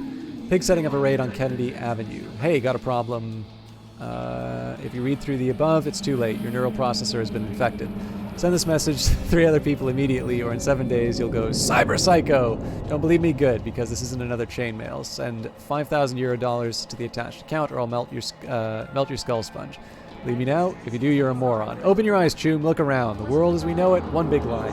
Corporations, media, politicians—they're all pulling the wool over our eyes, 24/7. They want us to believe we live the best lives in the best of all possible worlds. Want to know the truth? Night City's a fucking dystopian cesspool. The 20th century's worst fever dream nightmares have come true before our very eyes, yet we remain blind. We, born into dystopia, are utterly incapable of imagining life in any other way. Porno billboards accost us on all sides, the synth shit we eat slowly melts us from within, and we continue paying out the ass for the privilege. You're sick. You want a cure? Listen to the Good Doc Paradox.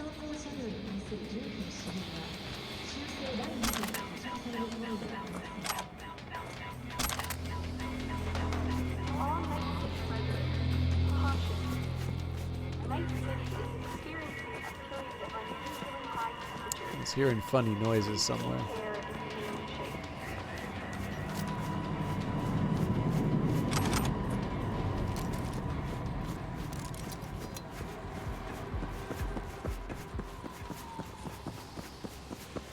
To all Night City residents, caution.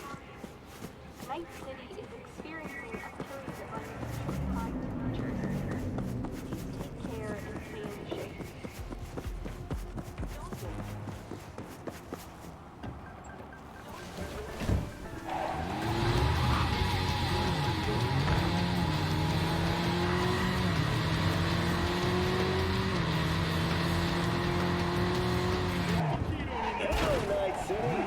As always, your business is my business. Today we I'm glad that I went for the crappy car first, just so I can learn how to avoid smashing into people and like that. high-grade implants. The Brighthorn K titanium skull, Iger T bone series, the Housetop W arm series. I'll actually take a quick second here to see what my options are. All right.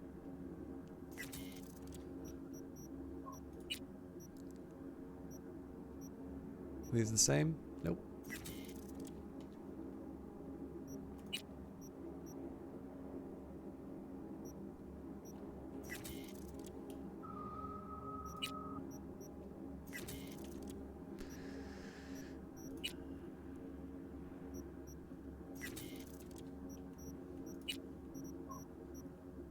Okay.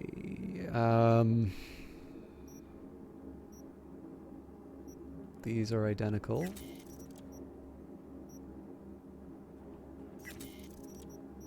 Okay, apparently this is a better submachine. Oh no, hang on, that's better than my pistol. Hey, Chunky Man Gamer. I should warn you, I've been going later than I had intended, so I may not be around that much longer. I'll confess, it sort of feels like this stream's been a bit of a write-off. I wanted to maybe have a little bit more conversation than I actually did. But as a test of tech, this has been a bit of a success. I hope you're doing well, though. I hope your New Year's resolution's coming along as well. Or your implied New Year's resolution, at least.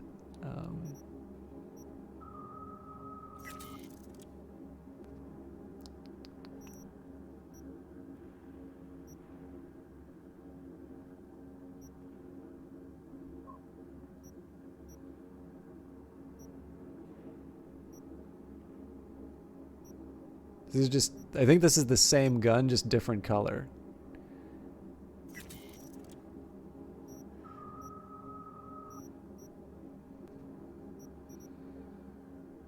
I think I'm going to leave it at that. I'll put the new scope on. Okay, so I can put the pistol mod on. I may want to change the... So it seemed to me that the advantage is probably...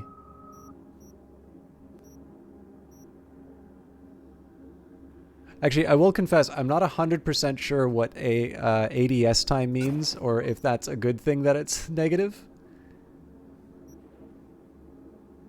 But I just added it anyway. Working on it. Good. Oh my goodness. Okay, let's, I don't know, maybe we'll just make sure I have one of everything. I'm pretty sure I don't need multiple baseball bats with different damage.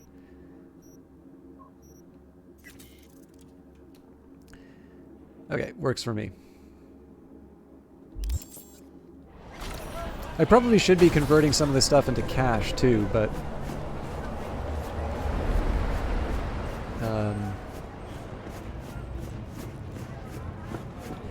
Menace, Purple Force, it's us, cracks! After making waves in Tokyo, Sydney, and Paris, the next stop is on your doorstep. Night City, expect the unexpected!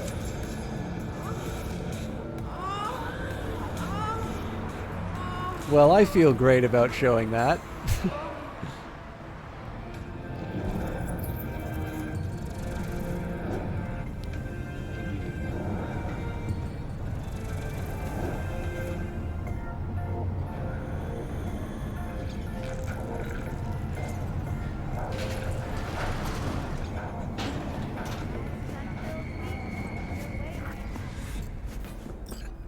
Hey, V. About to start. You gotta take a piss or something? Now's the time. Thanks for your concern. Let's start this rodeo. Can't just yet. Not till you get in the range. Go on, set up, chop chop.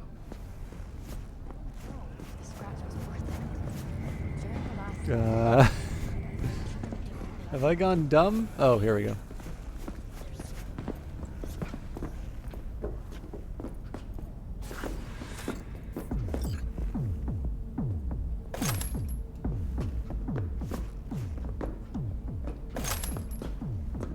Alrighty, how many we got? Just 6? God damn. Well, no point crying about it. Rules are simple, right? There's the target, shoot it. Don't matter which one, go on and shoot your neighbors. Most hits wins.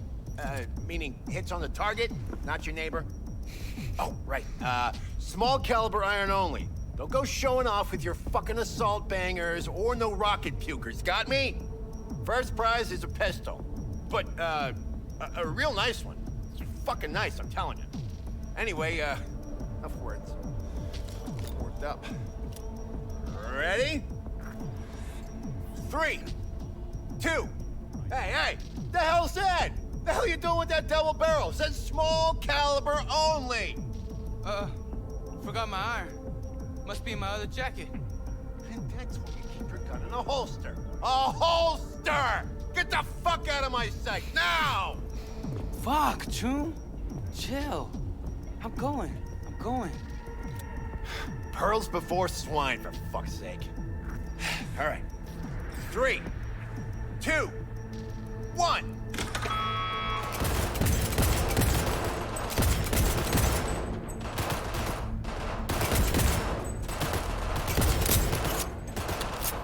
I wonder if the...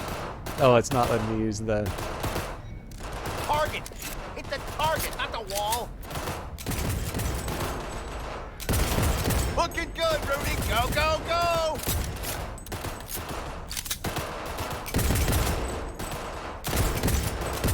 Halfway there, B. Get a grip, for fuck's sake! The hell was that, Lisa? Forget your glasses?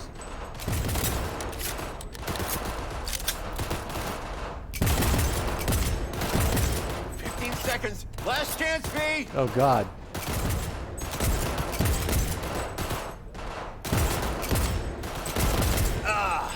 like the smell of powder and hot lead. Stop! Everyone stop! We're done. That was not a good First showing. place, Rudy. Second, V. The rest of you Bush League punks, learn to shoot! Get out of my sight! Hey, you okay? Something wrong? Ain't a damn thing that's right. Contest didn't do shit. Didn't sell a goddamn thing. Nothing. Should try not calling potential buyers Bush League. Yeah, maybe, but... Fuck! Gun's something you gotta respect. You don't know... I actually wonder... I want to see if I can do a little bit better on that.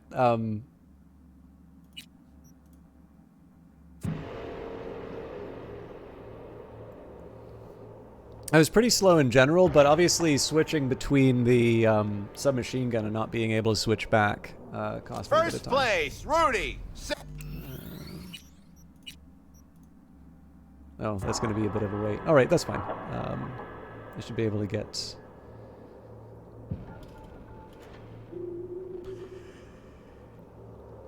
Sorry, I know I've been resetting a lot of stuff, but I want to see if I can do slightly better. I'm going to assume I still probably can't do 100. Okay. But I don't know.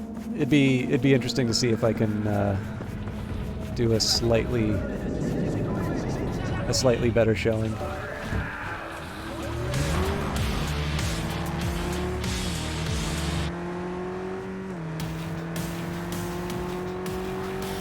Welcome to N54 News. I'm Jillian Jordan, and here's what's happening in the world today. The last active photovoltaic solar farms have been decommissioned in Nevada and Utah. Solar power generation, once seen as the future of clean energy in America, has suffered significant setbacks in today's more extreme... It might be an idea for me to save before the contest if I'm thinking I might try again. Soy es el machistador, an explosion of taste.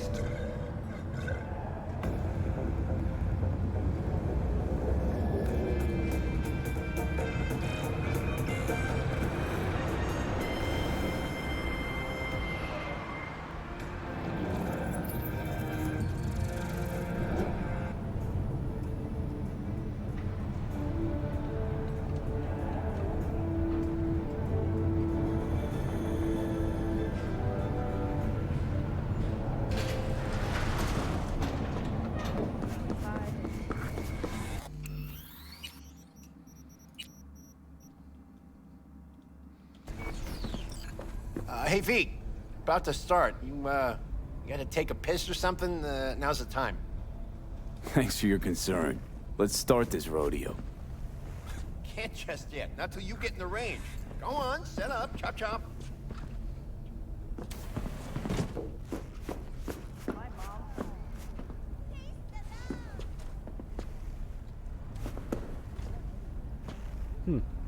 I can't seem to... There we go.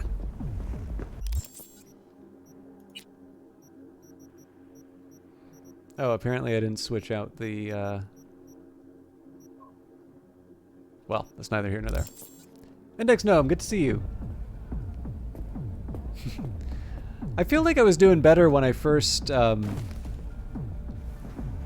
Alrighty, how many we got? when I Just first did 6? it. God damn. Well, no point crying about it.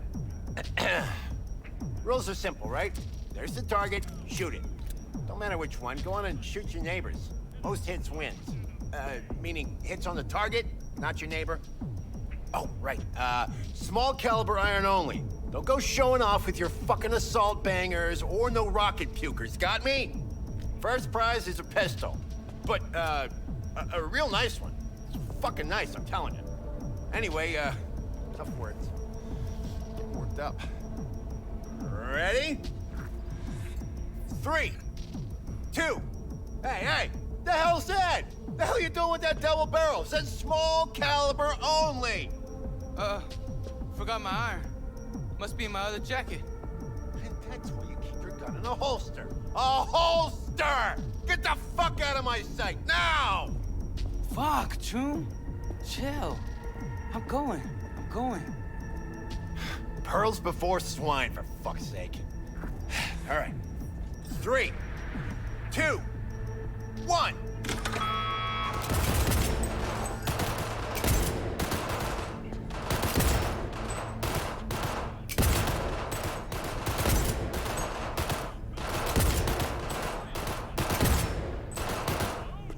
Target! Hit the target, not the wall! Okay, you can get Looking multiple hits. good, Rudy! Go, go, go!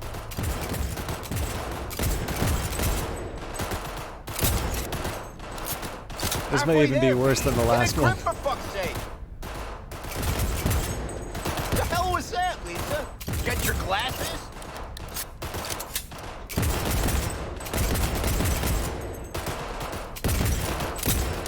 Seconds. Last chance, V.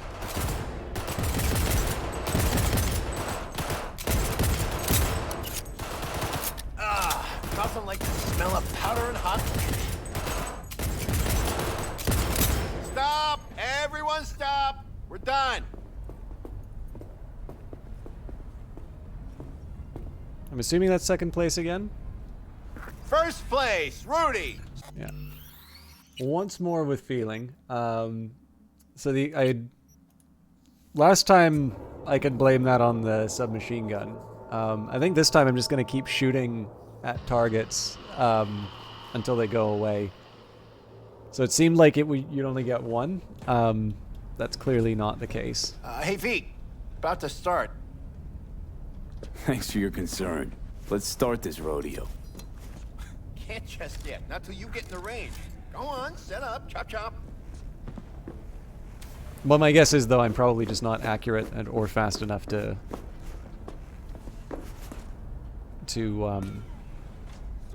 win.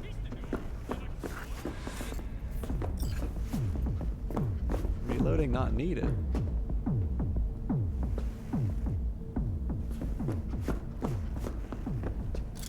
Alrighty, how many we got? Rules are simple, right? Oh, right. First, anyway. Ready? 3, 2. Hey, forgot my... Thanks for you. Fuck. Pearls before... All right. 3.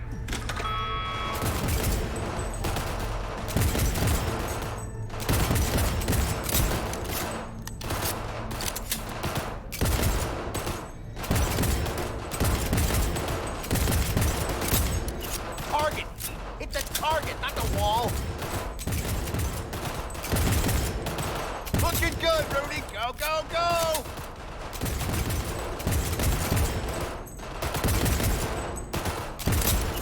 Halfway there, V. Hit a grip for fuck's sake! The hell was that, Lisa? Forget your glasses?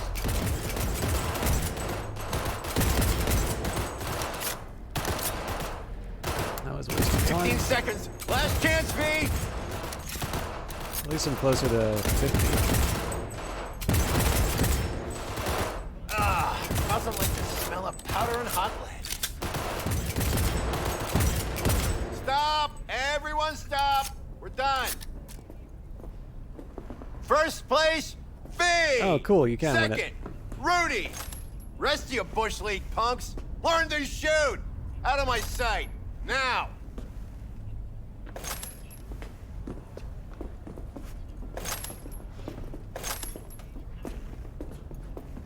I thought I saw a shard somewhere. Yep. Morgan Blackhand, Street Iron. In an age of thousands of target tracing add-ons, a smorgasbord of firearms with Kiroshi optics modules and other bells and whistles, let's pause for a second and examine an undying classic, Constitutional Arms Liberty Model. People sometimes forget that technology isn't perfect. Even if your device hasn't betrayed you yet, one day it will. The day will come when you'll have to pick up a gun with your own hand, aim it with your own naked eyes, and pull the trigger. Old school. The followers of the old school always knew that the best choice was the Liberty. Simple enough to hammer a nail, complex enough to mow down a dozen gangoons in seconds. You realize that you're getting old, can't keep up with the kids in FPS games anymore. You also found the solution: hire someone that can. So the biggest problem I've actually had with FPS games, my skills are not exactly, in full display for Cyberpunk. But the thing that bugs me more about competitive FPS is not the... I don't necessarily find the skill gap. And maybe that's just because I'm so low on the on the competitive tiers that we all equally suck. But it does really drive me nuts, the attitudes in place. It feels difficult to find a game where, even if you're playing in an unranked mode, where people are not treating it like it's the finals in like a global tournament. And even in something like Apex, I actually I liked playing Apex quite a bit, but there were a few times where it was just like, you'd be saddled with a teammate, and you're downed in a perfectly ordinary firefight. You've helped people up when you can, just they got the better of the team. And there's like obviously a guy who's making a big deal about pointing out that they could res you, but they're not going to. And then of course you just see them run off and, die like an idiot, a few minutes later. But like, I am starting to get to the point where I sort of feel like I don't need to put up with this. Like, I can perfectly enjoy a strategy game and not have to deal with this nonsense. And whether it's like a 9-year-old screaming, in a Counter-Strike match, or, some, let's be diplomatic, elderly gentleman with a chip on their shoulder. Yeah, I mean, I don't even know the age of some of these people, right? Like, one of the things I almost always do in a game is mute. But I do feel it being a jackass online is is an equal opportunity option. But there's definitely something that is different, and I don't know if I'm just noticing this more now or I've just grown less tolerant of it. But I am noticing that it's a little more difficult for me to enjoy online games now, just because I really can't stand the attitude. I sort of understand that in ranked stuff, people are going to feel a little bit more invested in their, in basically their gamer credit score. I can remember like when I was working in a credit card contact center, people used to like try throwing their weight around about the credit, like their credit score and why they should be getting a lower credit rate, like an interest rate. That, with one exception, never happens. So like, and this is true for all Canadian banks. They've changed it slightly. So I think they now have like an installment plan on credit cards. But like in Canada, basically you're looking at around 19% interest for a bank from a standard credit card for purchases. Obviously, like any other credit card, if you pay off the bill in full at the end of the month, which everyone should be doing, there's other, less expensive ways of borrowing. So borrowing on a credit card is a terrible idea. But for the people who were carrying a balance, and actually to the credit of the bank I was working for, it would be counted as a sale for me, even if ultimately the bank was making less money on the interest, because the low interest rate credit card was a fee-based credit card. So what would usually be happening is people would be carrying purchase interest on like a, basically 20% on a quote unquote free card. And we had a low interest rate option where you didn't necessarily have to have a stellar credit score. You had to have a decent one, but like, as long as you weren't like sort of a demonstrable credit risk, it wasn't that hard to get onto it. And its interest rate was about 12%, which I suppose now probably isn't all that bad. I think my credit line's like up to 9 or 10% now. And I know I have a pretty good rate on a credit line. But like, obviously, for the last while, I mean, basically since I guess the financial crisis, we've been living in a very low interest rate environment. So, anything above 10% is a pretty is a pretty high interest rate. But in any case, like for people who were struggling with the numbers, because I was taking them from like a no fee to a fee-based credit card, it was like $20 a year. I could do that. And I definitely know for some people, like I had to explain to them, like, I'm really trying not to screw you here. Like you're paying, $200 a month in interest, right? By moving to this card, you're cutting that effectively in half. And to do that, you're paying $20 a year, not a month, a year.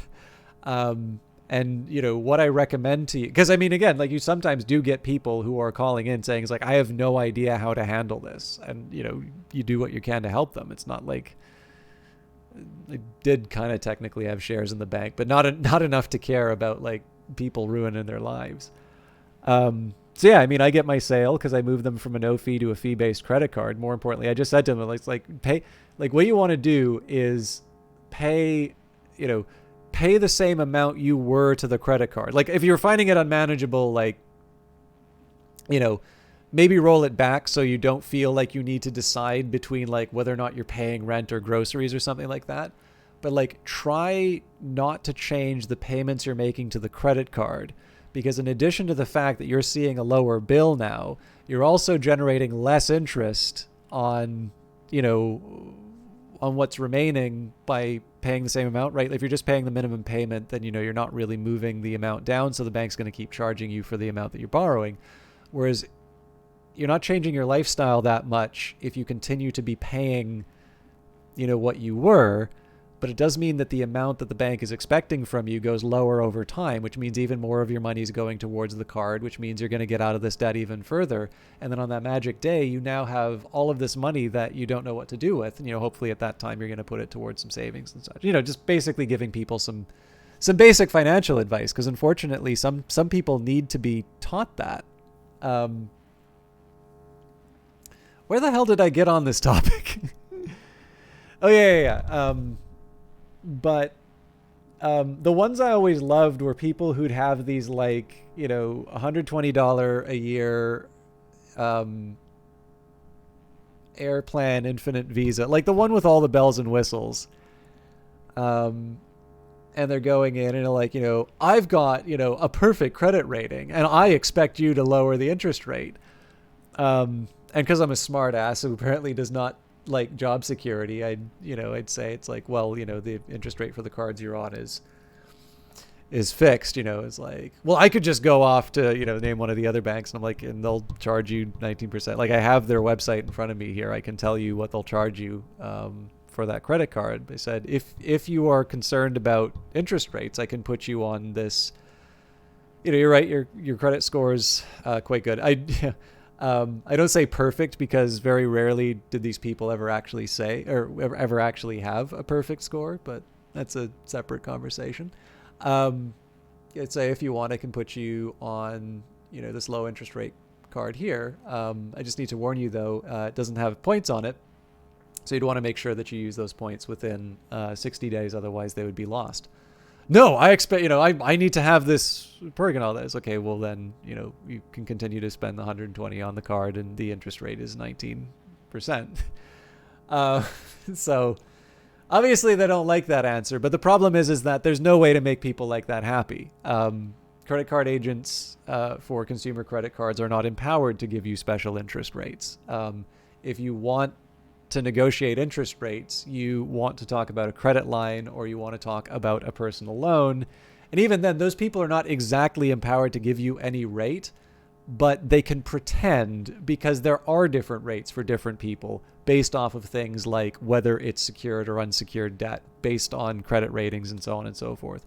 But like at the very least, those people can do a bit of a song and dance because they actually are in a position where they are dealing with a product that does in fact have a variable interest rate. There is like, at least at the time, again, I don't work for that bank anymore. Things might have changed, but it was actually impossible to go in and change the interest rate of a credit card. The best I could do would be if somebody we had like a couple cards that were like affiliate. There was like a special one that was affiliated with like British Airways, and that one happened to have a higher interest rate than the other ones. and it wasn't really all that much of a better card than the other one. So normally I'd be able to say, well, if you want, this card actually costs less, gives you the same stuff. It just changes the points program from British Airways to something different. I'd say, to be honest with you, it's not a card I normally recommend for people, but I don't actively take people off of it. But it sounds like the interest rate is something that matters to you, so you can move over to this one. That'd be about the only time that I would change people's interest rates. But anyways, for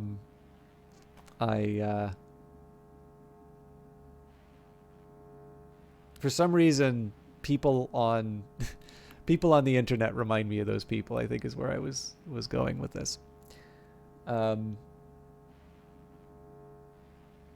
But yeah, I don't know. Like, I can sort of understand it for rank. I think people who are toxic in ranked matches are the worst, because if anything, they just break team cohesion, and it's more likely that you're going to lose by virtue of the fact that, like, someone on the team is going to be pissed off at them. So chances are, like, they're not going to help when it's needed.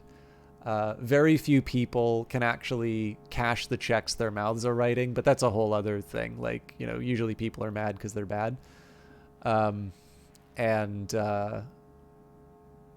I guess it's just one of these things where sort of if I go into a ranked game, it's at this point where I sort of think, okay, well, like, if I'm going into a ranked game and I'm not at least allowing for the possibility that this is, you know, going to be, you know, that this is going to be a frustrating experience, you know, that's on me. Like, that's just the way things are going now. You know, to go into a casual game, you know, I just want to have some fun, just want to enjoy, you know, shooting fellow humans for, you know, for no reason. I really do not want to hear anyone, whether they are a child or whether they are, you know, a grown adult. It's just, you know, I didn't pay for it. I don't want it. And it's actually why I play games online less.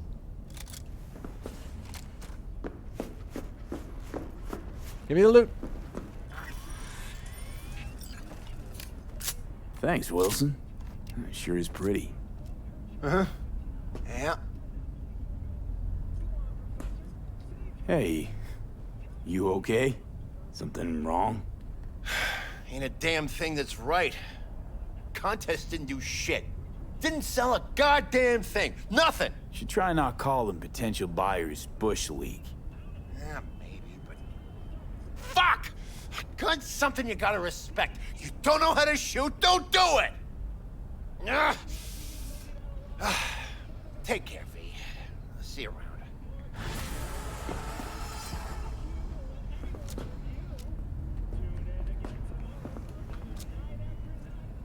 I wonder if there's a way to turn this range on its own. It's also interesting that they just automatically put that in my inventory. I wonder if it's actually better than what I currently have. Apparently it is, but I do at least want to ditch the...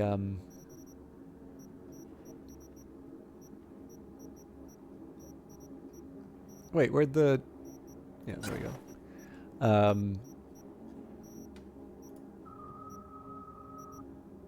I'm assuming ADS is aim down sights.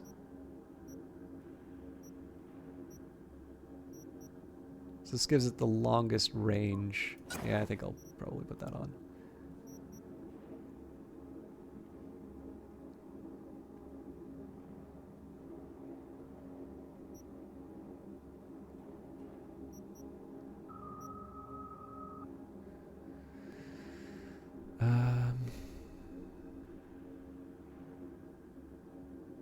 Yeah, I'm gonna just leave that alone.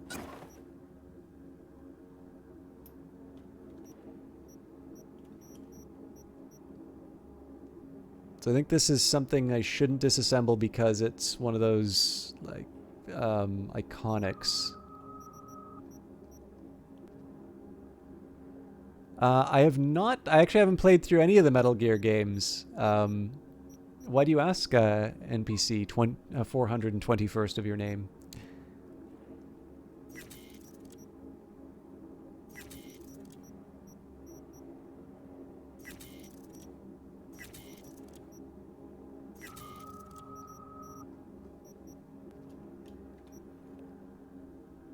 I'm kind of curious, actually. I mean, I like it when people sort of ask about games like that because, as I always say, like I wish I could do requests. I think the biggest problem is if I do requests and I don't like the game, that usually winds up making people feel very bad, which I don't like. But when I get questions like that, I'm actually really interested because it gives me an idea if I wind up with something sort of like similar that comes across my, just my email or whatever. Those always give me some good ideas for things to follow up on. Oddly enough, I think I do own Metal Gear Solid 5.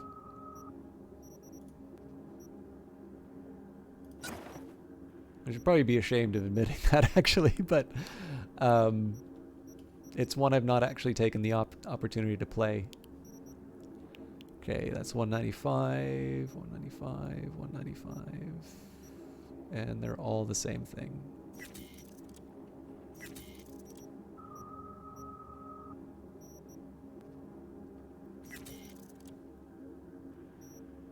$65, 138.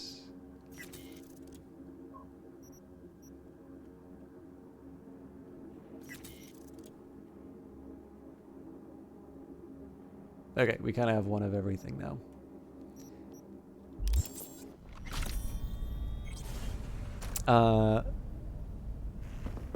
If you haven't, I'd appreciate it. Great game. And Phantom Pain was good, in your opinion. The open world, do what you want aspect is entertaining. Okay, that's interesting. Now, this is a question that I have, because one of the reasons why I've missed out... So, like, there's a few games that I really wish I could play, and some of them I'll actually be able to play now that the... now that kind of Sony's taking a different attitude towards other platforms. Like Bloodborne is one that I'd like to play, or actually even Demon Souls for that matter. I do enjoy the Dark Souls games, but obviously as a PC-only gamer, I don't have an option to play those because I've never had a PlayStation. I've never been able to play PlayStation games. Last of Us would be another example of that. I do now have an Xbox, so there's a few games that were console only that I can now play on Xbox, and I know Microsoft has been getting a little bit looser with its, with its various properties and making them available. But obviously, now that Metal Gear Solid is available, at least some of them are available on PC. That's actually opened up as a possibility for me. But one thing that it hasn't exactly kept me from playing, but I'm curious on the opinions, and now that. Now that we're talking about it, I understand that the original Metal Gear Solid for PlayStation is a very well-regarded game, and I'm sort of wondering if there is value in playing some of those originals before going on to the later ones, because I have tended to find that when I try a series, if I've played the earlier games first, I tend to appreciate them for what they are, whereas if I play the later ones first and then go to the originals, I miss the stuff from the later games. Like a great example of this is Total War. It took me a really long time to get into Total War, and then I tried to play Empire after like enjoying Rome 2 after giving it a couple of tries.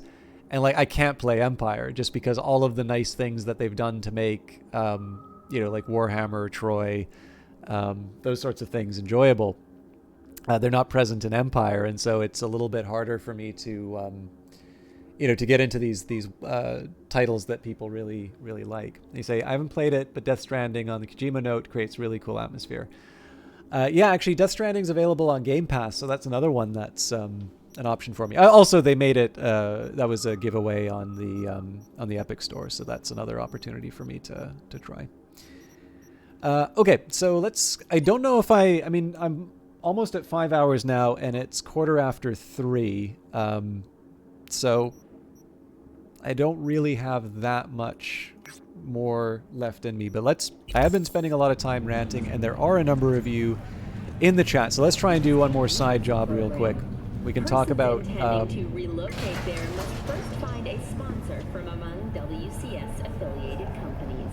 So I'm just going to listen to the news. Following a 7-year employment period within the WCS, visa holders can earn the right to permanent residence, a marriage license, and single child permit.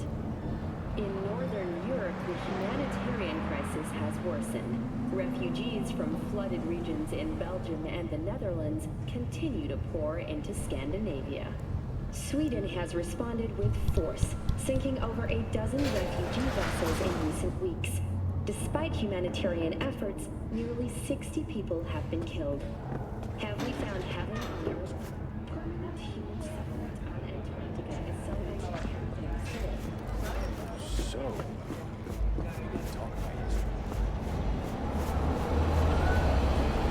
Yeah, well, that's the tricky part, right? Like, I definitely do not want to hold, so, okay, here's the thing. I do sometimes think that there is a little too much, get out of the way. Uh-oh. Crime reported, and any illegal activity such as theft or attacking civilians will result in the NCPD placing a bounty.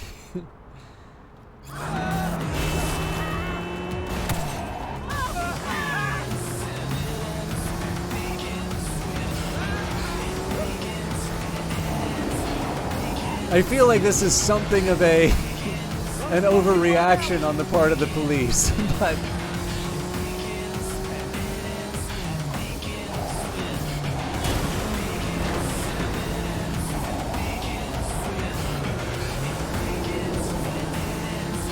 yeah, so like, one thing I do want to say is that I understand that there is a great love for classic games, and I don't want to try and sound like I'm trying to be some sort of contrarian jerk. But one thing I do think that's maybe talked about less than it should be is that, like, for me, I do actually think there has been progress in game design. All right, I'm not 100% sure what this combat indicator means, whether I'm busted or if there's just combat going on in the area.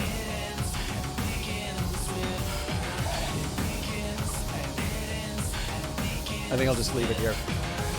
So basically, the underlying premise I work with is that there has been progress in game design. That basically we have learned things about making games, and that we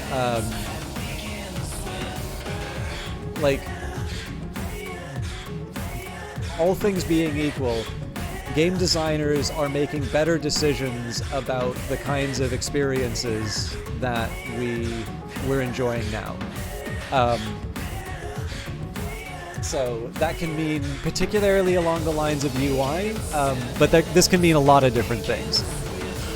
Just different design choices and so on and so forth. And so there are a lot of classic games which are good games, and they do interesting things. In fact, in some cases, they're exploring territory that maybe modern games should even be kind of considering to try again.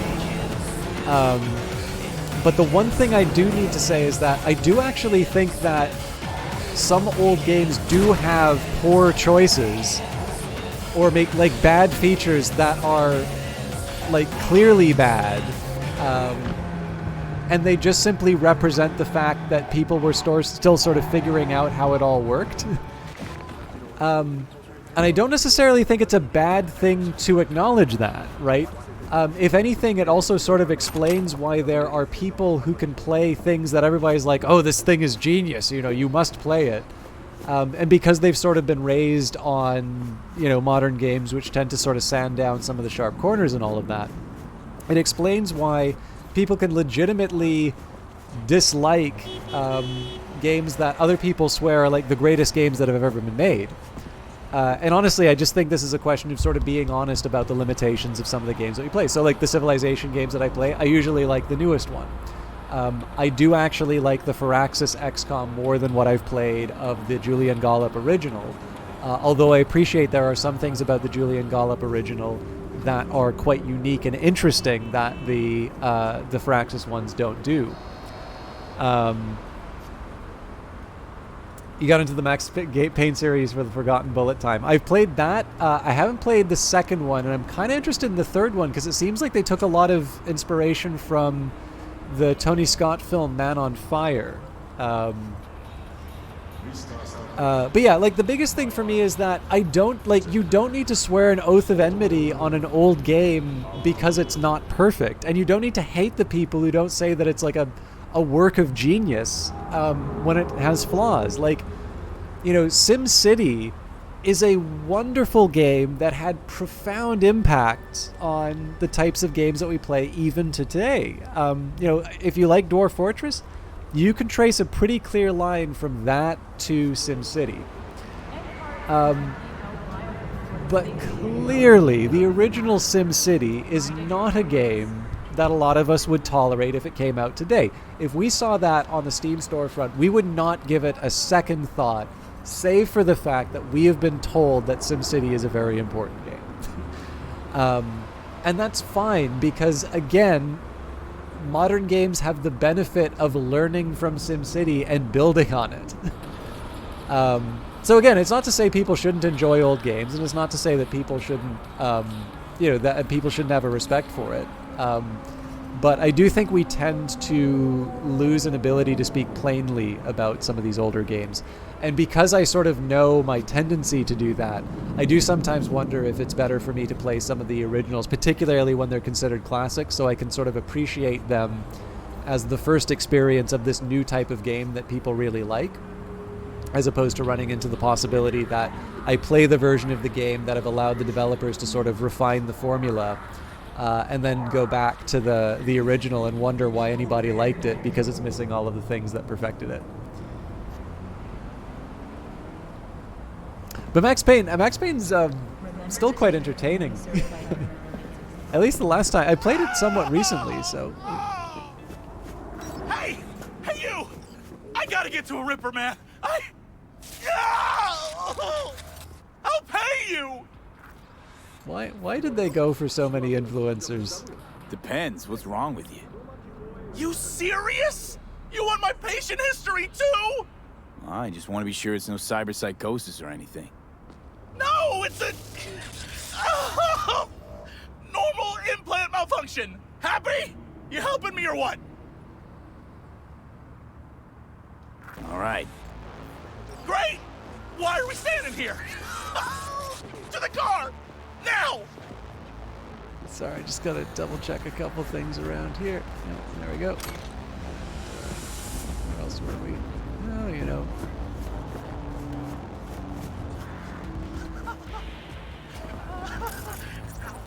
Oh, fuck! I'm pretty sure that last name was very carefully chosen.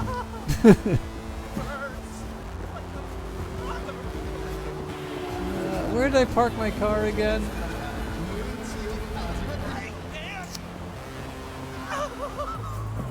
I can't!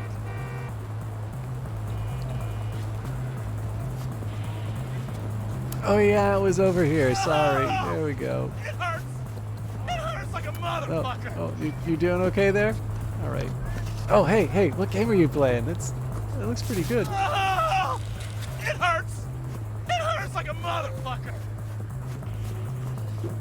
I actually haven't played Sleeping Dog. I think that might have been made by a Vancouver team, though. I find yourself having issues with rose-colored glasses. A lot of times I feel like you really want to go play a game, then you start to run into the, oh, this game doesn't feel as good as I thought. Satisfaction guaranteed, they said. Let me guess. Mr. Stud XCV-19 series. Yeah. How'd you know? I know my implants, including the black market stuff. Faulty series. Got recalled. Still selling it on the street, though. Hey, listen. Thanks for not laughing at me. Appreciate it. It ain't easy, I'll tell you that. Fuck you.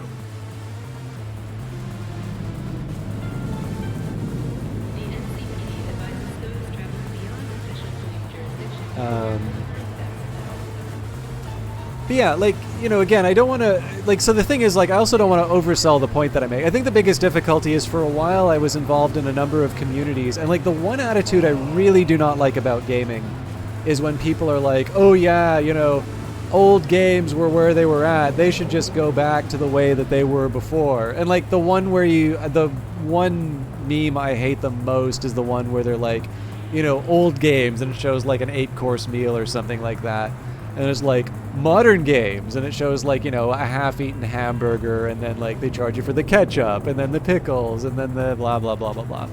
And it's like completely failing to acknowledge that, you know, the base game of a modern game is such a larger experience than pretty much anything that you could claim. Like, a SimCity and a Starflight has like a reasonable claim that there is enough content in there to like really keep you going for a really long time if you're super into it. No, I can't. Oh, damn it. Okay. I wanted to be a jerk about it, but apparently you do actually have to be timely about the run.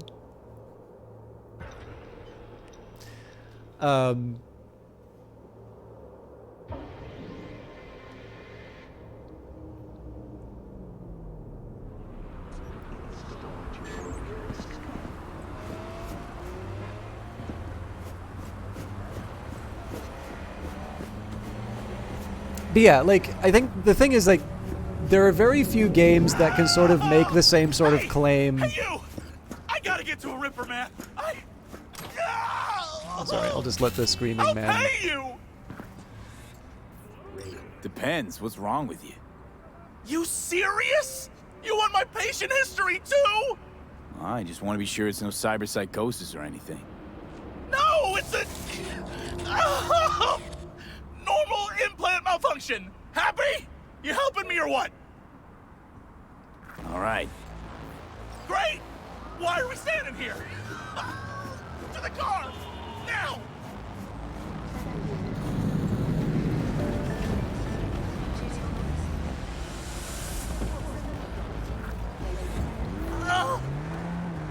Satisfaction guaranteed, they said. Let me guess. Mr. Stud XCV-19 series. Yeah. I'll just let the dialogue run through, and then I'll get back to the point. implants, including the black market stuff. Faulty series. Got recalled. Still selling it on the street, though. Hey, listen. Thanks for not.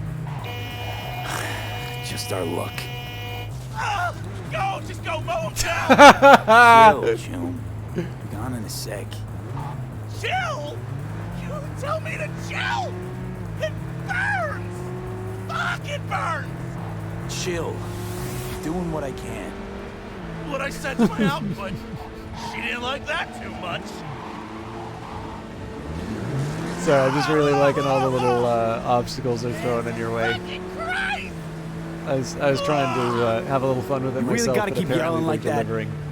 You even know how much it hurts? Like I'm screwing a goddamn pencil sharpener!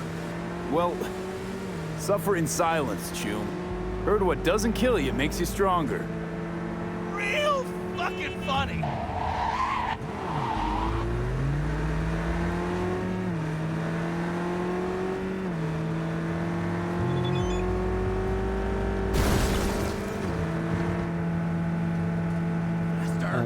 Faster! I don't think that's the... I don't get it. That's not the message that I saw in my... Okay.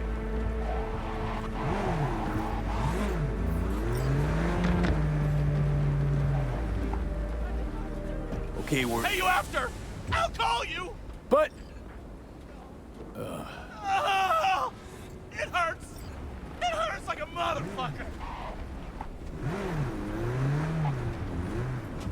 Asking any willing volunteers eager to help.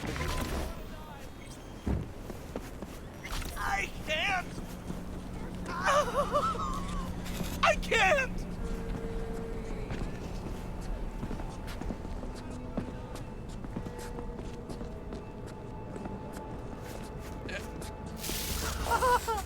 Oh, what? I can't obstruct? Like a motherfucking...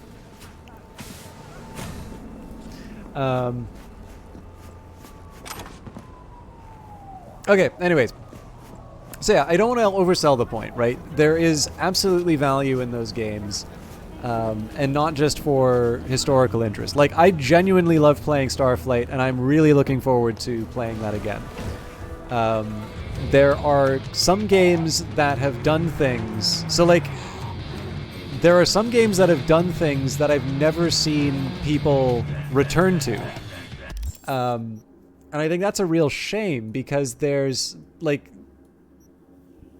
I think when people talk about those particular games, they only describe them in very good terms. So, like, actually, a good example of this would be one of the ones that I played earlier, Afterlife. I think Afterlife's a really fun idea for a game. It's enjoyable to play, but it's also very clear where the limitations are in terms of the... in terms of the enjoyability. There are some things that are kind of tedious about it, and it's clear that there are some things that you can sort of see what they were trying to do, but just, like, didn't really deliver.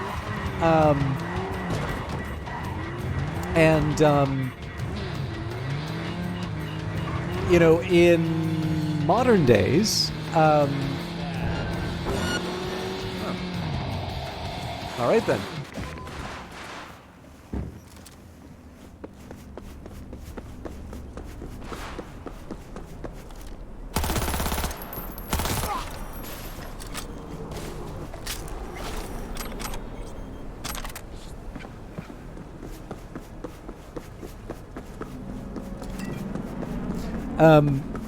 You know, like in a modern game, you could imagine that there would be some sort of patch, or maybe even there'd be like an early access period in which these things get worked out.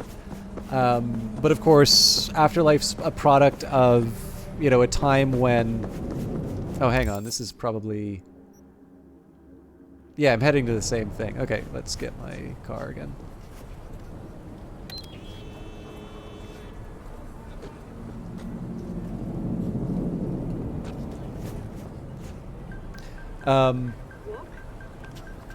But yeah, just being able to... Oh, are they really going to make me walk all the way back? Never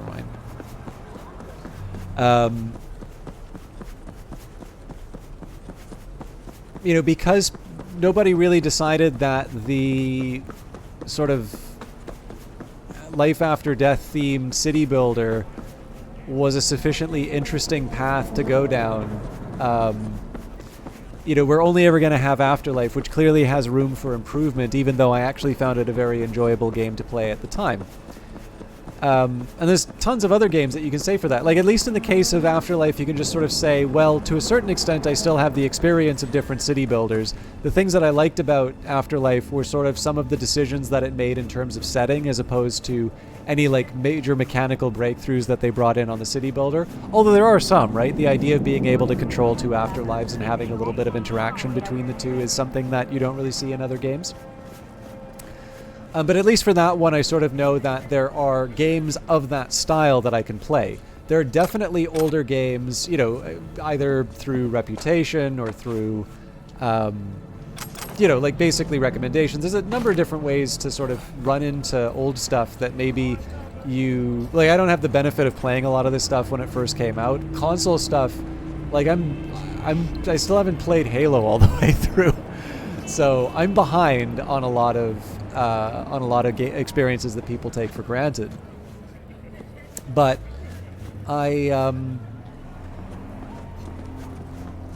you know, I think it's nice to distinguish between that and then just sort of pining for that experience of, like, being able to experience something like that for the very first time.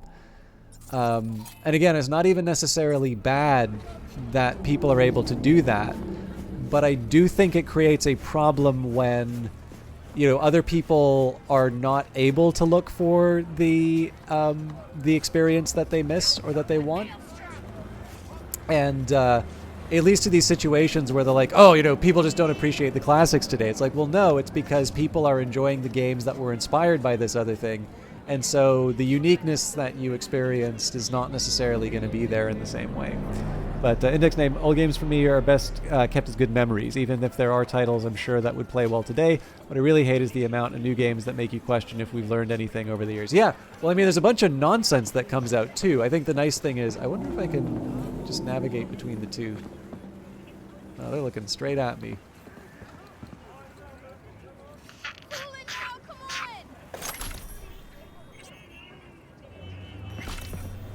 I'm kind of just assuming that they're going to take me out if I...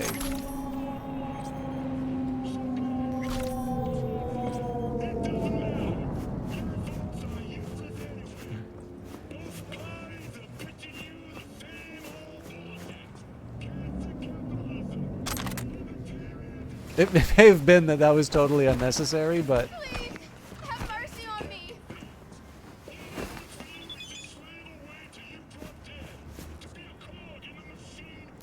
All NCPD's subcons APB out for suspect accused of organized crime activity near Ross Street and Shipyard Way. Scavengers yet by Yelena Sidrova, presumed to be armed and dangerous, have assaulted multiple homeless persons. Night City officials are offering a reward for neutralizing the threat.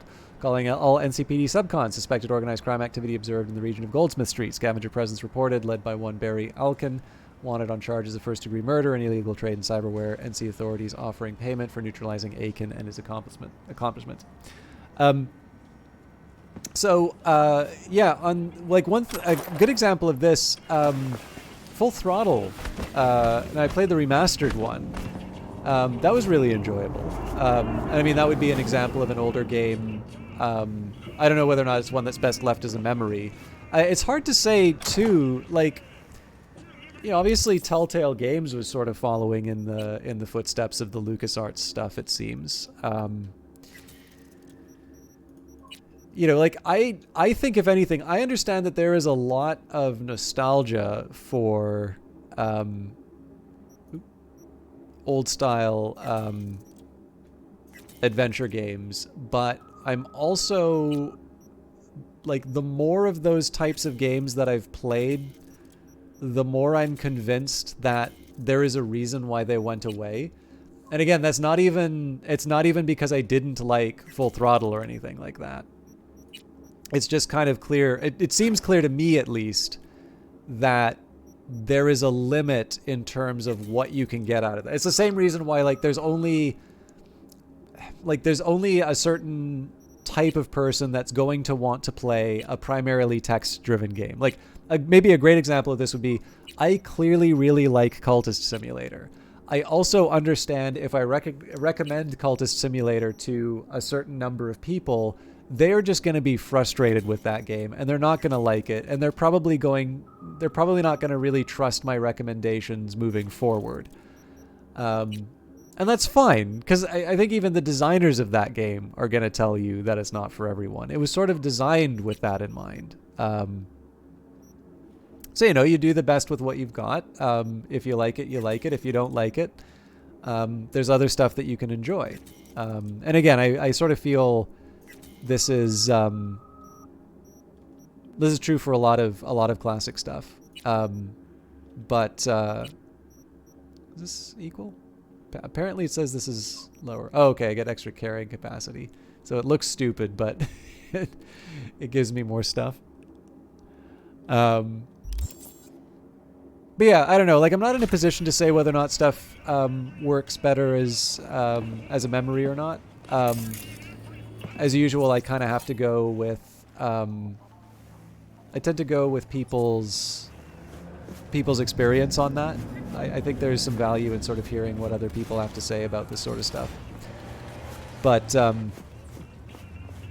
I do definitely get what you're saying in terms of sort of worrying about whether or not we've actually learned the lessons from the past. Because, like, if you think of it, like, one thing that's really impressive about No Man's Sky is, to a certain extent, it's almost like going into a parallel dimension where, instead of, you know, John Carmack and Tim Sweeney competing for, you know, better rendering engines. And, like, don't get me wrong, I think that's a great thing. I think there's a reason why...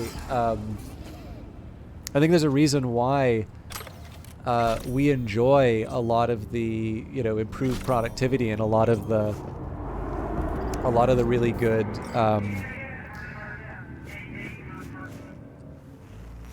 really good games that have kind of come as a result of that, right? Like if you don't have the Unreal Engine, then you theoretically don't have Mass Effect or Jedi Fallen Order or, you know, any of these other things.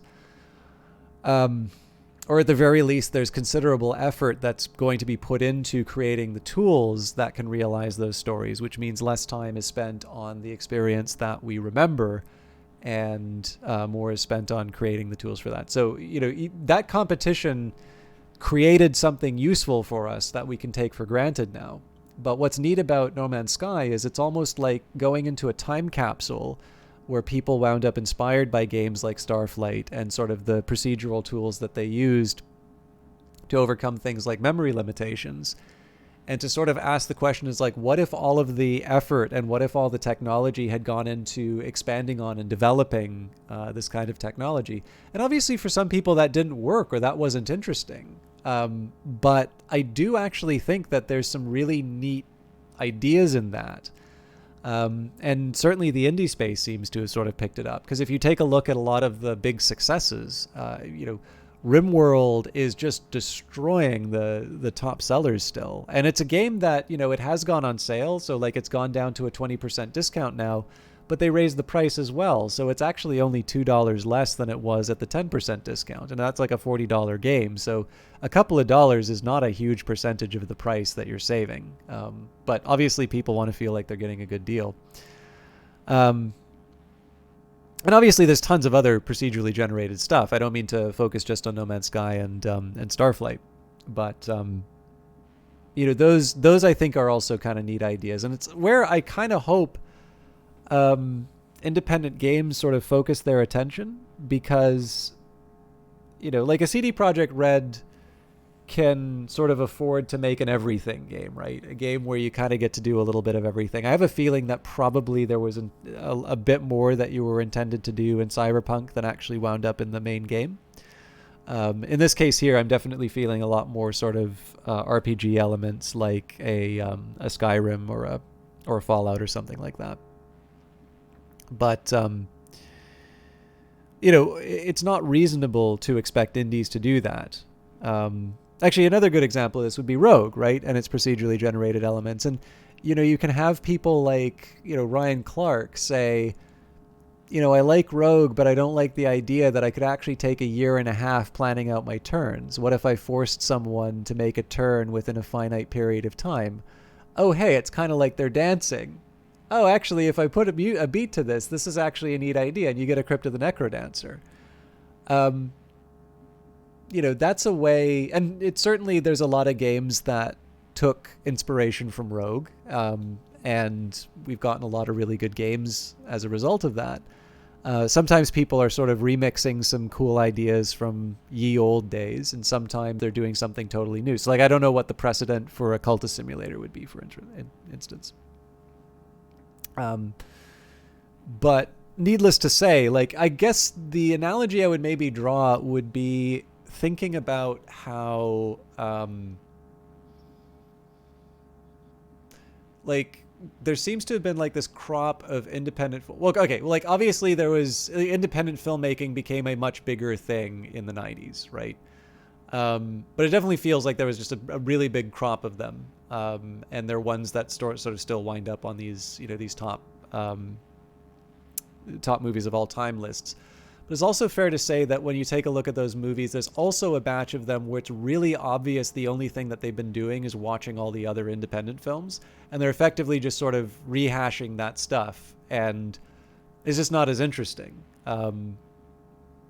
Obviously, the hope is that they're, you know, when you think of independent games, hopefully these are people who are taking the time to express something new, or sort of reminding us of maybe an interesting avenue that gaming didn't follow up on, rather than trying to do like, you know, oh yeah, you know, I've got Skyrim plus. Because number one, chances are they don't have the resources to pull that off. But number two, you know, we have that. I've actually got a few different candidates for that sort of experience. Anyways, NPC 421 said something and I was meaning to reply to it. I try to go into them like an 80s mafia movie I've never seen before. Even if it doesn't blow you away, you try to find out what made it special at the time or now. Yeah, this is interesting because I actually don't mind old movies. Like, I'm probably more knowledgeable of like 70s movies than I am like modern stuff. But I appreciate there's a bunch of people who do not like The Godfather because it's basically a movie that's made for people who are stuck in a movie theater and can't go anywhere. And that is a very different kind of pacing than, you know, something on a streaming service, which is desperate to make sure that, you know, you're not going to go off and play League or watch one of your other streaming services or YouTube or, you know, do anything. And to a certain extent, I think we are doing more things and potentially interesting things in the stories that we tell as a result of that. But I think we've also lost something in terms of it. I would say of the Marvel stuff that I've seen, and I'll admit I haven't seen a lot of it, so I need to be careful in terms of saying that I can't make a generalization for all of the movies. But despite the fact that there's obviously a lot of care and a lot of interesting effects that go into those movies, they're not necessarily the most exciting action sequences I've seen. They feel very long and sometimes very slow. And like I compare that to like an old movie like Minority Report. I don't know, there's like a lot of tension behind that. I don't even think Minority Report's really necessarily an action movie. Which is kind of funny, right? Because you'd sort of think that we would have perfected the action formula now.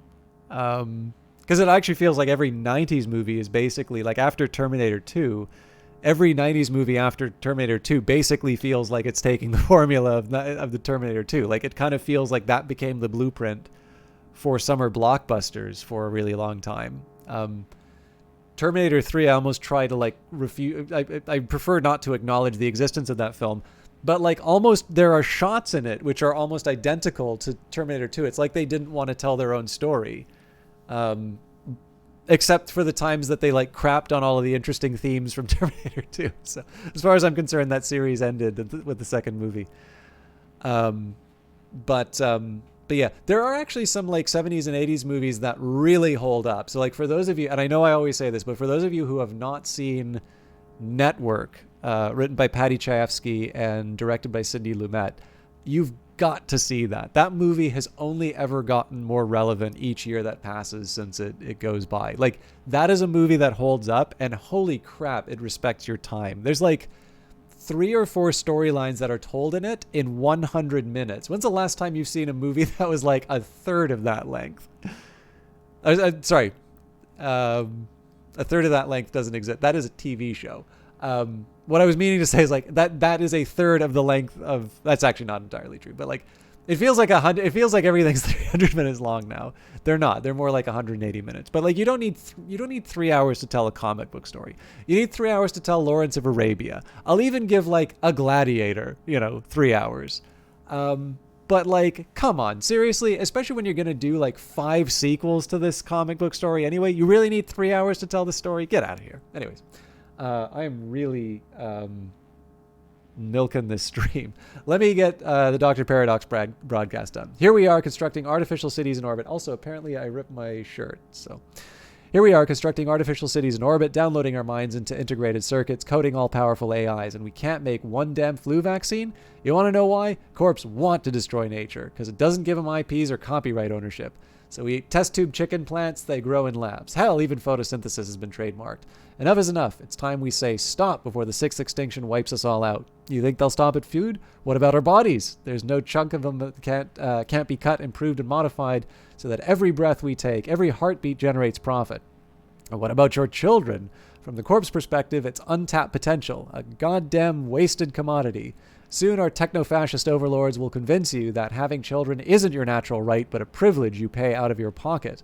The water you're drinking, the food you're eating, they're putting chemicals that will reduce your fertility so that soon they'll be incubating babies in water tanks with serial numbers on their foreheads, hooked up to cables instead of umbilical cords. Open your eyes, snap out of it before it's too late. Oddly enough, I actually kind of like these ones because I do think to a certain degree this is still reinforcing the kind of the main thing. There definitely seems to be a lot about the augmentation and its effects on people.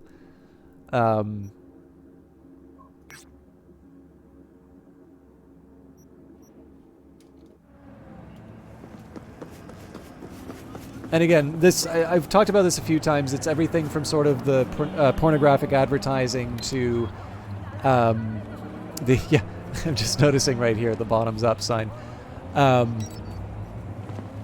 To the very first, like the tutorial mission where there's the scavengers rescuing the woman who's going to be used for spare parts. This keeps coming up over and over and over again. And of course, they've now introduced the idea of like virtual people. And again, I don't think this is coincidental. I think there's a very specific way that this is being... I think there's a very specific way that our attention is being dragged to these. So even though this is kind of a paranoid conspiracy and that maybe not everything in that is true, I think it's still another lens through which you're exploring some of those different ideas. Good point. Maybe since the time we go to theaters nowadays is so infrequent, they try to lock us in to get us half ready for the inevitable sequel. It's possible. I mean, the funny thing is, I actually don't quite understand why the run times are so long now. I've always kind of thought that it was like directors getting out of control. Because like if you look at like you've got like the Lord of the Rings movies, right? And the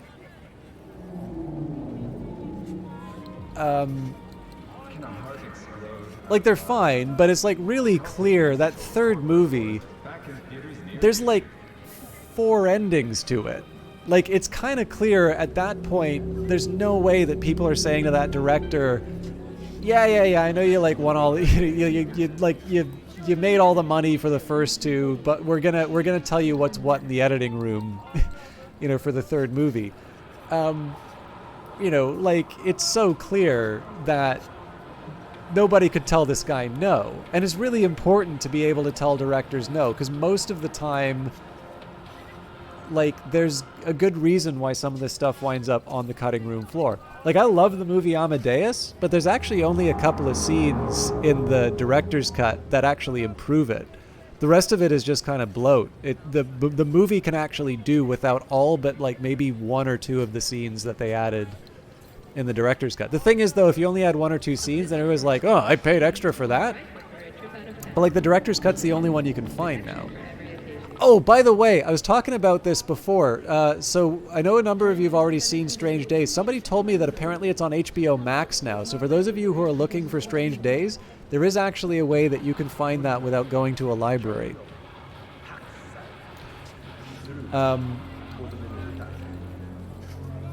Sorry, I just remembered that.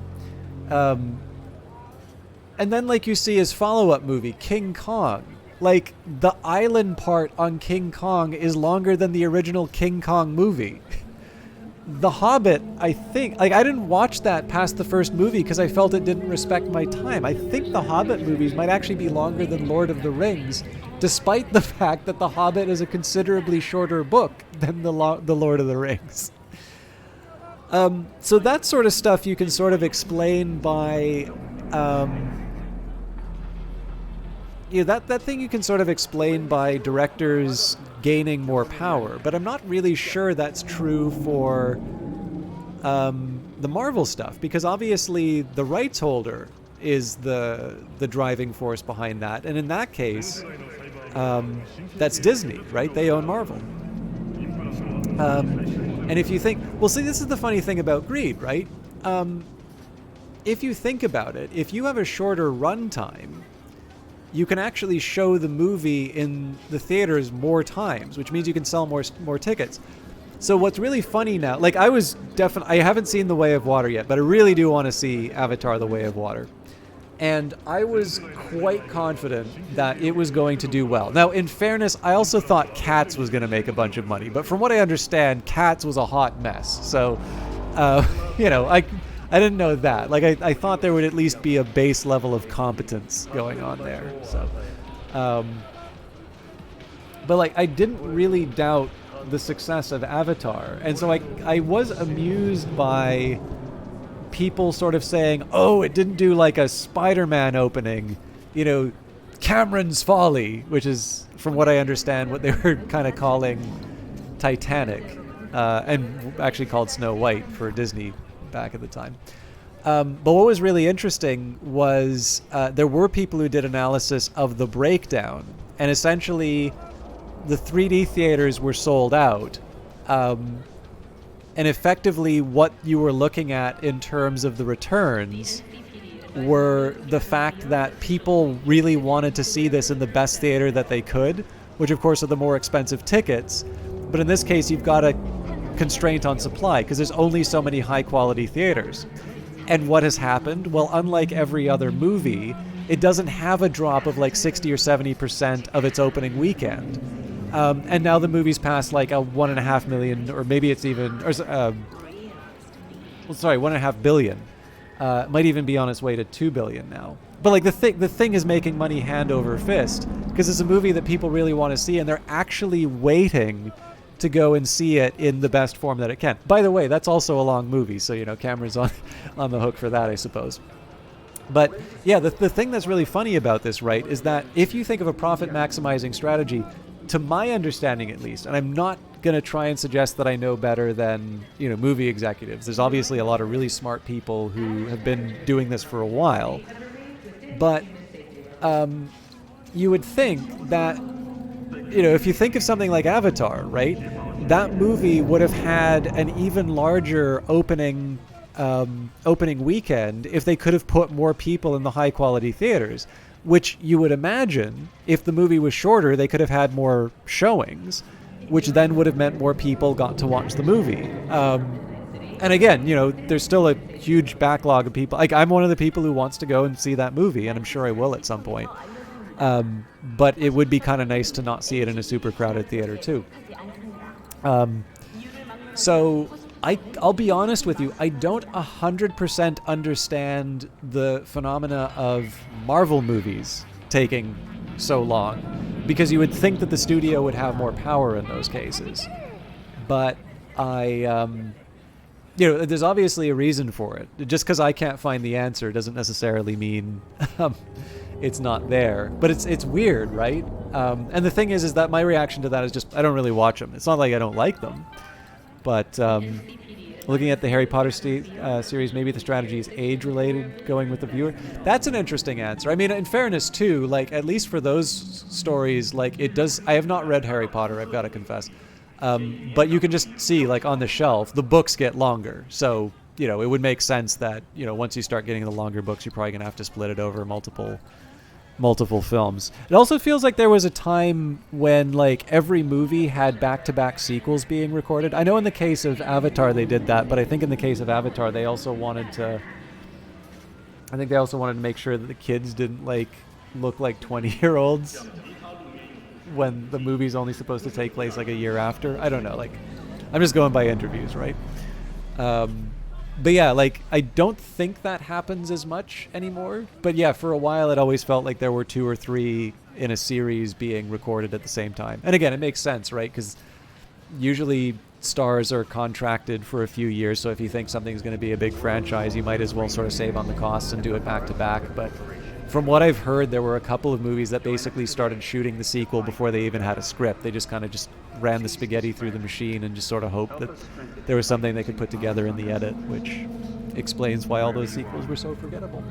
All right, attention all NCPD subcons. Suspected organized crime activity reported at the corner of Drake and Cartwright. Tiger Claw gang members suspected of armed robbery and extortion are at the scene. The leader is Mokamichi Yamada, aka Motorboy. Cities put up a reward for the removal of Yamada and his accomplices from the area. Sounds like I can be violent on this one, but let's see if we can...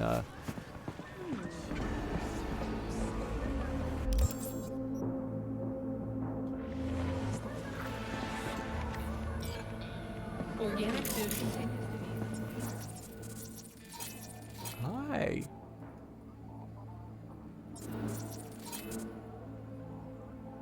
Okay, let's do breach protocol first. E91C.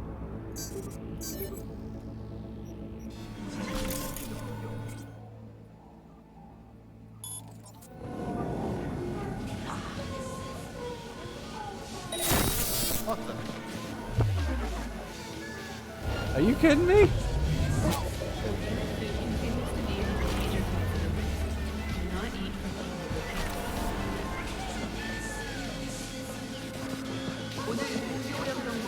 I'm a little surprised they didn't notice their friend. Okay.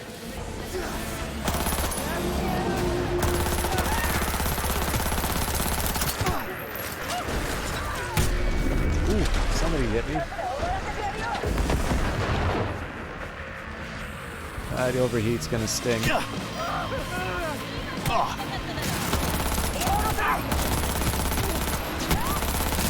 God, I can't aim at all.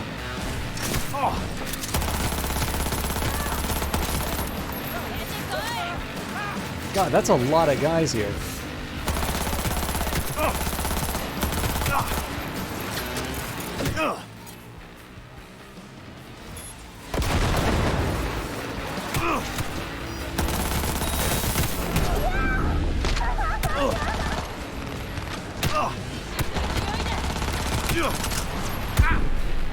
Okay, that's fair that I took it out.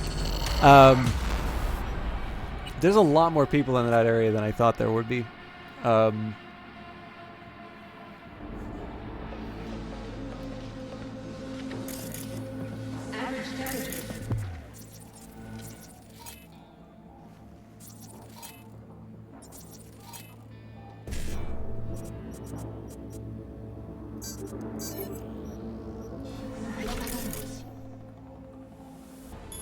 So ping should help with that in the first place. There we go. Okay.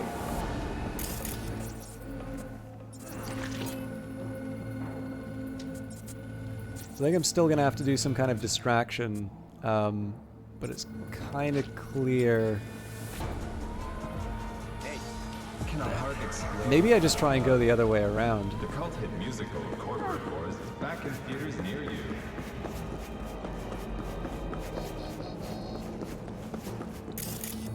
Okay, yeah, so there's still someone minding the store. They might be a little easier to get rid of.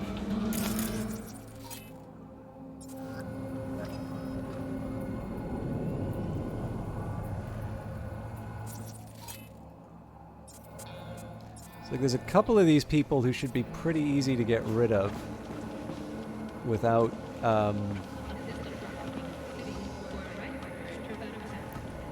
it's like maybe just as a precaution I'll reboot this guy's well, there's two things I'm going to do. Ping him and then reboot his optics. Oh, or just sneak up behind him as he walks by. Nope, nope.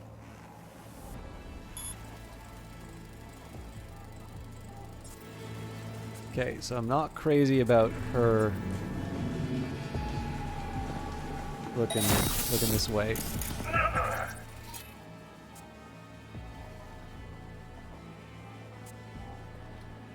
Yeah, there's no way that's working. So I already kind of bungled this, but we should be able to recover the RAM and make a new effort. So I think maybe what we do with the lady, she gets the breach protocol and the guy gets the...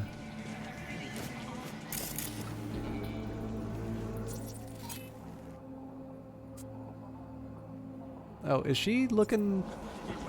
No, she's looking the wrong way. This racketeer, though, is...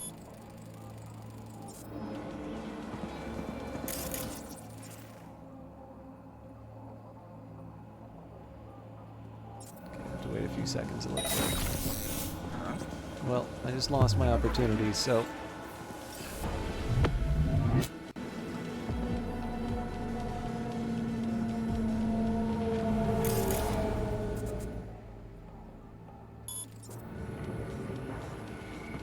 If I blow it this time, I think I'm just gonna have to Leroy Jenkins it.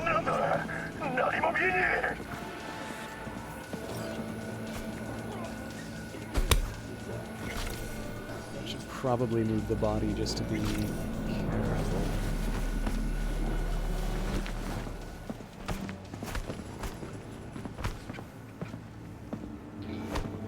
I really can't drop them in these, huh?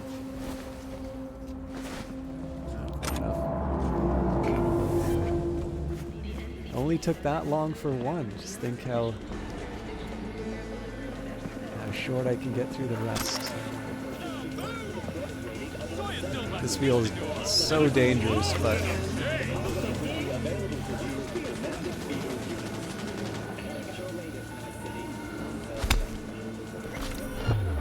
crap.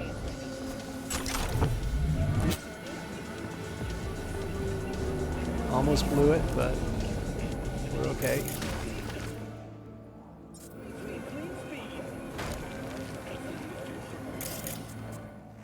So I should probably reboot just in case.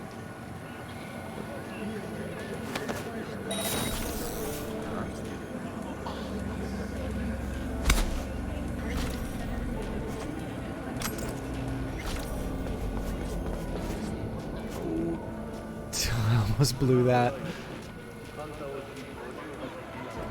Somebody just got alerted to something.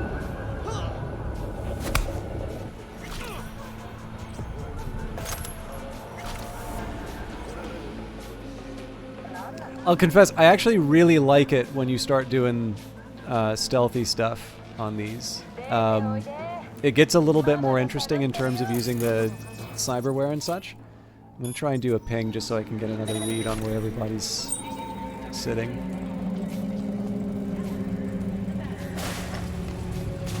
The biggest thing right now is I want to tag... I want to try and tag the people who I don't have in my...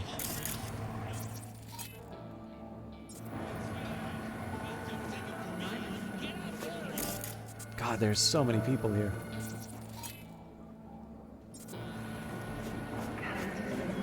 There should be a pretty systematic way that I can take everyone out, but obviously if they catch a body, that becomes considerably more difficult.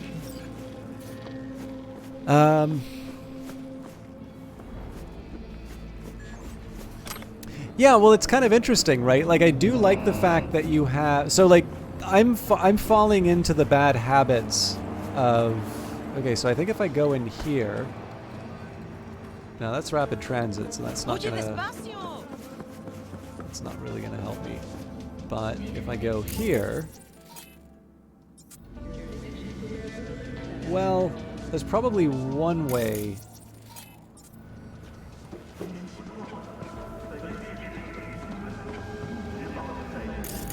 This is a bit of a risk, but I think if I breach the vending machine here, yeah. Huh?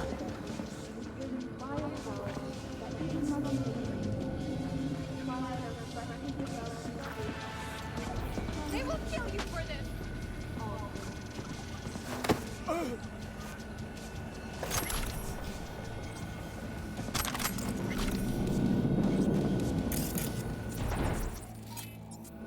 As much as I'd love to help the civilian over there, there's a few more people than I can handle, I think.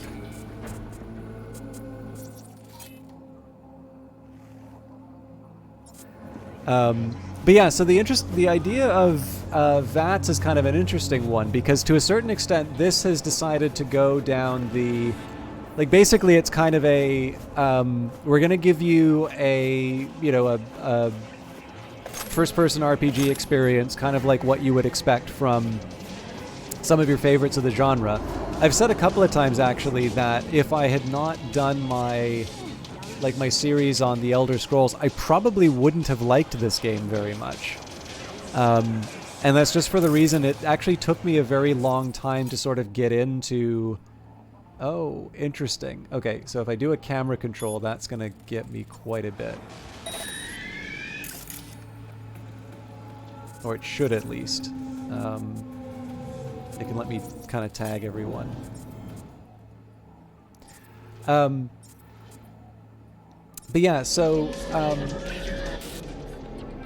where, for me at least, where this gets interesting is the fact that they kind of give you the real-time combat experience. The fact that you sort of have you have to play it a bit like a shooter, I think adds something new. Like, and I know that Fallout sort of gives you the option. I think these are the people discovering the bodies.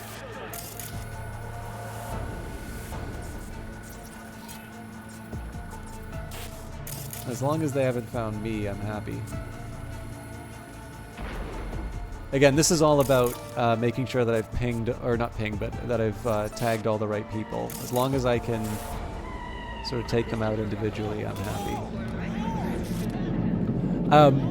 But yeah, so I mean, it's a tricky one, right? Like, to a certain extent, you sort of want to say, well, if you want to be a more combat-oriented character, then you're going to have to deliver on that. Which is obviously a bit different from how RPGs do it, because RPGs just tend to reduce it down to skill rolls and say sort of like, if you're not good at aiming, then you're just not going to be, you know, an awesome archer. And so one of the things that I did was I did decide to put it on sort of a harder difficulty, because my understanding of the Cyberpunk tabletop RPG is that the combat is actually supposed to be somewhat realistic and quite lethal. So like the idea, like, yes, you can be, you know, the biggest badass on the street. You can be a you know, you can be a really like kind of force of nature. Oh no!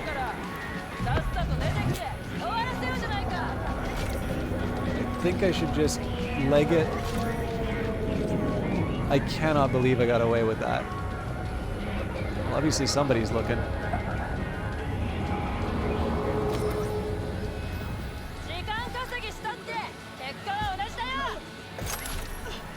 At this point, it doesn't matter that I'm leaving bodies. I just need to make sure that they don't catch me when they turn around.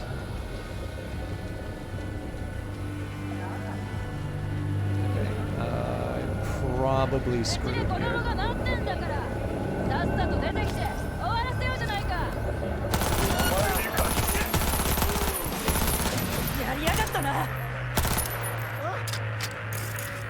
Okay.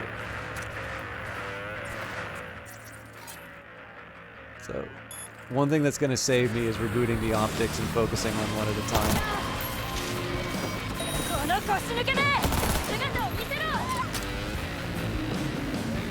So maybe an idea to just get out of the area and see if I can reset them. Oh, that's not going to help. Oh, but high ground might.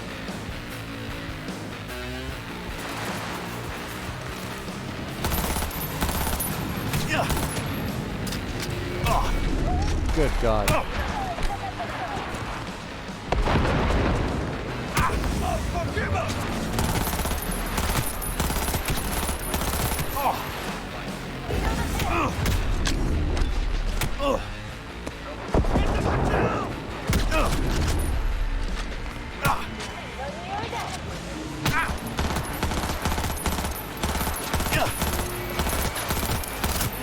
I'm not going to survive the overheat.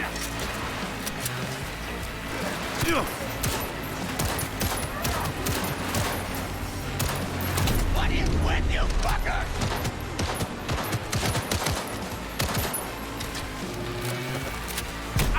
Forgive us!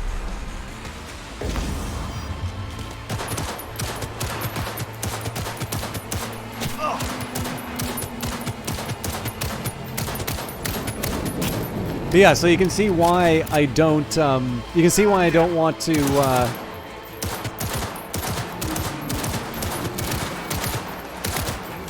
why I don't want to get in a firefight.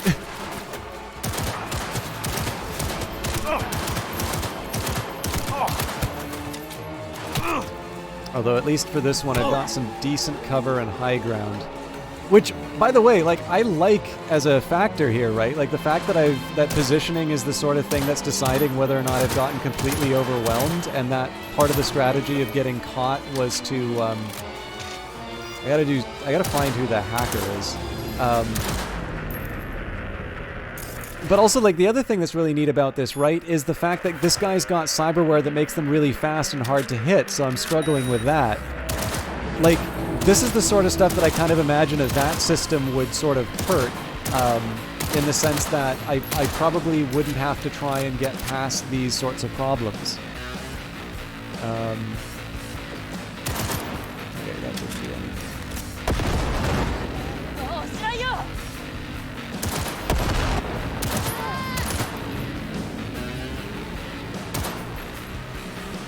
I feel like I should be trying to take advantage of ricochets here. Yeah, there we go.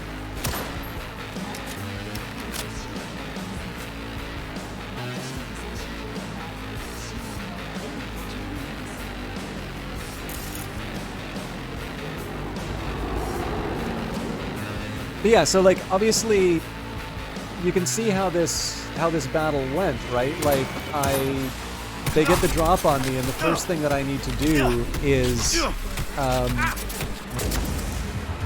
get out of the danger zone and then get sort of a positional advantage. And then now I'm sort of able to turn that into, I mean, I'm not exactly winning, but I'm not losing.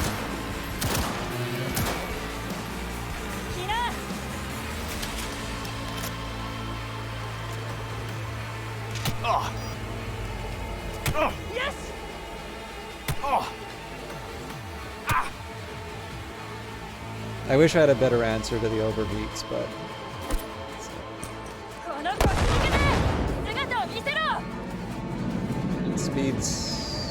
Speed's a tough one for me to deal with.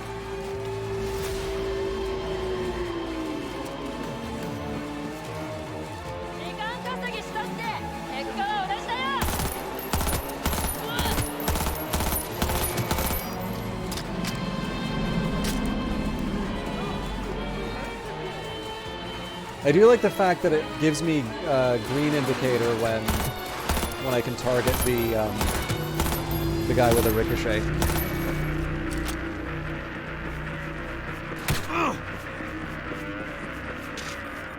Nice.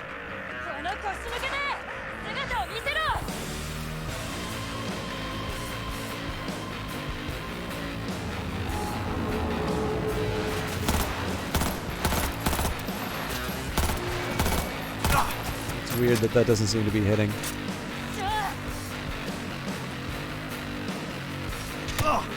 Okay. Not great for me, but I do have a lot of healing, so...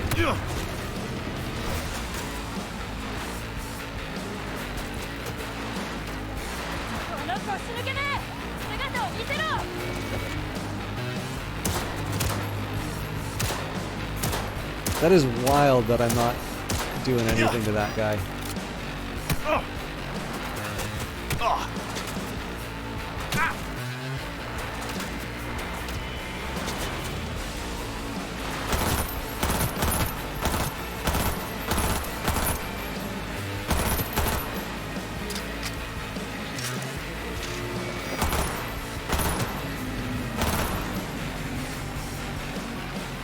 There's got to be an angle I can get on him now.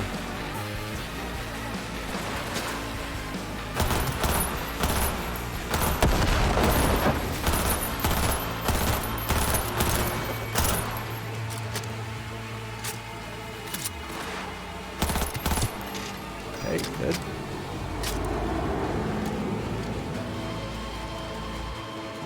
At this point, I think we probably just want to go...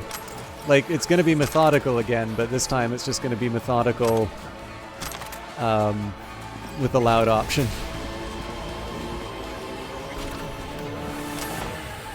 Oh, apparently we finished him off.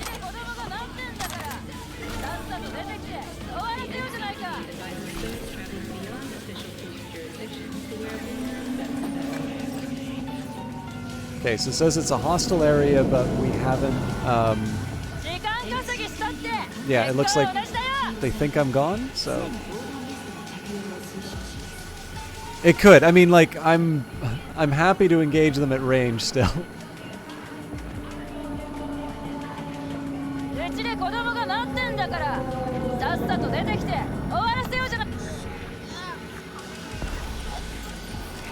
I normally, like, use... I normally wind up using rifles in games like this anyway, so it takes some getting used to. But that was fun. I mean, again, I hate it when I get like busted, but I just need to get better. But yeah, like I was saying, it's kind of neat to play a game like this on a harder difficulty. Not necessarily because I'm good. I think I've kind of already demonstrated that's not why I'm doing it. But it is interesting to sort of face a meaningful consequence to having to fight. You love still classics like Splinter Cell, but any game with wall hacks lose you completely. Okay, so I want to try and get all of them, so I'm going to do 1C, 1C, 55, E9.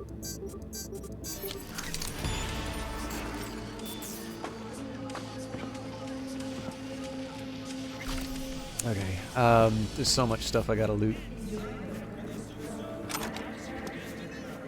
I suspect it's probably a crime to be running around with a weapon out like this, but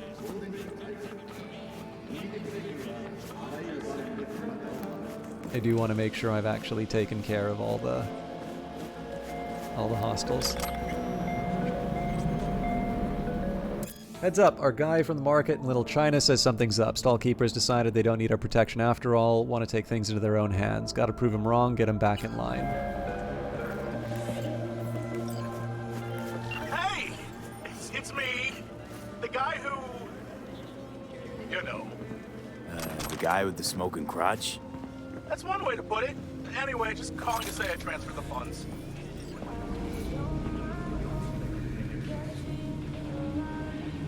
Oh, Kilgore, thank you very much for the raid. They managed to save your, you know. Yeah, much as they could. At least the pain is gone. Anyway, once it heals, I'll get a better model. Something top shelf. Hello, Max Stein. Kilgore Trout. For those of you not familiar with Kilgore Trout, actually, Kilgore, I believe... Why the hell would you do Sorry, that? second. Is that a trick question? Why does anyone get a Mr. Stud?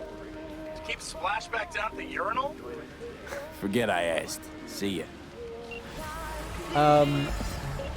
I've sort of incrementally had new people coming into the stream, so I've always been doing one more mission and then talking about movies and stuff like that, and I think you've given me another reason to stay up even later.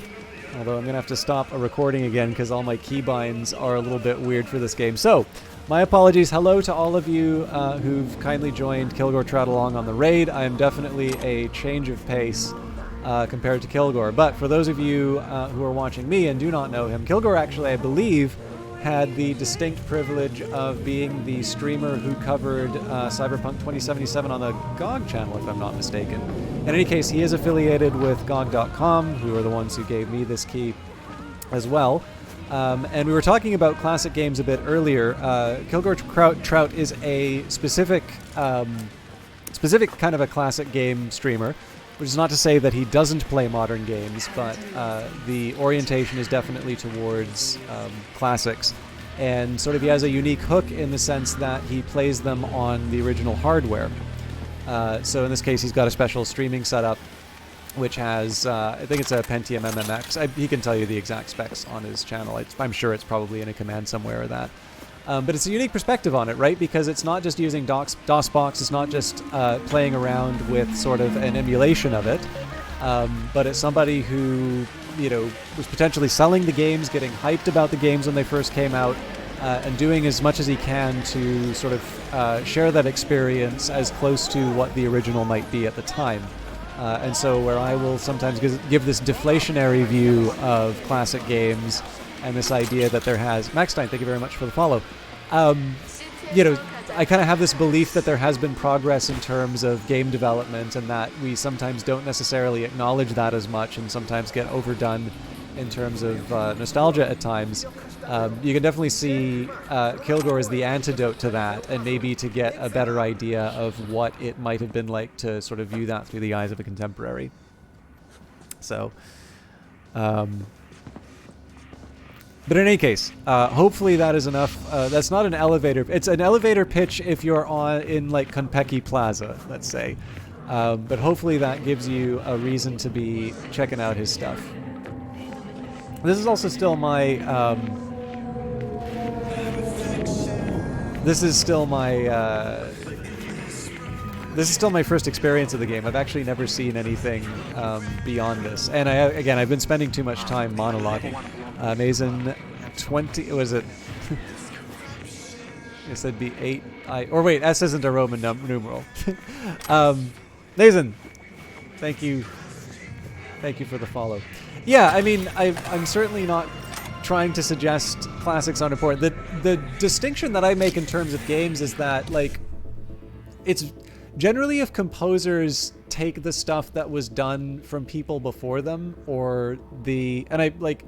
I understand that there's like the homage and that there's sometimes some basic ideas that you crib, but like basically creating a composition is a little bit like making a movie. Like generally you just have to do that from as close to scratch as you can, even if you're doing a sequel. Whereas games tend to be iterative development. So you make Mass Effect and you sort of figure out what Mass Effect looks like on the first one. Mass Effect 2, you have a general idea of what the shape of a Mass Effect looks like, and so you can focus more on creating that experience as opposed to sort of laying the foundations. And I always think the evidence for that is like the Mako, and especially when you know that Starflight was such an inspiration for the series, and how they never really seem to get planetary exploration down, and you always see them iterating over that on each of the different games. And I think some of that is a reflection of the fact that, again, what you're seeing is people sort of building and learning as they're going. And I think this is one of the things that makes gaming kind of unique in terms of a form of creativity, because in that sense, it's like part of the job to reuse the material that you had before. Whereas, like again, on TV sets, you use the same stuff. So like on Stargate, basically a new season would mean they'd be able to go to a new planet because they'd rent a new soundstage and build all the stuff for the planets and that. But that's sometimes why I try to give a little bit more respect to modern games, because I actually do think that they've learned and they've developed and learned from the masters. And in some cases, sometimes you have classic stuff that hasn't been explored, and usually indies do a really good job of picking up some of those old ones that haven't necessarily been explored as well. But in this case here, the ability that using the tech over and over again, or better still, iterating on the tech, is one of the things that can allow games to be better, and why sequels have a chance of being better, whereas often in other forms, such as films, the sequels that outdo the original tend to be the exception.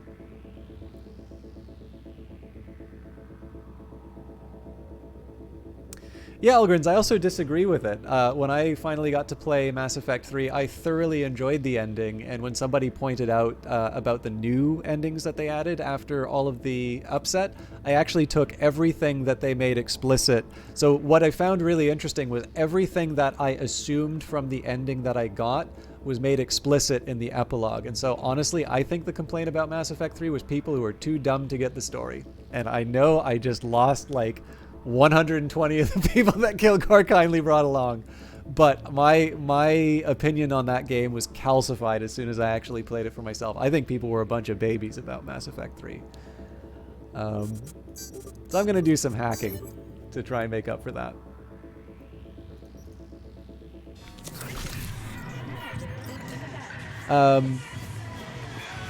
So, given that I've got at least a few people from Kilgore's stream kicking around, and I know a lot of you are probably looking to go to bed or otherwise not have to put up with an opinionated other Canadian. How many of you played Cyberpunk? What did you think of it on release? Do you have a different opinion of it now that they've added some extra patches and such?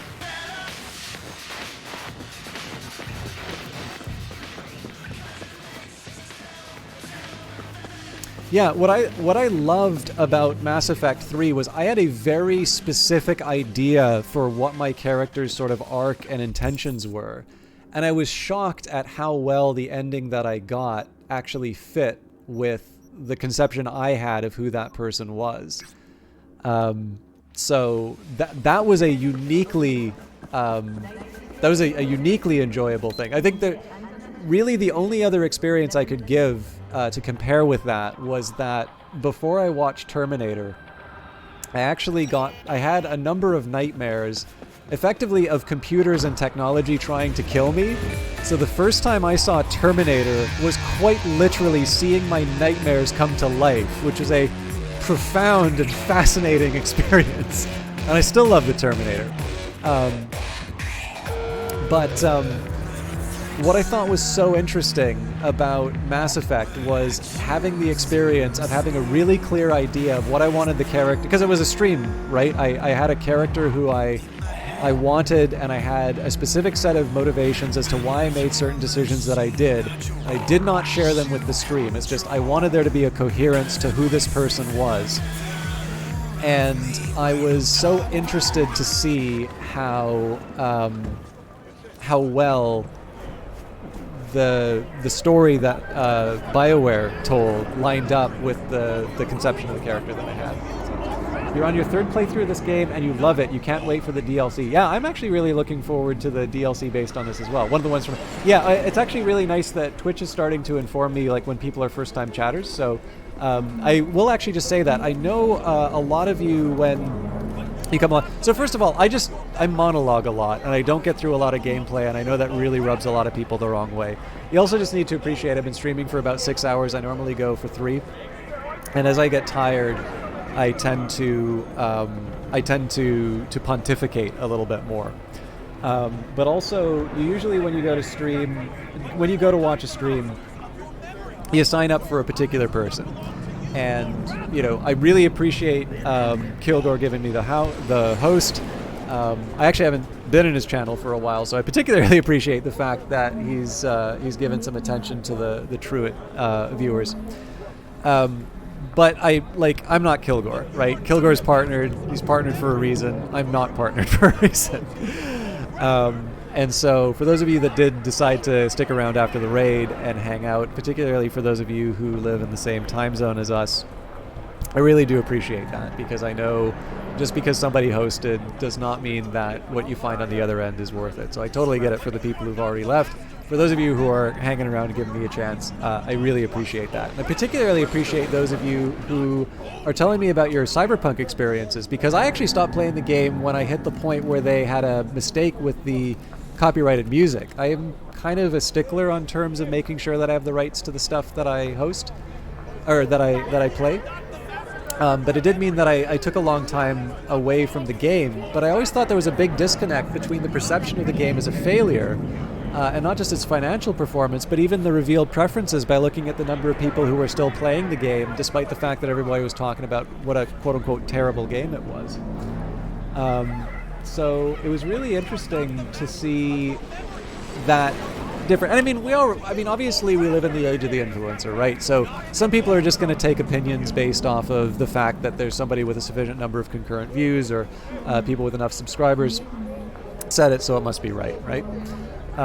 But it is kind of interesting. It's a little bit like, you know, people's opinions on Avatar, when, like, you know, billions of dollars in sales, and apparently nobody liked that movie. And they didn't like that movie enough that they all went and watched the second in droves. So it's nice to sort of hear people's thoughts on the game, especially now that it's had a little bit of polish and that it's clear they're continuing to do work on it. Index says for this game, lacks souls, not a bad game after some fixes, but doesn't have the dark feeling that you want from a Cyberpunk game. It's actually, I will say, I am finding it very close to the sort of first-person RPGs I've played. Now, you haven't played that many, so some of the stuff that I like about it is actually just me appreciating CRPGs, finally.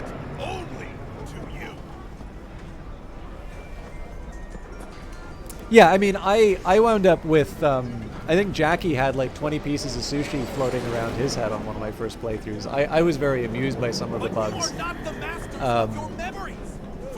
But yeah, like, I think, I mean, the fact that people will call anything that has problems now Cyberpunk 2077, there are games in recent memory that have had more troubled launches than Cyberpunk. But the thing is that Cyberpunk also built a lot of hype around the game, so if they didn't deliver, inevitably people were going to to sort of Eyes do not belong to you, or rather, kind of snap that back. not only to you. Do I get a quest yet? Do you truly believe that those who have sold you your mechanical eyes have resisted the temptation to peek through them? Cameras are all around us, even within us. Your joys, your worries, your life. For them, it is all mere spectacle. Ever since Vic installed my Kuroshi eyes, I've had this feeling that someone's watching. Cybernetics are our undoing, a blessing and a curse. We replace our flesh most sacred with metal, their metal.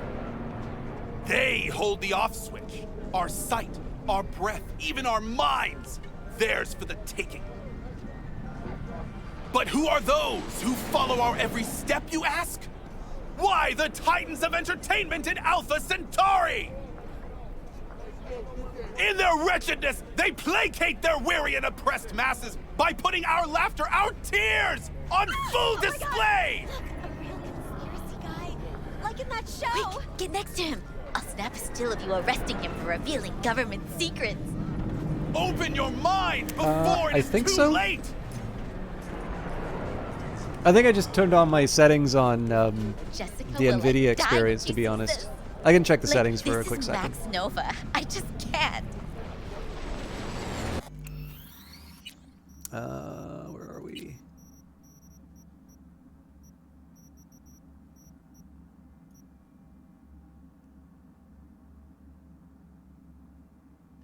Yes. Well, I thought DLSS and ray tracing were distinct. Like DLSS is upsamp or like taking a lower resolution texture and I can't even remember what model they put it through. I do data stuff, so I should know this. But yeah, anyways, they do some deep learning magic to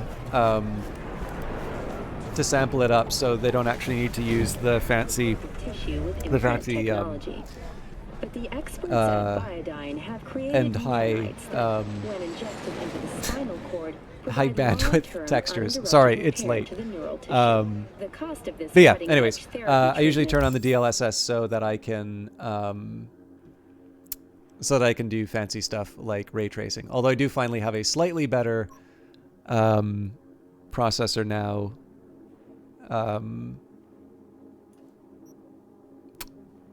So I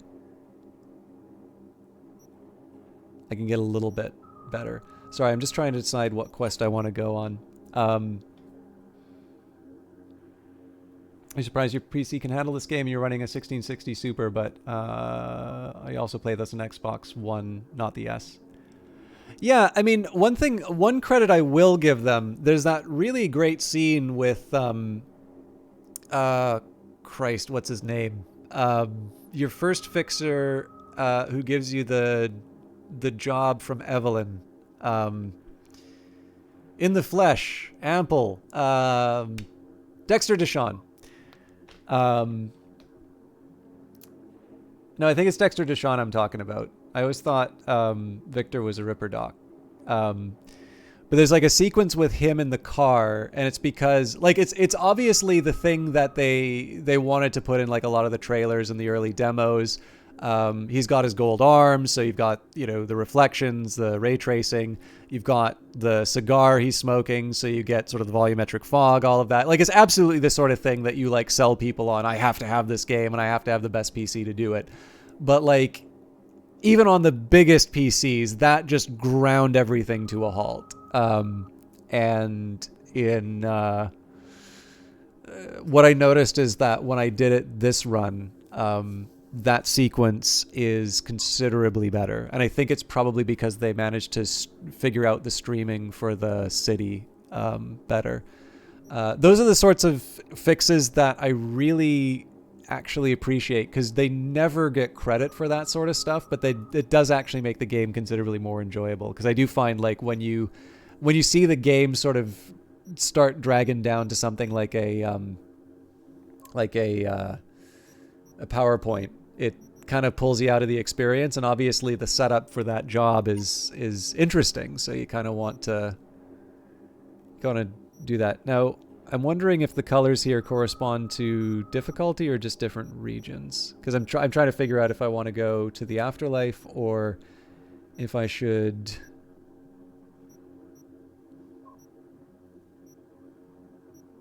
Yeah, you know what? I think we're due for the afterlife. So I'm trying to figure out some stuff to do to pad the stream for all of you. You only had experience with one area of the game on release, big shootout in the nightclub later in the game. Gotcha.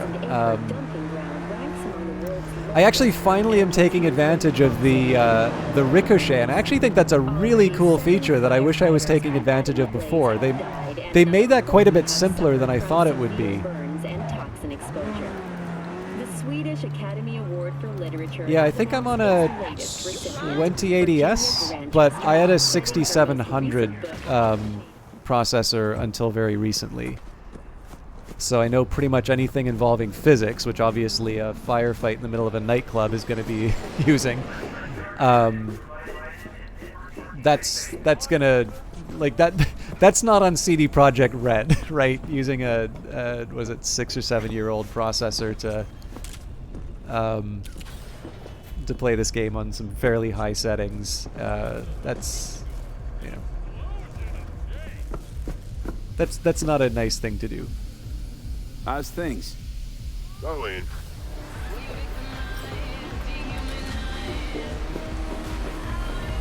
Now, before we go any further, I do actually like going through the database. So we've got Rogue, which I don't believe we met her in the memory of the attack on Arasaka Tower, but I don't believe we actually found out about this person we're talking with. So let's take a second here and read it. Rogue, in her younger days, she was a professional merc. Today, she's the queen of fixers, one of the lost legends of Night City who's more than just handed down stories. Unlike her friends from the good old days, read Johnny Silverhand, Rogue does more than get by. She runs the afterlife and, by definition, most of the entire Night City merc network. Every serious job needs her thumbs up, and V's mission to find Anders Hellman is very serious indeed. It is my first playthrough, McDog, 777th of your name. 5700X. So I don't think I've ever had an ATI graphics card. Get you anything? Obviously, it's struggling here, No. but I'm not going to mess around with it for now. You wove it. You know it. I lost everything. Let me be plain. Again. Solve your own problems. Clean up your own shit. Go fuck yourself. Be careful who you bargain with.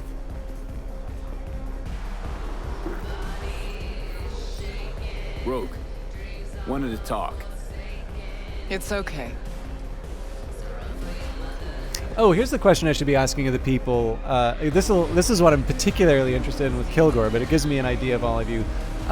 What background did you all choose? Not here, not there. Who are you? Name's V. And what is it you want, V? All these years, it's really her. Fucking Rogue, just kicking it back on a couch in the First one. afterlife. Don't mess with her, she's got MRI, see right through you. Give her the truth. The girl. What was her gripe? Why didn't you ask her? Might still be around, sniveling in a corner. Need your services. Gotta track a guy down. Mm-hmm. Anders Hellman. Hotshot engineer. Worked for Arasaka. Millisec. Anders Hellman. Pinpoint him for me? Thanks. Jumping too soon. First, my help's got a price. Second and third, Dexter Deshawn, Jackie Wells, T-Bug. Multiple bells ringing, V. Left a lot of bodies behind. Death walks in your wake. Chalk that up to bad luck? There's the bitch I know. Ask her about Saka Tower. How they shot me up right in front of her. They knew the risks. All sorts of shit happens. To all sorts of people. Even to the best. To you too, Rogue. Arasaka Tower, remember? Who'd you lose back then? Johnny something... Ah. You came prepped. Course. Anyways, feelings be damned, I've always said. This is pure biz. You need my help, so get those eddies ready. Mm-hmm. See? Uh-huh. And if I don't have the scratch, it's fuck off and have a nice day? No, more like come back when you do. Them's the breaks. Mm-hmm. Then see ya. I was just trying to get a discount. You know where to find me. Should be enough. Mm-hmm. Come back tomorrow. We'll talk. Yeah, so this is a Corpo playthrough, mostly just because there is really only one good look. Well, not one good look, but it does allow for the best look. You can't get a Nomad to look like that.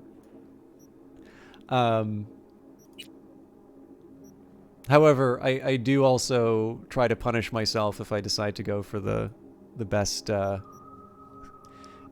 best stats. So I look like a clown, where I could in fact look very slick. I like the Corpo. I think the Corpo is probably one of the more interesting starts. Although I will admit, I really like the encounter with the Night City Police in the street opening, and I feel like the yes. And then they take it away from you. The Nomad one I thought was really interesting, particularly to see how smuggling worked. And it was kind of neat because you didn't start in Night City, which I thought was an interesting choice. And it kind of made me appreciate, because again, like, I'm obviously very early in the game, and so I maybe didn't appreciate how large the setting was. Well, okay, I appreciate how large the setting is because, like, I have Cyberpunk Red, and I understand that this is a long-standing series and all of that. But, like, in terms of the size of the game, right? You don't necessarily you're not necessarily going to fly to Japan, for instance. Astriel, 81st of their name. Thank you very much for the follow. But I will confess, I actually found the Nomad one kind of long. I think the Corpo is both my favorite in terms of theme, as well as I'm never gonna wear these. As well as like, I think it hits all the right balances in terms of interesting thought. It was actually, if I have one complaint, is that it feels like some of the interesting stuff that was developed in the opening of the Corpo, the feeling I'm getting right now is that there isn't a follow-up to that. I could be wrong, right? Because again, it's early days in the game, but like the whole setup earlier on inside of Arasaka, and some of the decisions that you're making in terms of, you know, whether you pull out your operative and such, meeting up with old coworkers who turn out to be sort of working for the woman that your boss wants you to get rid of. I found all of that stuff really interesting. I thought there were like a few different plot lines that were maybe going to open up with that. I have no idea which of these I'd want to keep, so I'm just gonna leave that for now. And I thought it was a little bit of a shame I didn't get to. Wow, maybe I should change the settings if that's gonna be.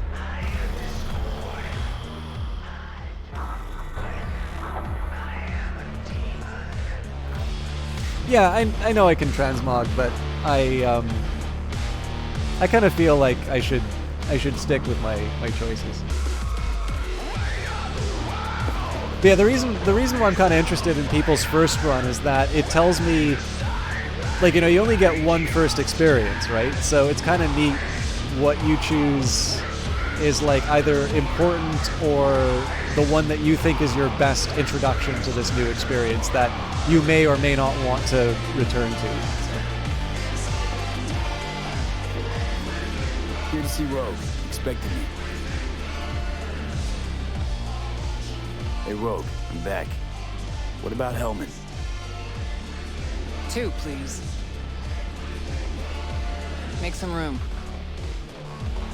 Sit down. Hope you found him.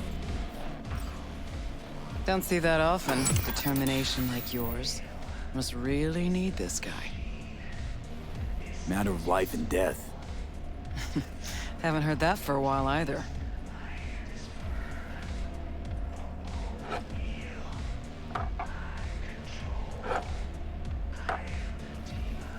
bottle stays.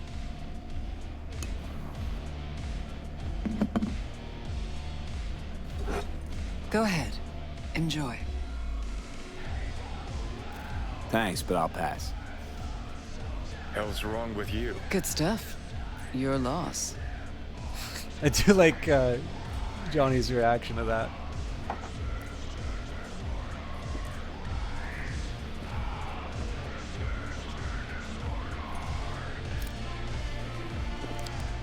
Thanks, Nix. Queen of the afterlife. Who would have thunk? Got a shard for you. Intel. Interesting stuff. Think she'll help? The rogue I remember was one cold-ass bitch. But she usually went with her gut. Something tells me she thinks you'd check out.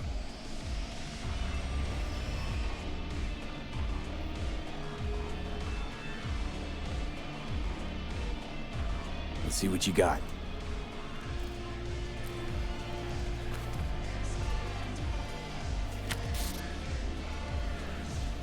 Your Hellman's not on any payroll, not officially anyway. But he does pop up in GNT's confidential stacks. It's a Kang Tao subsidiary, Chinese corp. Kang Tao's been using them as a fig leaf for years. They're masked for more sensitive operations. All that clear?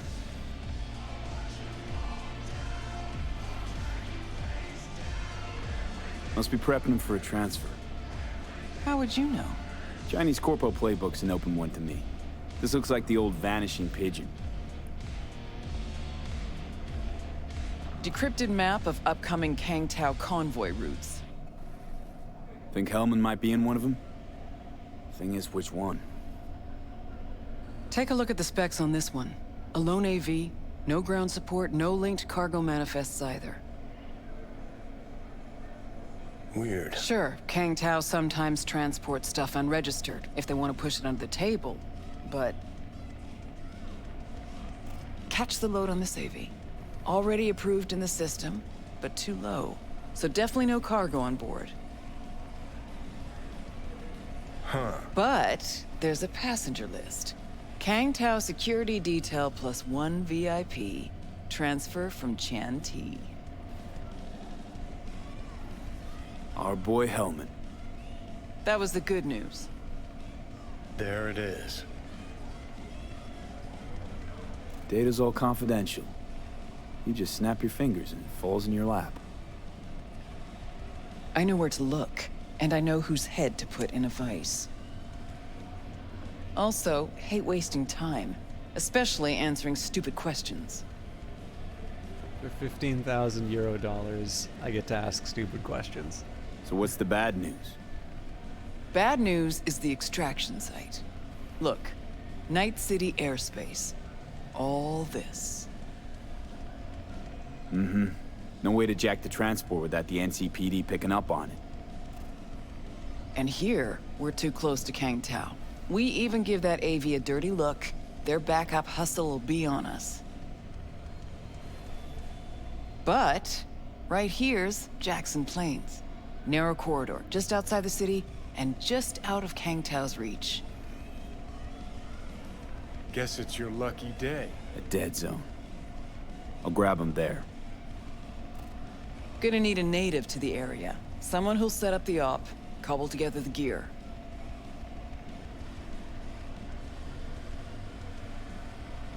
What kind of gear are we talking? Cruising speed of an AV like that's 250 miles an hour. Ever tried to grab anything moving that fast? Even tracking her will be difficult. Plus, this model packs next-gen defenses. So without real firepower, I'll be able to wave to Hellman as he zips past. It's not about firepower. There are ways, and people who know them, or who can at least improvise on a theme. So a native. Know any Hickmerks? Just one. Pan Am Palmer. She can't count on her clan anymore, but she's a true nomad. She knows those lands. And she will help you. Won't have a choice. Won't have a choice?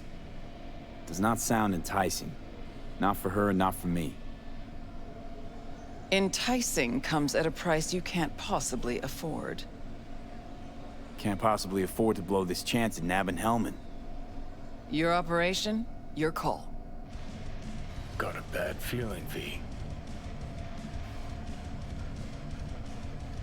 Strange. Thought nomads gave the city and city folk a wide berth. Varies by clan, by the connections they have, the depth of shit they're in. But you're right. Aldecaldos are rarely willing to do biz with the city. Panam's got a different take? Yep, on everything it seems. Why's Panam gotta help me? I sense a catch. Pretty big one. Occasionally, Panam moves merch for me. Last job? Well, wasn't a good day for her. She run into a hitch?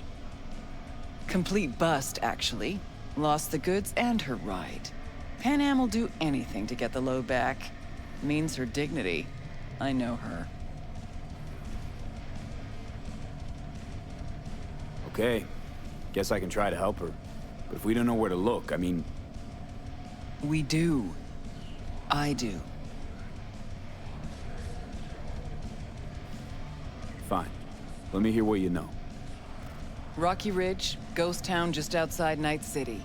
Panam knows where.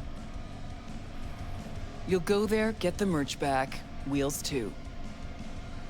Naturally, you'll call her first, sending you her deeds. Ah, finally. All Let's clear. get out of here. Thanks. Good luck. Okay, I'm gonna get out of Afterlife, so I have a hope of getting a frame rate that people can tolerate. Get you anything? Hang on just a little longer, Chew. Ripper's on the way. Militech played out as hope. Thank you, and remember, we don't know each other. And we're starting to like you.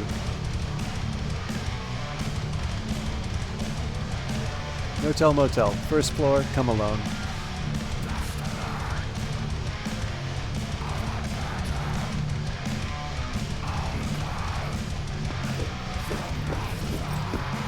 Hey, what gives? Have a good one, Kilgore. Thank you very much for spending the extra time. Oh. Gonna puke. Thank you very much for hanging out later, because it's, God, what is it? It's almost 5 a.m. for you. I will actually warn a number of you, I'm probably going to have to wrap up reasonably soon, but let's try and make some progress at least. Also, hello, Hebe Honey? Oh, that's right, sorry. I know you've moved, and I didn't acknowledge it. I wonder what... It can't be the smoke that's dragging the frame rate down. I'll play around with it in the future. I'd rather not do that. Or maybe it's just because I've been running so long, because it is actually getting pretty hot on my machine. But yeah, one thing that I'm actually really interested on that one, every story that we've talked... Oh, hang on. I got to go back in the Afterlife for this side job, don't I? I've kind of been talking about every mission that we've got has sort of been reinforcing sort of the... kind of the obsessions with the flesh in this game, right? From that introductory mission where you're saving the woman from the scavs, and again, I've talked about the pornographic advertising, the idea of cyberpsychosis, and the series of missions sort of built around all of that. What's kind of neat is that not just that you have this central theme, and again, it's present, as people love to keep reminding me, I am aware of this. It is this theme that's sort of central to the source material as it is the game. But again, when you make a video game, that doesn't necessarily mean that you're going to stay true to the themes of the base game. Even if you're going to play a role-playing game, you are not necessarily... If you don't find those themes interesting, you're not necessarily going to build a campaign around them. But what's kind of interesting is that it's not just that they're dealing with those themes, but that you actually get to see them from sort of a different perspective each way, right? The Cyberpsychosis series is different than the first mission that you do in terms of saving the woman from the scabs. And then again, that's also different than what's happened to Evelyn, which is obviously not necessarily related just with cybernetic augmentation, but becoming a joy toy is another way of viewing that. You almost have this prism of looking at that theme. And again, whether you say sort of humanity's relationship to technology or how we treat people under certain social systems, there's obviously lots of different ways that you can explore that, and obviously your interests and your mileage may vary. This one I haven't actually been able to see. It's the first case I've run into a story that doesn't necessarily directly hook into those particular themes. And I'm wondering if it's because I've forgotten about some of Anders' details and I'm going to see this later, or this is just a chance for me to see a new side of the game that isn't necessarily plugging directly into these individual themes. Yeah, it's a really unpleasant idea, and the environment is a really unpleasant place to be, right? You've got these bodies that are cut apart, the music's loud, you have this sense of danger. It starts you off with sneaking, and I think that's a really smart decision for that first mission, because you haven't really experienced the combat, especially if you haven't done the tutorial, and even then the tutorial is a bit of a safe space for that. So you don't feel the same level of threat that you do in that. Like, the fact that they're starting you off with sneaking around and it's like, oh god, they spotted me. It's the same way, like, it's kind of like if you're watching Psycho and eventually, you're on the killer's side because, oh, we don't want the police to catch him. There's only like one person you can identify with. So I think that's a really well done opening sequence, and for a number of reasons, like just both the way that it introduces you to some of the mechanics of the game, but also just to put you in this really unpleasant place with really unpleasant people and to sort of give you this idea of how far they're pushing some of these ideas. Oh hey, it's Jesse. Okay, sorry, I forgot to get the other side job.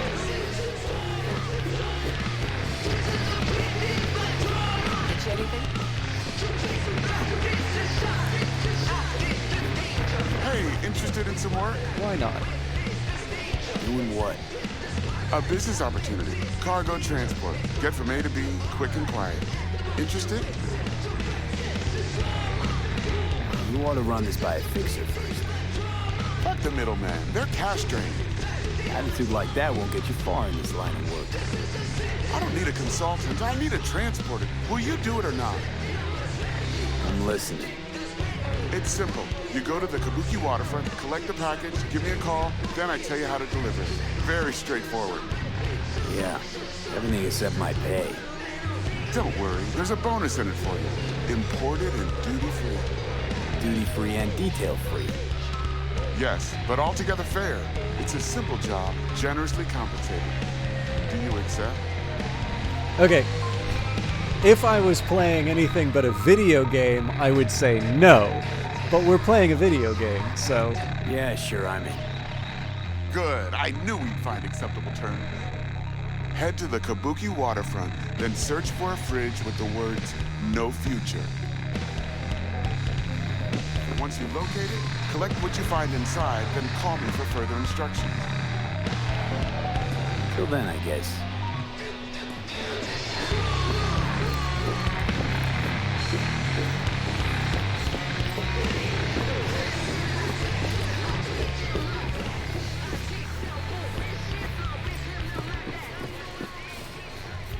I do also want to follow up with Meredith Stout. Obviously, we had those texts, but that was the Militech angle on the...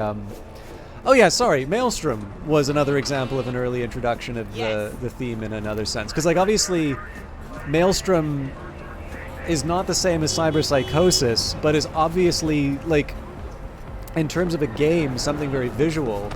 That's a really... a really intense way of sort of identifying the really complicated ways that people are. Sorry, I'm trying to find my car. Or the really complicated ways that people are interacting with it. Like, it's a very inhuman way of looking, and obviously, if you bury someone's face in tech, that's hard to ignore. Okay, let's get a side job done. Again, I can't promise a whole lot of progress in the campaign because I am fading. Like I said, I get even chattier the later I go. But I want to at least do my best to chat through how much I'm enjoying the game.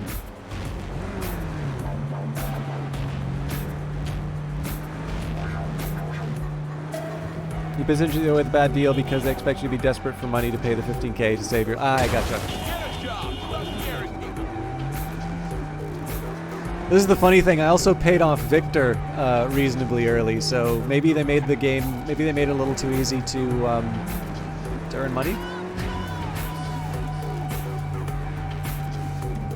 I would have been a little bit more desperate for money if I bought the cars, but... I'm also feeling like the frame rate's really suffered ever since I went into the afterlife. I don't feel like it was this bad before.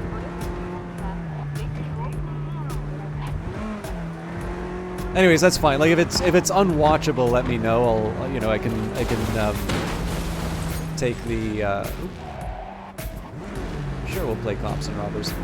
I can adjust the settings, but. I figure for the, Hey, show some respect. Actually, maybe just resetting the game, but... Oh, crap. So, I do my best to do these things stealthily, but my track record's been pretty deplorable so far. So let's see if we can do... Let's see if we can do better here. BD1C, so that'll get me BDs. Huh. Oh, here we go.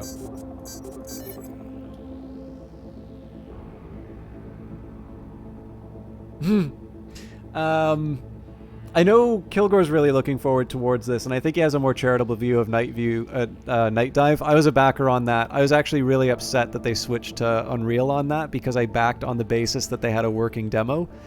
And I've heard a rumor that the visuals are not that impressive. Like, they probably were impressive at the start of the project, but apparently they're not really holding up now.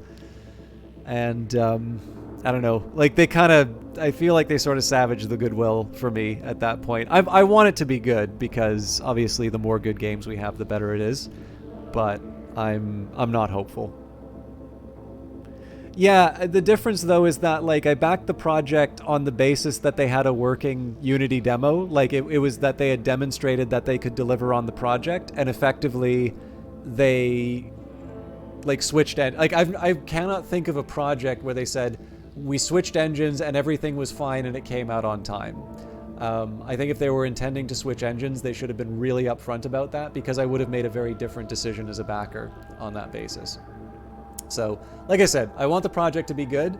I will never back a project by them again, and I am not expecting a whole lot from that project, but I hope that I'm wrong on that one.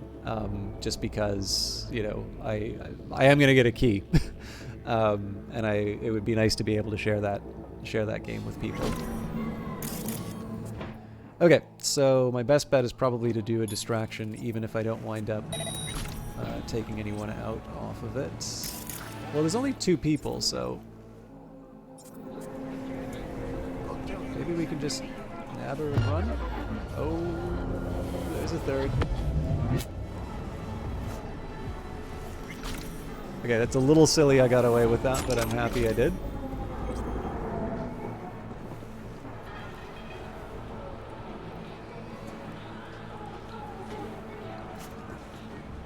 I am looking forward to saying, what the hell is this, a BioShock clone? But he's probably going to react to the body. Maybe not. Let's see, can we get away with the same silly trick? I can't believe...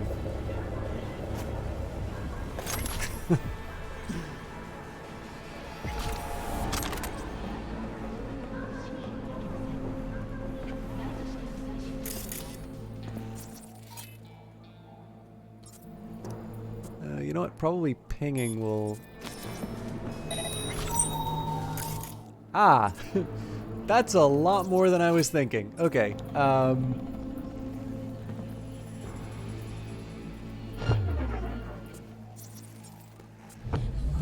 don't even know if there's another way around this. I might be able to try and get up on the roof. There doesn't seem to be much success in distracting them.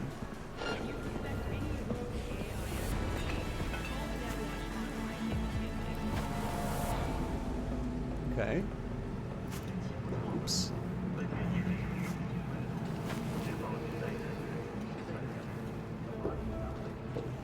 I feel like I should be able to jump up onto that.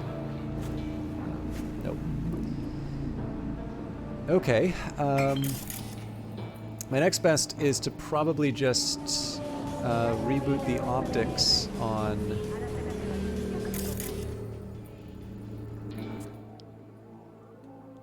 Okay, so I should have enough RAM to reboot the optics on 2.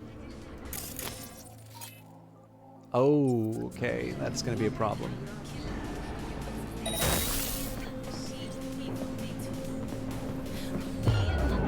I'm screwed. You dishonorable dog!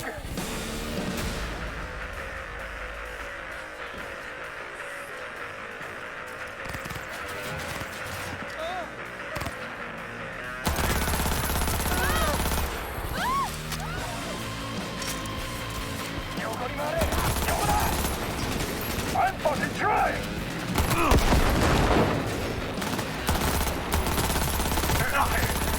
This is considerably more difficult at a low frame rate.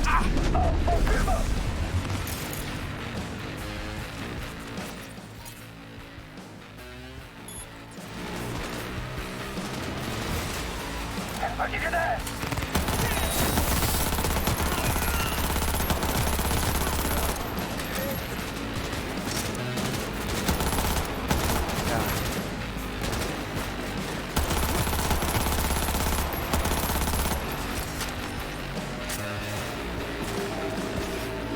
I don't think I need a grenade.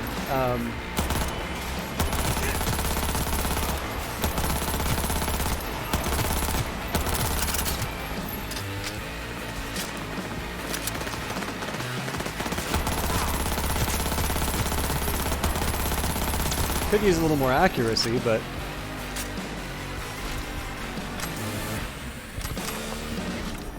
Yeah, so one of the things I do like about the higher difficulty, and again, I'm making best guesses of the tabletop experience because I've really only read the rulebook. I haven't exactly sat down in a session.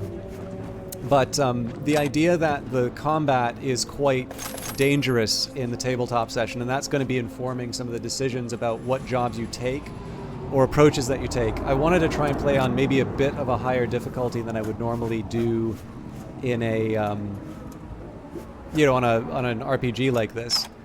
And it's neat because it does translate into me trying to do a little bit more of a stealth approach, but I'm also a bit of an idiot, as you've noticed. And so I do wind up sort of grabbing people in the sight of their allies. Maybe I should just jump over from the other side here. And yeah, as a result, I sort of wind up in a firefight. I probably wind up solving things violently more often than I should.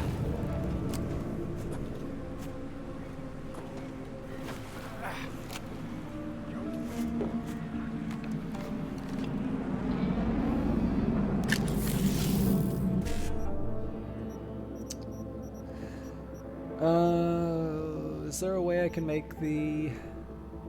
No, there's no way I can make the 55 BD work. But 55 1C 1C will at least give me version 2, version 3, so 55 1C 1C. I do like the way hacking works in this.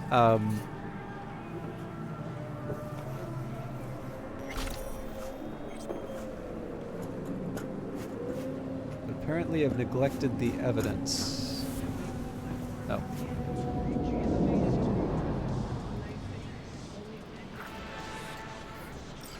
Michiko Ogata to Eddie Pulaski. Eddie found a spot where we'll leave you the scratch for you, sending you the coordinates and attaching the code to the stash. Attachment just divvied up fair and square. You don't need any fucking fighting over scraps. Anything you like, my sweet Japanese queen? By the way, had an idea. We could carry your merch around Kabuki in our patrol cars. Nobody's gonna go looking for stuff there, right? Smart, huh? Of course, you'd have to pay more for that.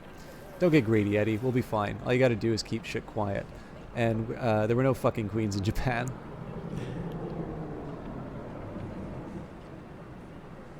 I'm not... actually, to be honest with you, I haven't seen Rick and Morty, so I don't really follow it. Does anybody... Can anybody tell Kabukos the good news? Assuming that it is there. We've read this before. I'm actually thinking I might need to wrap it up. I was gonna try and go a little bit longer, but the fact that the quality of the actions kind of degraded steadily, and the fact that it's getting a bit late, that kind of gives me a good reason to say maybe we wrap it up here. Which I feel a little bit bad about because I wanted to try and at least do one more story-ish mission. But let's at least get to the car and we'll see how far the trip is. I think if I have to do another fight though, that's gonna be at my end. Yeah, no problem. Sorry. I realize probably fans of this game. Oh, we're so close to it too. Wait a minute. We didn't get the police stash? Okay, well at the very least we can get the police stash.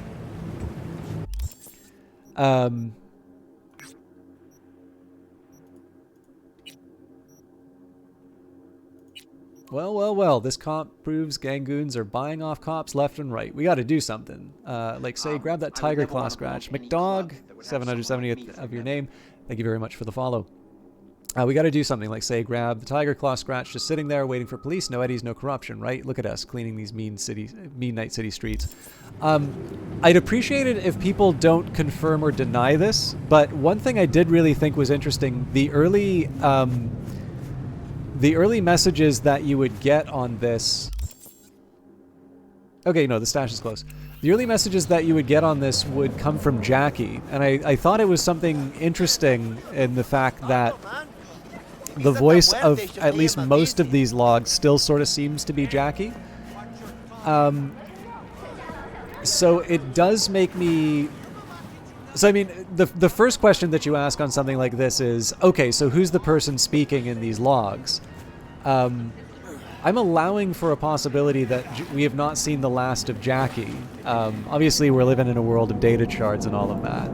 And that it may be that I may look back on some of those entries and say that this was the hint that we were going to see more of him. But on the other hand, like, so far as I can tell, the shard doesn't quite work that way. So I wouldn't, like, bet money on it. Yeah, I appreciate that. Just because, like, obviously, I'm actually pretty chill about spoilers. Like, I did an article on them. But, you know,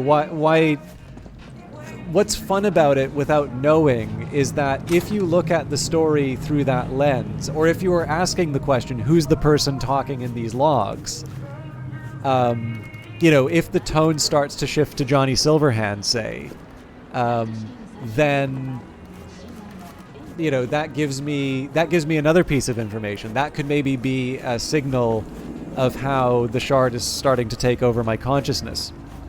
There's a few different ways that you can sort of angle that sort of stuff. And if somebody just tells you, you know, it's not like I'm going to throw down my mouse and keyboard and say, oh, the sacredness of this experience has been ruined. It's like, okay, there's another detail. But, you get a chance, especially in terms of streaming, you get a chance to sort of see the shift one way or the other. And obviously there was an intention behind the way that these things were written. And so you get an idea as to whether or not it was effective enough in being able to sort of lay down the breadcrumbs in terms of where they need to go.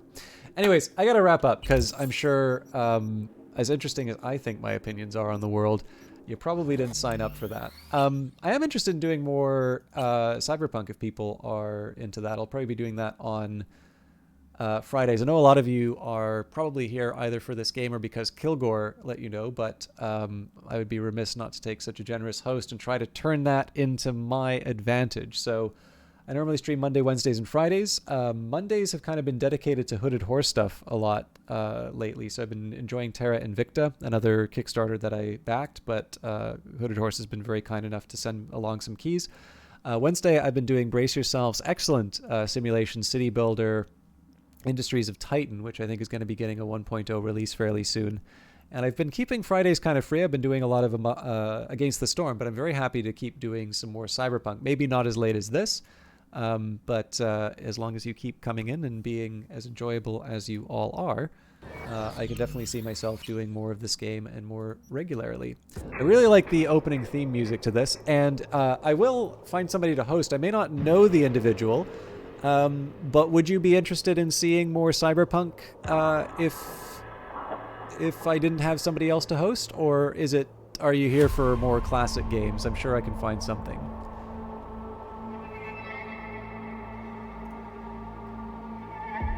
Oh, there's a lot more of you stayed than I was expecting. Thank you for that.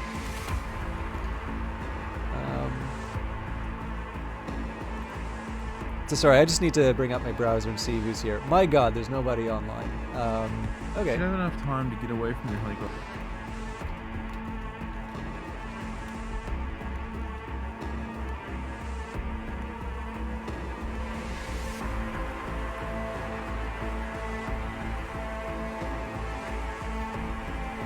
Here for whatever, Cyberpunk's nice. Okay, I'd say if there's neutral views and then Cyberpunk, let's try and find someone. I'm just going to take a quick look at some of the tags on here. If I have any Canadians, that would be great.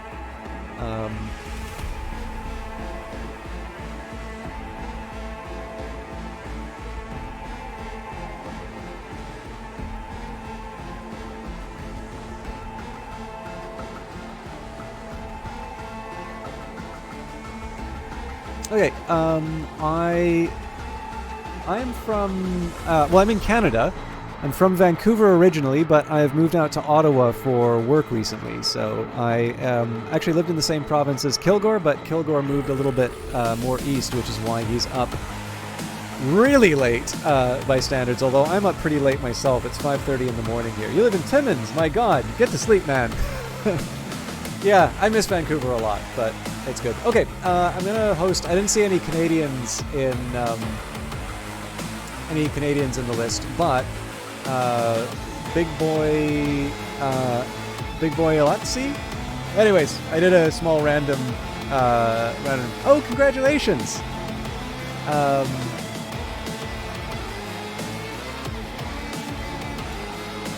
They've listed themselves as chatty, so I don't know. It feels like between box height, my inane ramblings, I think maybe we can at least try and come up with some sort of shift. There's actually not a lot of English-speaking broadcasters on right now, which is good, because I actually really like the idea that there are really strong casters in languages that everybody can appreciate.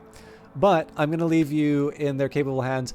I do regret that I need to say this, but I feel like I should. The last few times that I've raided people sight unseen, they've not been the sort of people who I would have wanted to raid based on who they are, so I don't know who this person is. Let's hope for the best, though, and let's hope that they can carry the rest of you on through the evening. Again, thank you for those of you who stayed around on Kilgore's raid. Thank you to those of you who watch my regular stuff for hanging around so late at night. And then, of course, for those of you who followed and all of that, I hope I get a chance to properly entertain you in the upcoming weeks. And for those of you just sort of hung around because there was nothing better else on, I will leave you in the hands of a chatty streamer. Have a good one, guys. Thank you very much for watching.